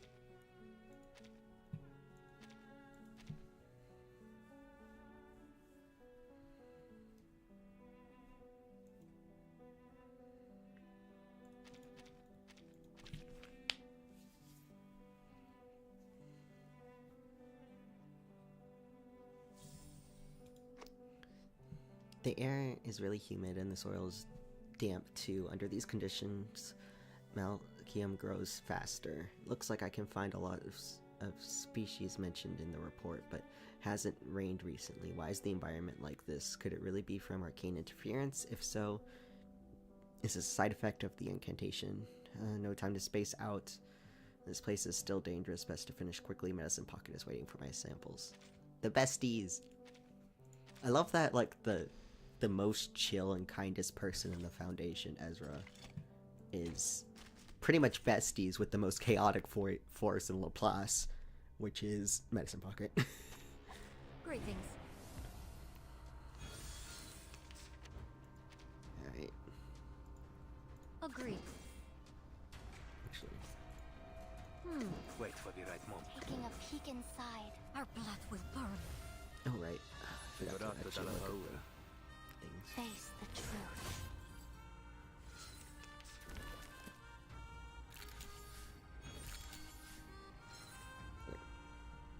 I hope you like us. Into the darkness. Sensing their thoughts. Close your eyes. It will all be over soon.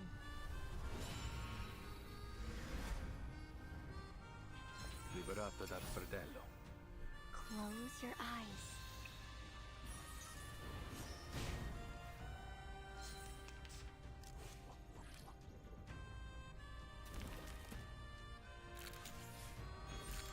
What the hell? I mean, okay, if you guys want to die. Agreed. Enter the gate and see the light. Victory comes in a tide of blood. Have I startled you?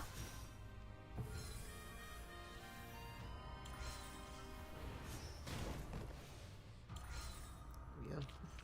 Battles have little meaning, save for the prizes to be won. Alright.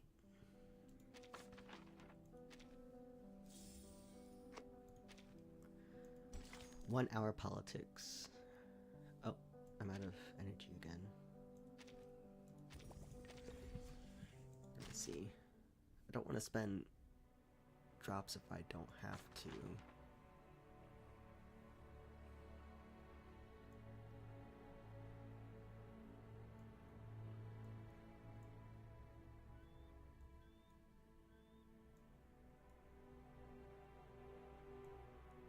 No, I'll probably just have to. It's fine. I've gotten a bunch. But I'm going to turn the rest into pulls. Here we go. I still have enough for more energy if I need it. Okay, 1 hour politics. Practical results often hold more weight than following orders.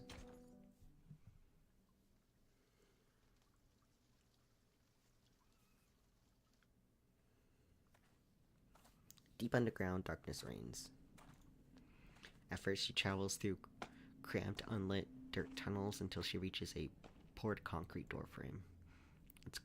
Its cold echo tells her she's inside a wider space. Le peuple qui marchait dans les ténèbres a vu une grande lumière. Ceux qui habitaient le pays de l'ombre de la mort. Sur eux, la lumière a resplendi. The people that walked in darkness have seen a great light. They that dwell in the land of the shadow of death, upon them hath the light shined.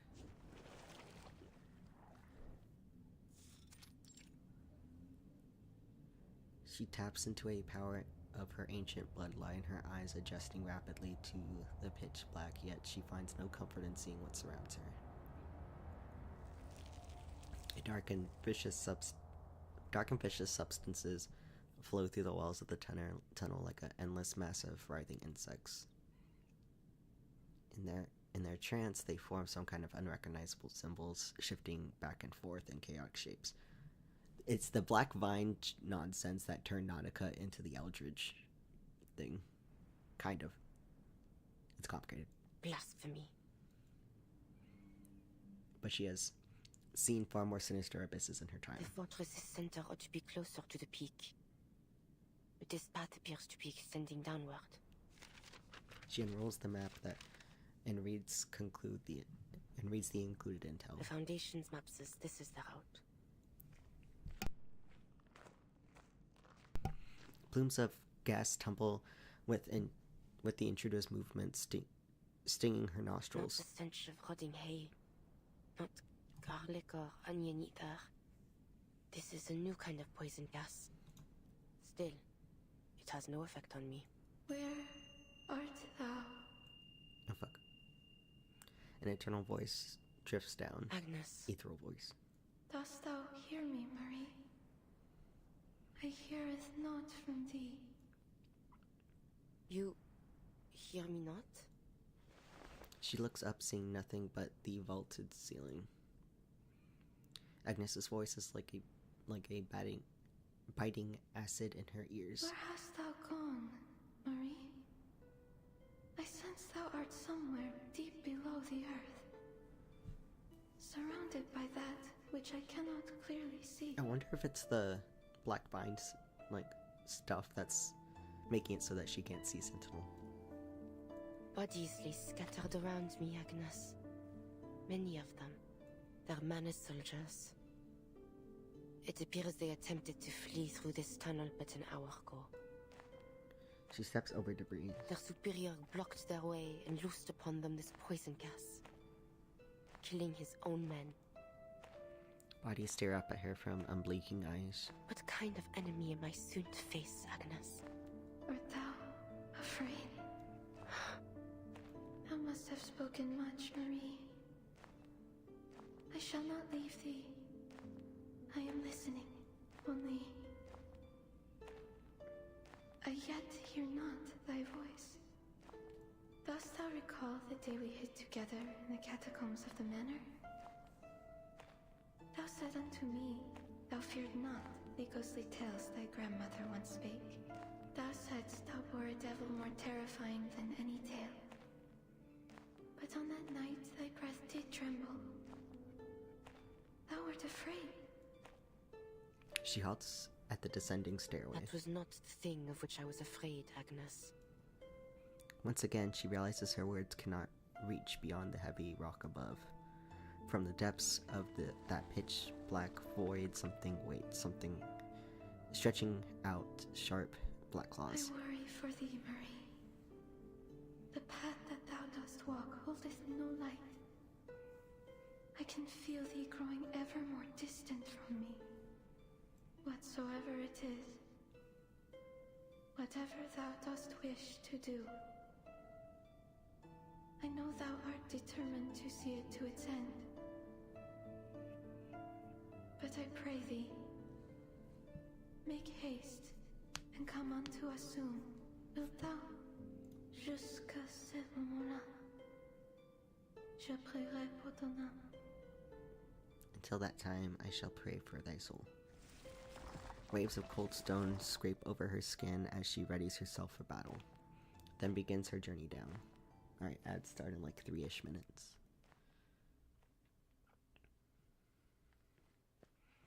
In a brief lull between volleys, Hound returns to the trenches, a little troubled to find his commander in a sea of grey uniforms.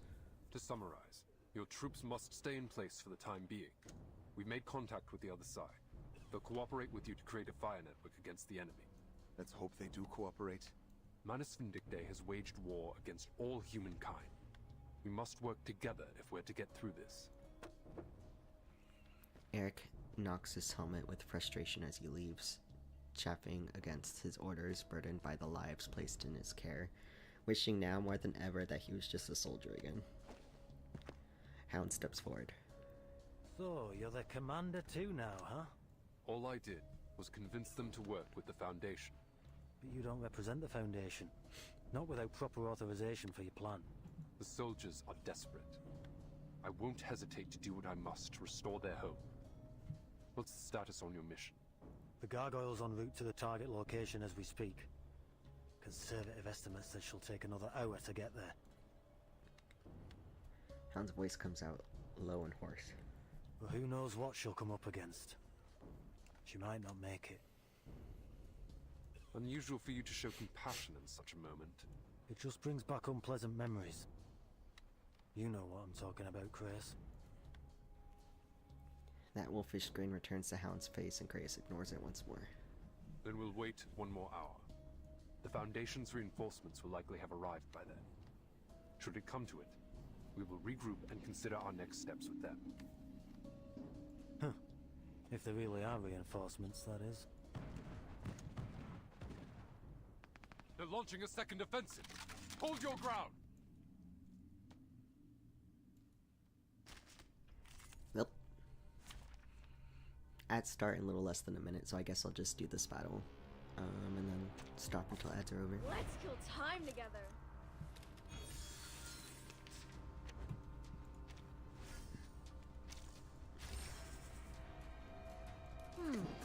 That was certainly a... Into the darkness. Wait for the right moment.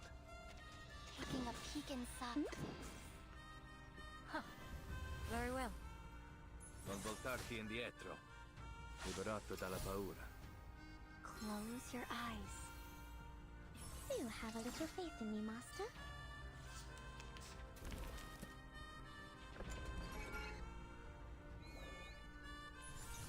That was your last chance. I'm losing my patience.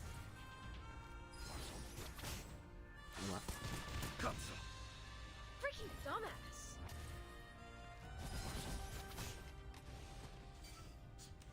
I hope you like us, but perfectly understood. Wear gloves. Sensing their thought, taking a peek inside. Close your eyes. It will all be over soon.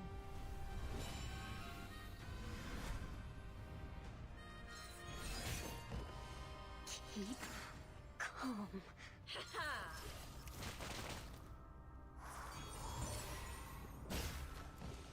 Face the truth.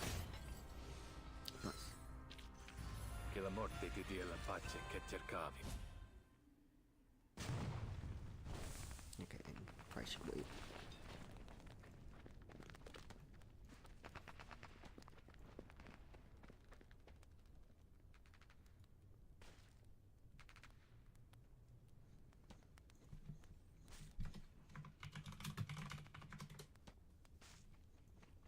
Yeah, ad ends in 3-ish minutes. I should probably make a little ad break sign like Orion has.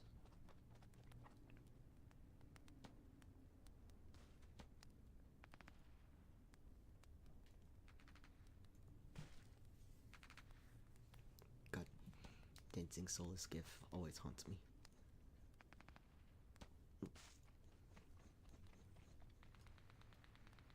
Oh, Daryl's album drops today.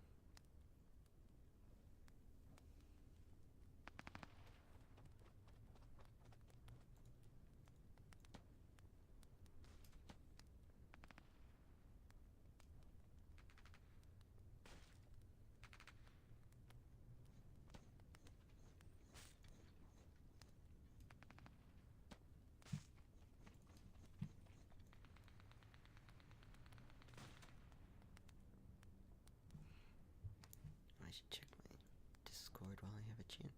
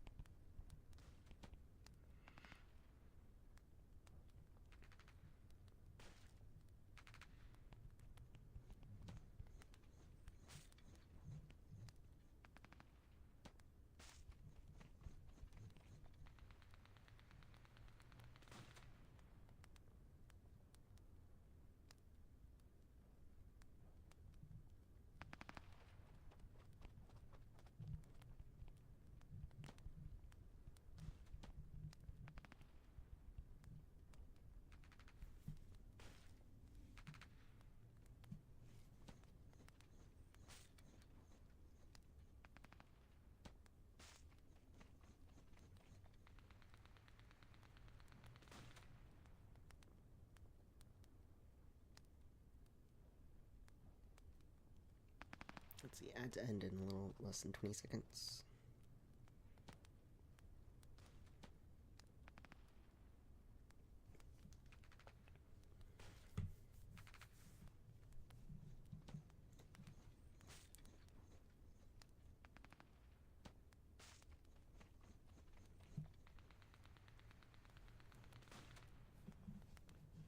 Alright, welcome back everyone. I finished the fight, so we're gonna continue. Charred earth splinters in the air, falling like black snow over the battlefield. The soldiers reel from another shockwave, scattered across the trenches. They grip their weapons tight, certain only of the coming battle.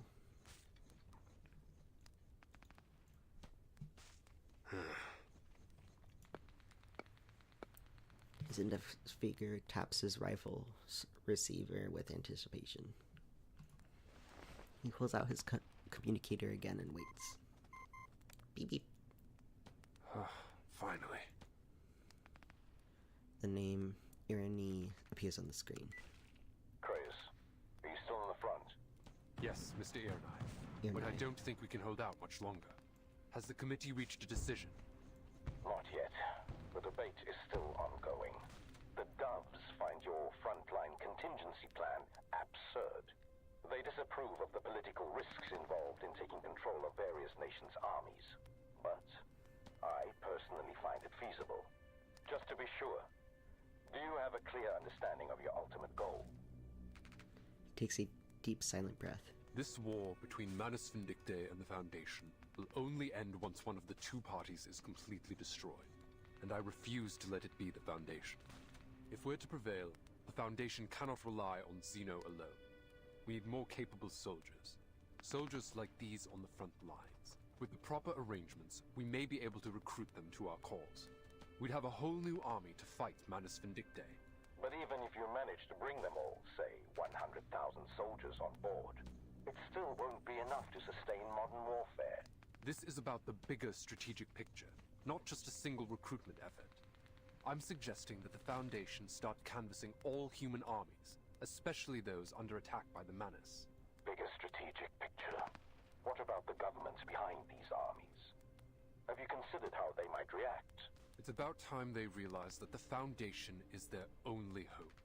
The last bastion for humanity to unite against their shared enemy. The Foundation cannot take responsibility for all the lives in this era or in any other. The storm is a near inevitability, and so too is the loss of many. Once it does come, the Manus won't hesitate to drag war into that new era, into any new era. It's time the Foundation took action and built an army capable of crossing the storm. The politician on the other side falls into a long silence. Enact your plan, Kratos. As long as you're successful on your end, I will deal with the political obstacles in your way. Then the call is cut. Kratos exhales. What next, sir? The young soldier watches Kratos waiting for orders with a dutiful stare. He casts a look towards Hill 299, the Manus Vindictae stronghold bristles with flashes of gunfire, yet to him it looks as if it were a slumbering beast. We stand our ground for an hour. 1 hour.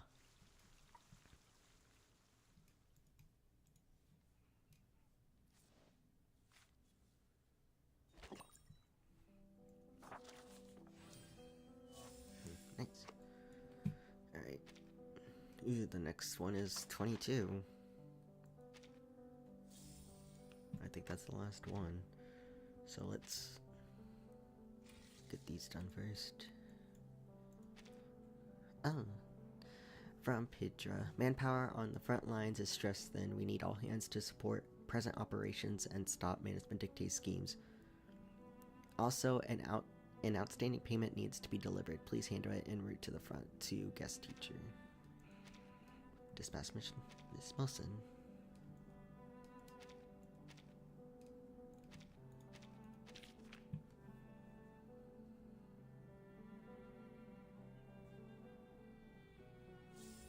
Hello.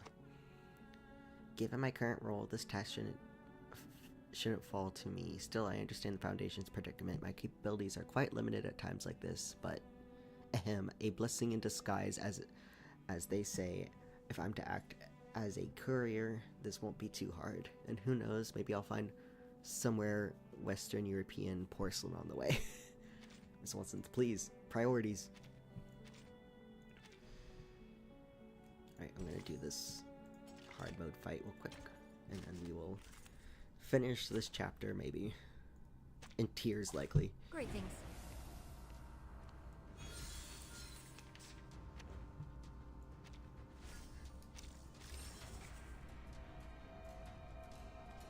Agreed. Into the darkness. Taking a peek inside. That was certainly... Very well. Liberato dalla paura. Though it may come with pain. Feel my dark embrace! Have I startled you?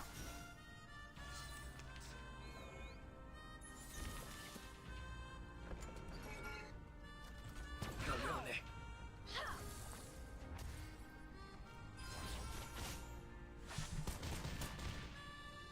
I'm losing my patience.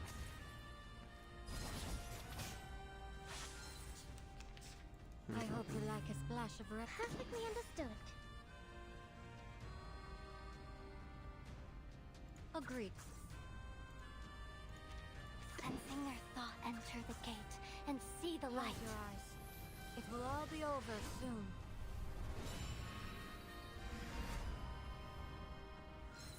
Keep calm. Trust me, it won't hurt. The path will become clear.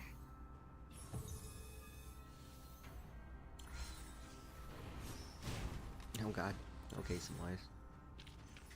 Finally, it's just you and me, Mas. That euphoria really did wonders for her. Okay.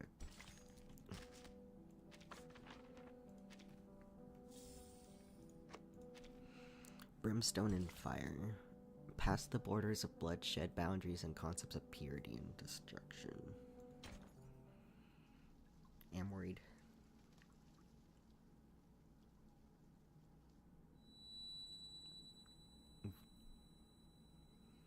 Through Agnes's voice. Though Agnes's voice has vanished, the sharp ringing in her ears remain. What's that sound? The goo. She casts more attention in the direction of the source of the sound, and darkness is sliced like curtains. A shadow shouldn't be there. A shadow that shouldn't be there is lurking behind a piece of wreckage.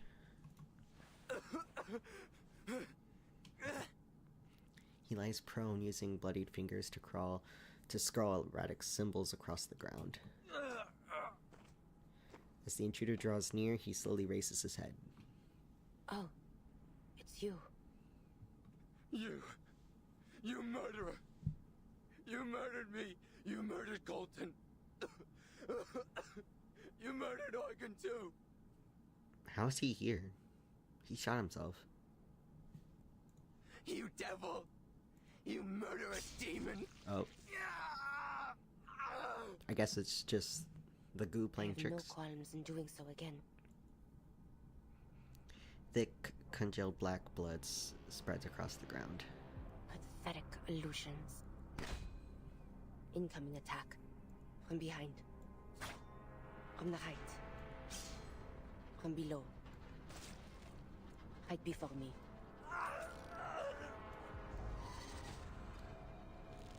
Petrified claws clamp down on his soft neck with precision, pulling him up into mid-air, his hands clawing at the chokehold. Let me go! Please!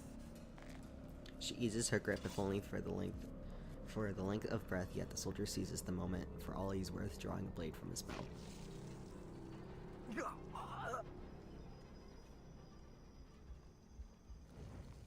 What did you expect, dude? She arrives at the land where the flower of death blooms. Corpses are strewn across the ground. A figure waits at the far end. How many have you killed? Do you even keep count? Remember, they were all arcanists, like you. Races of no matter. So the killer does the killing, and the dead have no say at all. I like it. A bullet rips through the officer's heart, a simple blunt retort. She steps forward, only to find the figure standing before her once again. Haven't had enough? Be gone. One day I shall personally deliver you to the fires of hell where you belong. Oh, it sounds like you know who I am. Do not think me deceived by your disguise. I am well aware that your taint has long been tangled in the blood of my family. Demon. Oh. Ladislas. When the fuck? Dear cousin, I bring thee a final warning. Thou art but a step away from utter corruption. Thou hast killed many in the years past, and now thou dost stand at the edge of the abyss. Hast thou not understood the suffering endured by our fallen ancestors? Their conscience crumbled, their faith shattered, leaving naught but an insatiable thirst for blood. It paineth me to see thee walk that same wretched path. The demon stands to the side with unhinged, polite, I don't know, waiting until Ladislas has finished speaking before speaking again. Well, don't blame me. I did nothing to entice her. The voice no longer seems to come from the body before her, but from some faraway place in the darkened sky. Maya made this choice herself. Her hands have long been soaked in blood, and yet she has never been troubled by that so-called guilt of yours. I've come to adore her for that. God, you know you're in deep when the demon adores you. Perhaps it is true that this path of carnage shall save many lives, but why? I pray must it be thee who walkest it? Our blood beareth an impurity like no other. To kill so many is to will thyself to the bottom of the abyss, never to return. I've been streaming for 5 hours. Wild. I'm still gonna finish The this. 10,000 thou art soon to kill. Consider, I pray, how many among them are innocent victims of deception and coercion. The weight of so many lives shall weigh upon thee in far greater measure than any sin thou hast yet borne. What good shall it profit thee to gain the whole world, yet forfeit thy soul? Did I hear that right? Are you also calculating lives, Ladislas? Speak no more of thy filthy words. Oh, you silly, stubborn child. The demon approaches Ladislas with a sharp, graceful steps. What art thou, O wicked demon? His throat is seized in both hands. Thou, Marie! The demon releases its grip. Ladislas, his body collapses among the other corpses. Sentinel watches the scene with a probing gaze. I silenced the noisy fool for you, Mariam. Such pantomime shall not move me. This Ladislas was not but an echo lingering in my mind. An illusion. But I'm not. I am your very nature. The core of your being. The ground shakes and their bloody silence is shattered. The demon makes way for her, casting a grim smile at the gargoyle before turning its head to look around, as an army rumbles into view. The strange sound of engines grow clearer as the armored vanguard grinds over mangled corpses. Manus Vindictae. They finally noticed you. The demon turns its back to Sentinel. What a shame. They don't stand a chance against our ferocity. Do they, Mariam? She grips her gun, neither joining the demon nor turning away. She presses a kiss to the cold receiver. I have seen sinners forsake themselves in service of the devil. Oh, it's so pretty. The land they trod upon yielded only bitter, cursed fruit. Okay. But the hour for repentance has long since passed. Come with me. Then the Lord rained upon them, brimstone and fire. Let's kill them all together. Yikes. Also, I just realized that, this probably isn't the last part of the story because this is probably just the last battle. Ooh. Ah. I see. I should have brought a healer. Too late now. These things are pathetic. I could almost laugh. You'll rip their throats out, won't you, Mariam? Every last one of them. Shut your mouth. A tank. Look at you, Mariam. So tiny and pitiful on the face of that monster.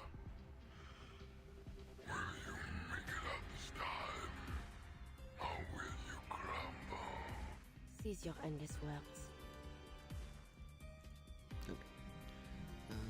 Wait for the right moment. Target locked down. Agreed.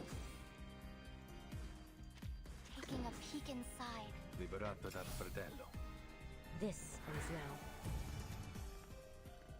Our blood will burn. The path will become clear. Katsu! The enemies of peace shall be stamped out. Katsu! A shot hit, not again. Oh. Katsu! Jeez.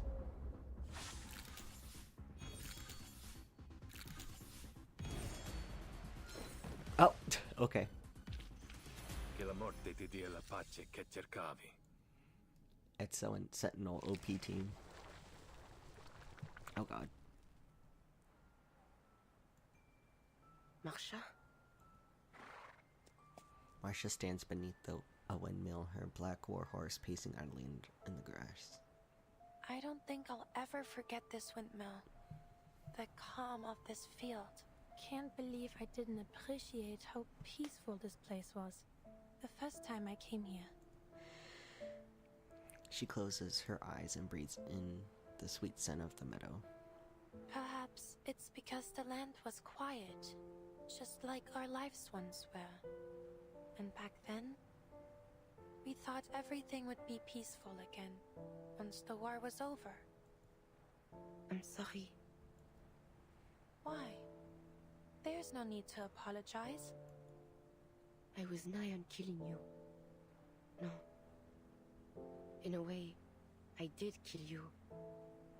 Just as I've killed so many others. It's not our fault. None of this is. You may have granted me your forgiveness, but those who have forever lost their lives due to my actions, I shall never have the chance nor the right to earn theirs.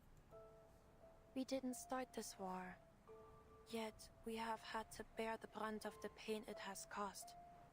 If all the sins of war are laid at our feet, where is the fairness in that? No, I refuse to accept it. Marcia sees that injustice. Marie, perhaps when peace finally comes. A gust carries her voice away. The wind howls, and in it she hears the creaking of the old windmill. Sentinel walks along the path, wanting to stand closer to her, until the scene is torn apart by gunfire. Marsha! Die! Yep.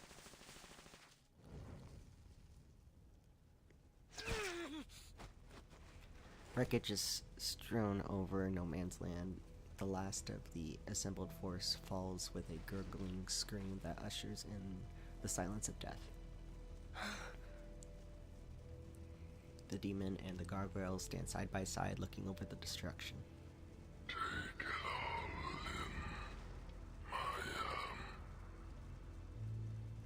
pools of blood, the piled corpses that linger in echoes of the dead, their whimpering, desperate cries.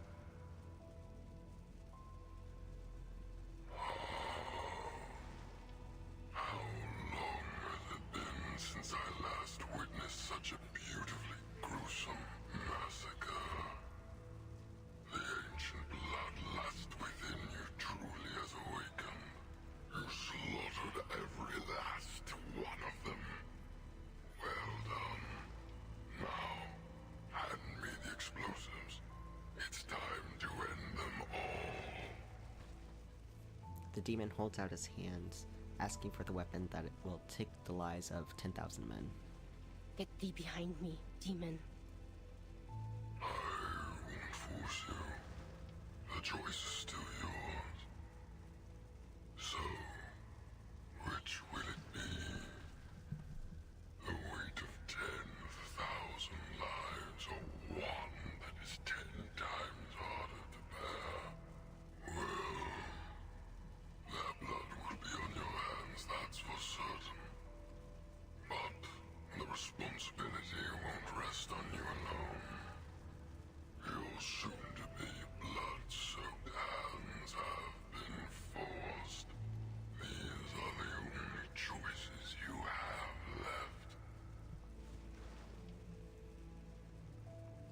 The gargoyle removes the bundle of heavy explosives and grasps them as tightly as if they were prayer beads. I am powerless to cleanse the filth that muddies my blood. Just as I am powerless to erase the sins I have already borne. I have descended into the depths of hell. I know that. And this ancient darkness has already taken root in my soul. But if sacrificing one can save 10, if sacrificing 10,000 can save 100,000, if someone must make that impossible choice, then I am willing to bear that sin. She hands the explosives over to the demon. That's the spirit. From now on, we will walk together, side by side. A greater power as one. Before he can say anything, the bayonet stabs through his body.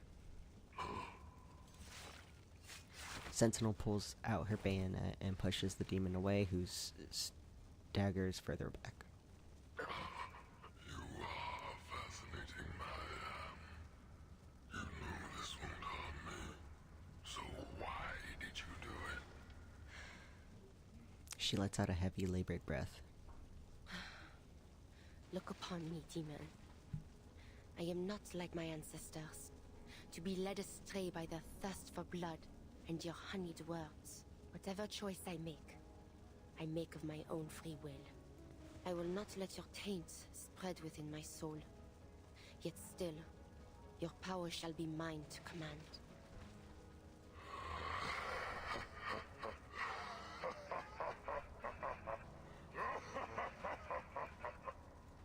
Good evil laugh. The figure vanishes, yet she can still feel the demon cackle madly from the depths of hell. Truly are a genius, Maya. A ruthless killer, a greedy devil. And my most worthy child. Join me, let us reign together in hell.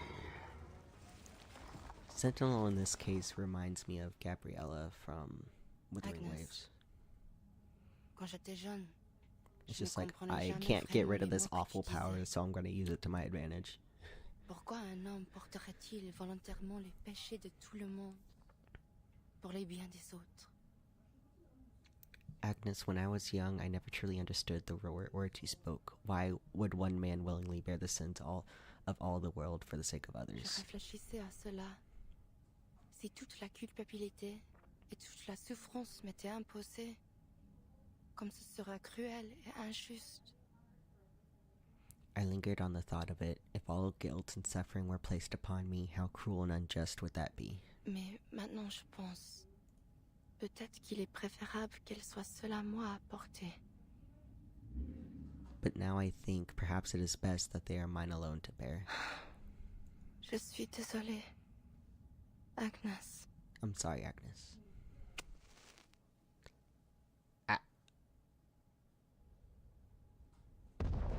Attention all Foundation operators. The Manus fortress at Hill 299 has been destroyed. Execute retreat as planned. Wir sind gerettet? Ganz genau. Na los. Gut, du kannst noch stehen. Lass uns diese verdammten Schüttegräben hinter uns lassen.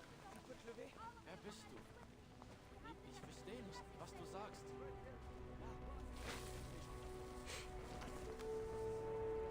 She lives! Oh, thank God. I thought for sure it was just gonna, like, blow her to bits. Because, like, even if you're The stone... fortress has been destroyed, and the soldiers have been led in retreat to the rear. I understand. Thank you for your support in this critical time, Mr. Ironeye. Man.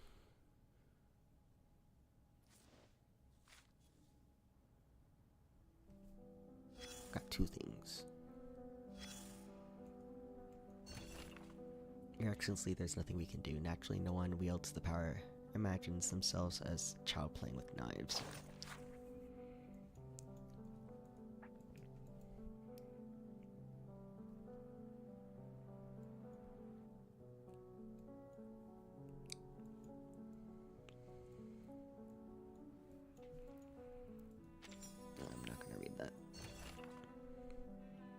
take a strong stance against the abuse of alchemy on the battlefield, especially those that have not undergone thorough experimentations.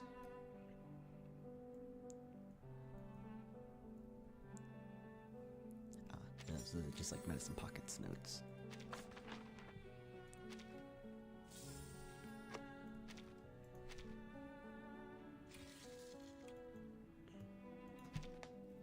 Oh, Symbolized. From St. Paul Blood Foundation. We understand that you are no longer an employee of the Foundation and that we have no grounds to force your cooperation, but if there is any hope to end the conflict and expose Manus Vindictae's conspiracy, we find ourselves in need of your keen investigative skills and talent of your people to gather intelligence on the front lines. To former investigator.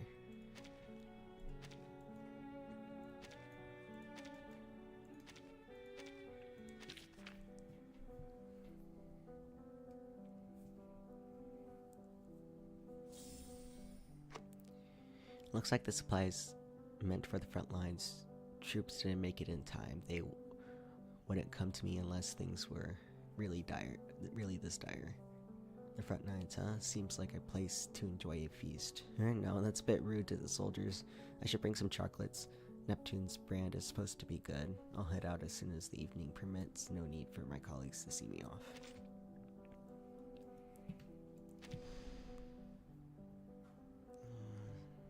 I'm just gonna keep going.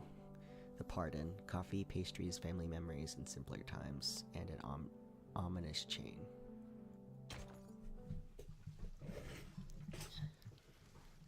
I think it should end at part 24.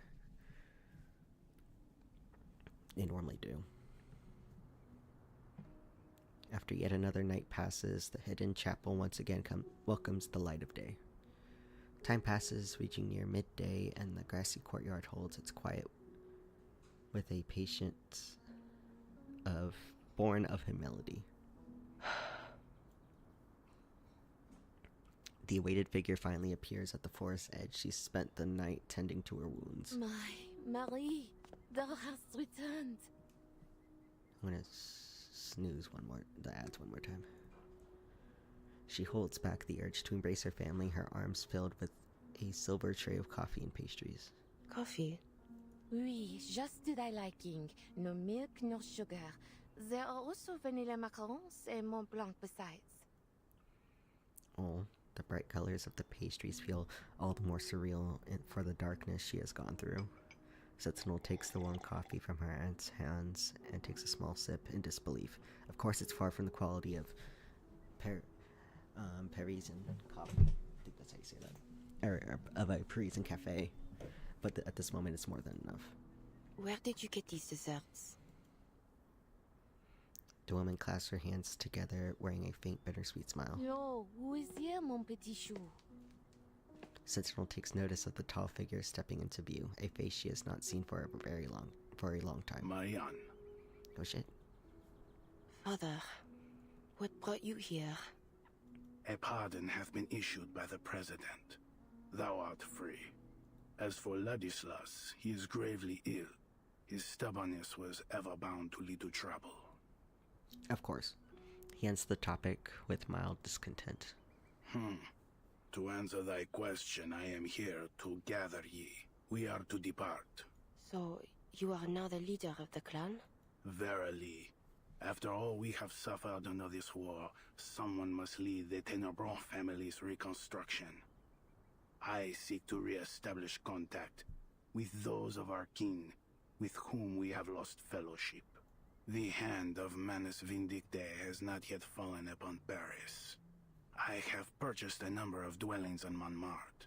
They are to be our temporary homes until the conflict between the Manus and the Foundation reaches its end.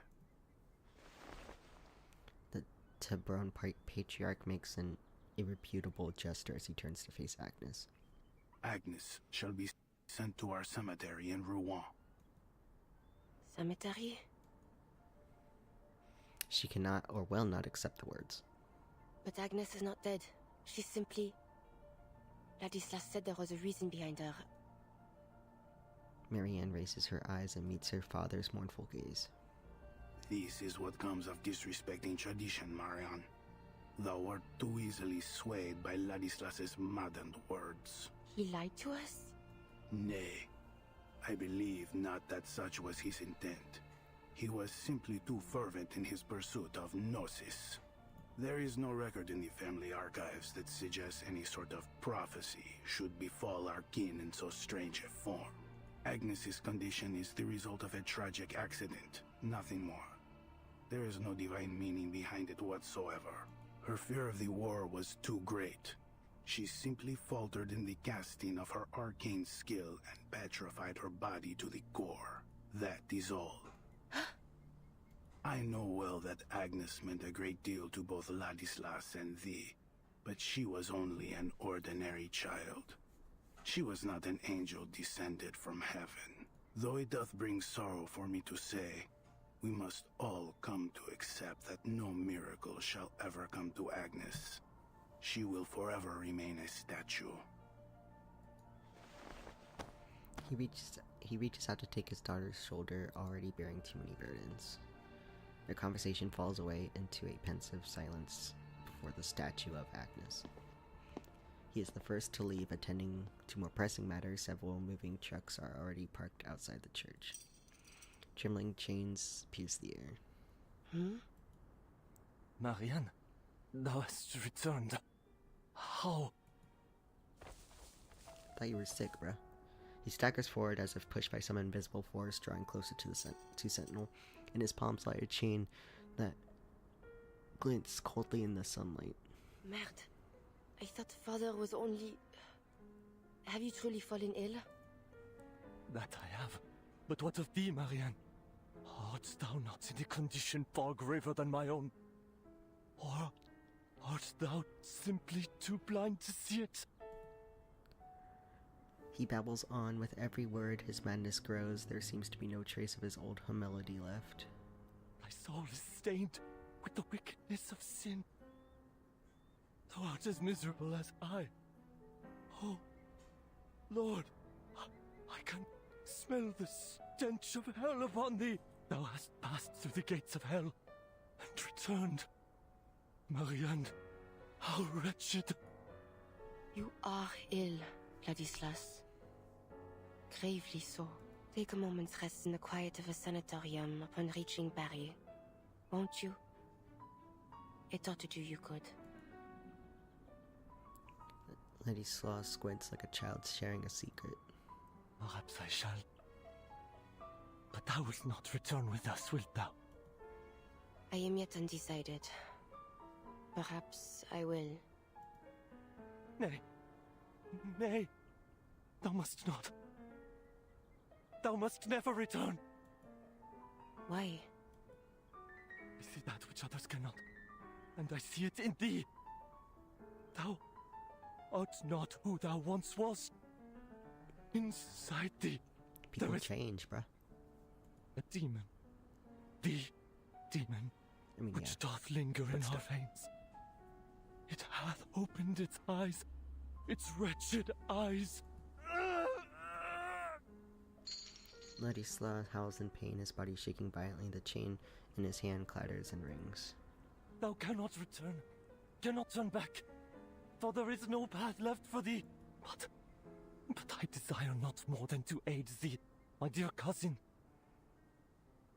Yea, I shall help us all, but most especially thee, to atone for my transgressions. The shaking stops, and all at once he bows with a gesture of utter submission, presenting the chain before her. Ladislas. These shackles are a soul-binding chain, a cage, yea. But I beg thee accept them, and I shall devote my life to prayer over thee, both night and day, that thy soul shall not be shaded in eternal darkness. Right, ad start in like a couple May thy seconds. blood be washed clean one day. May it nourish the soil when thou art laid to rest. May thy journey to hell yet be graced by God's mercy. I might go ahead and finish this part just so that we can wrap up stream soon. Another not-so-light burden to serve as a constant reminder of the limits of evil. And if I refuse these shackles... It mattereth not. I shall pray for thee still, as I have ever done. A sudden impulse moves her to look at the statue of Agnes. At last she takes the chain. The metal hangs on her hand. Its weight feels far greater than its side would merit. Dis à mon père que je ne reviendrai pas. Tant que le véritable conflit ne sera pas terminé.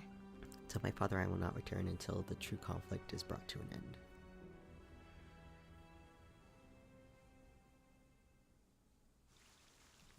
Yeah, I figured that was going to be really close to the end.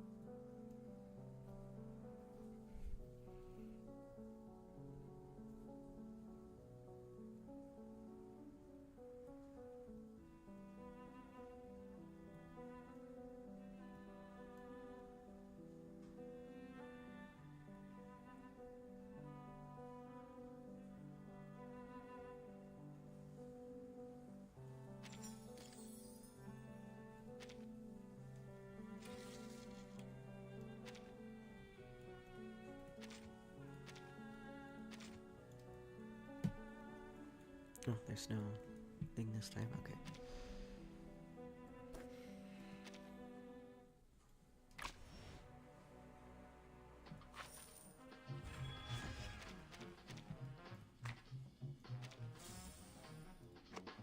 People always talk about my family. I guess I'll do this while I wait for ads to be over.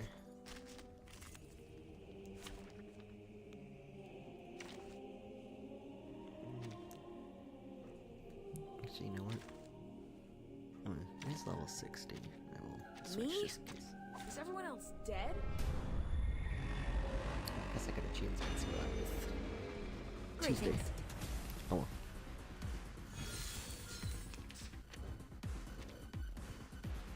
Agreed. I'm taking a peek this way, please. Huh. Very well. Face the truth. A real troublemaker of a guest, aren't you? I won't be fooled. I'm losing my patience.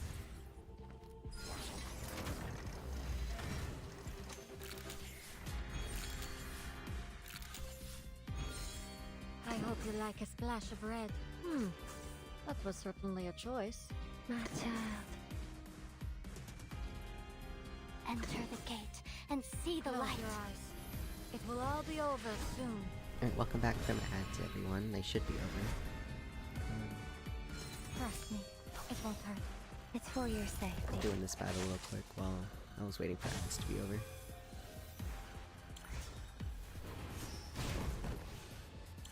One shatter can now remain.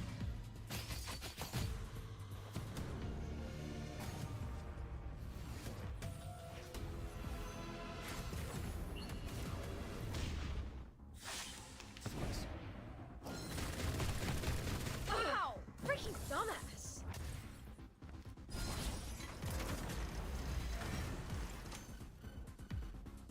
Sensing their thoughts.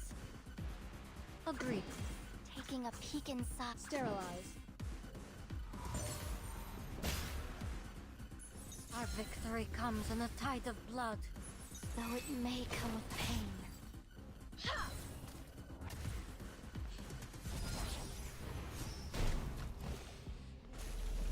Okay, yeah. Nice. Battles have little meaning. Alright, I'm hoping this is the last part. Oh, Karan's back. Oh, he got his horse. Excellent. If this is the last part, I'm still gonna end stream anyways, because we've been going for 5.5 hours, which is probably the longest I've gone for.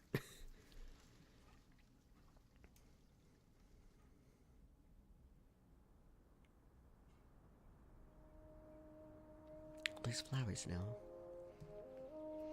A completed mountain, though only a mere fraction of what death truly claims. Oh, look at him. He got flowers. Is that like barbed wire around him?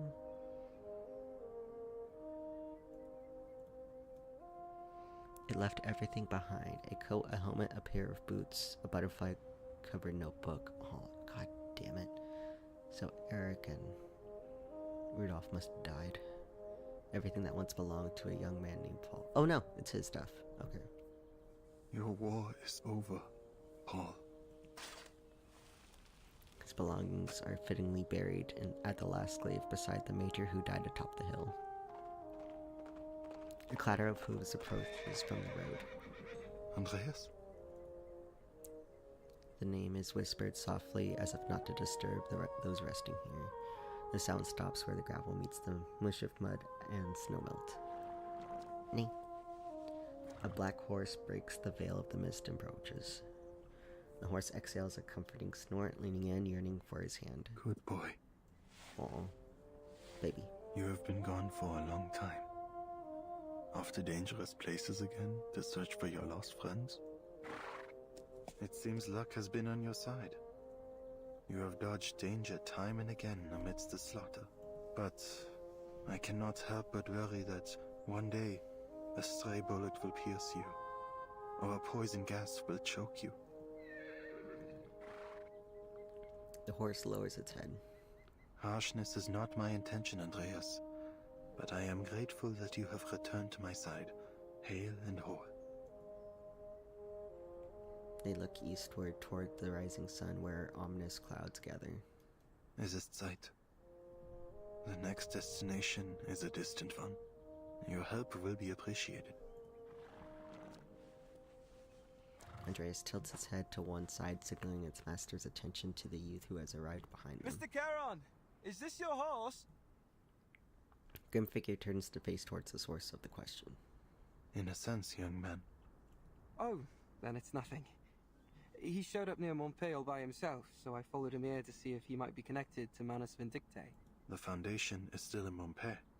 We'll head off soon, along with the soldiers, to a safer position. By the way, do you know where Blackbird is? Blackbird? Oh, I mean Meryl. The girl who went to the front with you. I haven't been able to get in touch with her since the Manus attacked. Oh, goddamn. Where could she be? I just hope she hasn't gotten herself into any serious trouble. She is alive and well. Surprised, the young man's eyes alight with joy. She is? Where did you see her? That I cannot tell. His gleam dims as Paragon adjusts to the unexpected refusal. Why? She does not wish to be found. What? She doesn't want to come back with us? Correct. I'm not surprised. She is afraid of the war that lies ahead. Bloodshed, carnage. She was unprepared to witness such harrowing scenes. She requested I not reveal her whereabouts to the Foundation. In fact, she demanded a promise. I don't understand. How could you just let her go like that? Isn't she more likely to run into danger if she's on her own? And leaving like this, she'll be marked as a deserter. Oh no. I know little of your rules, but a promise was made, and her reasoning is understandable. It is her right to turn away from her fear, just as it is anyone else's. The young man never thought about how to cope with such a situation. He scratches his head, at last arriving at a simple conclusion. Fine. At least she's still alive. But I can't leave her alone out there. I'll find a way to track her down. The voice is clear and certain. He is willing and able, no matter how daunting the task ahead. Thank you for the information, Mr. Carroll. Goodbye. He sets off on the road back to Montpellier. They watch him together, horse and rider, as he disappears into the woods. Has he gone? Yes. Oh my god, Marcel was right fucking there. The girl leaps out from the grass. Why did you tell him that I'm still alive? You did not request that it be kept a secret. Fine. You have to be specific. He nods his assessment and begins to shuffle away. Andreas snorts as it circles between them. Marcel passed the horse on the cheek. Charon. Huh? Actually, I wasn't serious, you know, when I said I wanted to become a gravekeeper here. The dead need no company, and every tombstone will one day fall to decay. In the end, time will pull us all into the sea of oblivion. Nothing in this world is immortal. The young girl scratches at the fabric covering her face. The tension being a deserter seemed to make her skin itch. Right. Well, anyway, the gravekeeper joke was a bad one, I admit it. But what I'm trying to say is, I'm not sure where to go next. I mean, who else can I depend on besides the Foundation? I definitely don't want to get caught by Manus Vindictae, that's for sure. Trust me, you don't want to know what they were doing in Antarctica. I mean, I guess she could go to Ulrich. Ulrich is technically part of Laplace, not a Foundation. They just not work the together. Antarctica in this era. The one from before. Anyway, but I can still do something. Like, dealing with... So, if you need that kind of help, maybe we can travel together. I trust you. My path will have little safety. That's alright. I'll just run off when danger comes. In that case, follow me. We will take a detour to avoid entering territories under the Foundation's surveillance. He retrieves the familiar chocolates from his coat. They're unmelted and cool to the touch despite having been kept so close to his body. If you're hungry, these can be returned to you. Andreas will carry you, should you go tired. The soldier who has at last escaped war nods with joy. Got it! God, I love them. I'm so glad Charon has a buddy now, since all of his friends are fucking dead. Chief of Staff's office. The revision to the Storm Reformation Act has been added to the agenda, and the committee will soon begin the next round of discussion. You'll need to attend the meetings as well.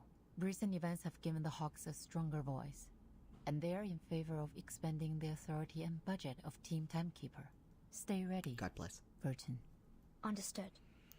I'm so glad that maybe next chapter Verton will finally be back.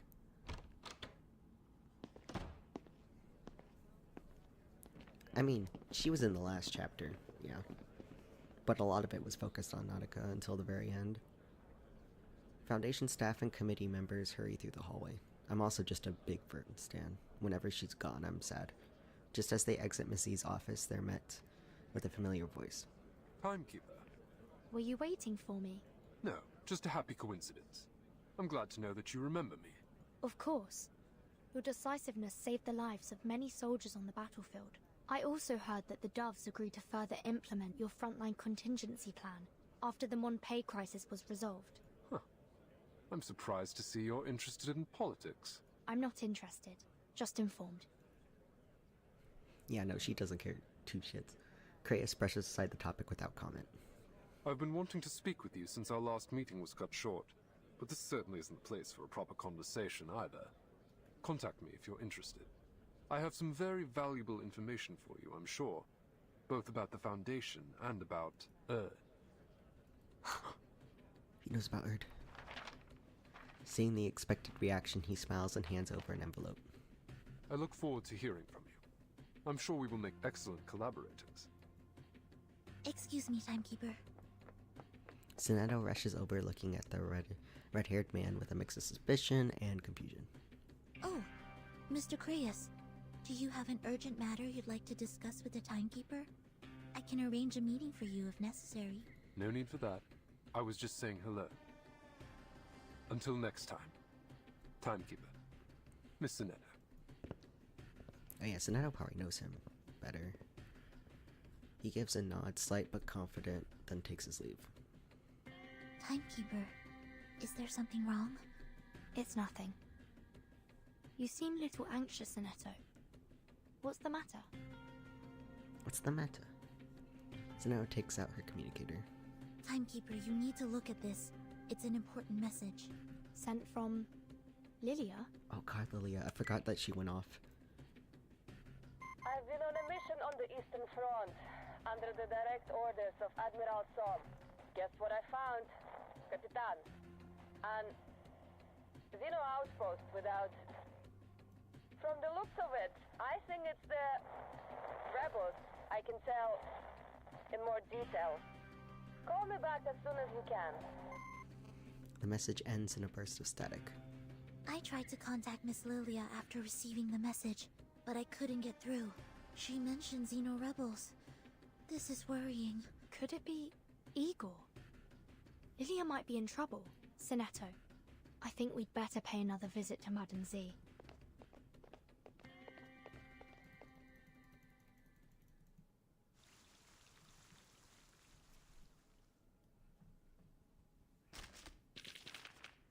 Yep, that's the end.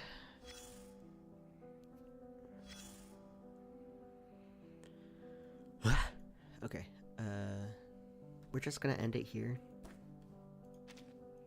Let me put on musics.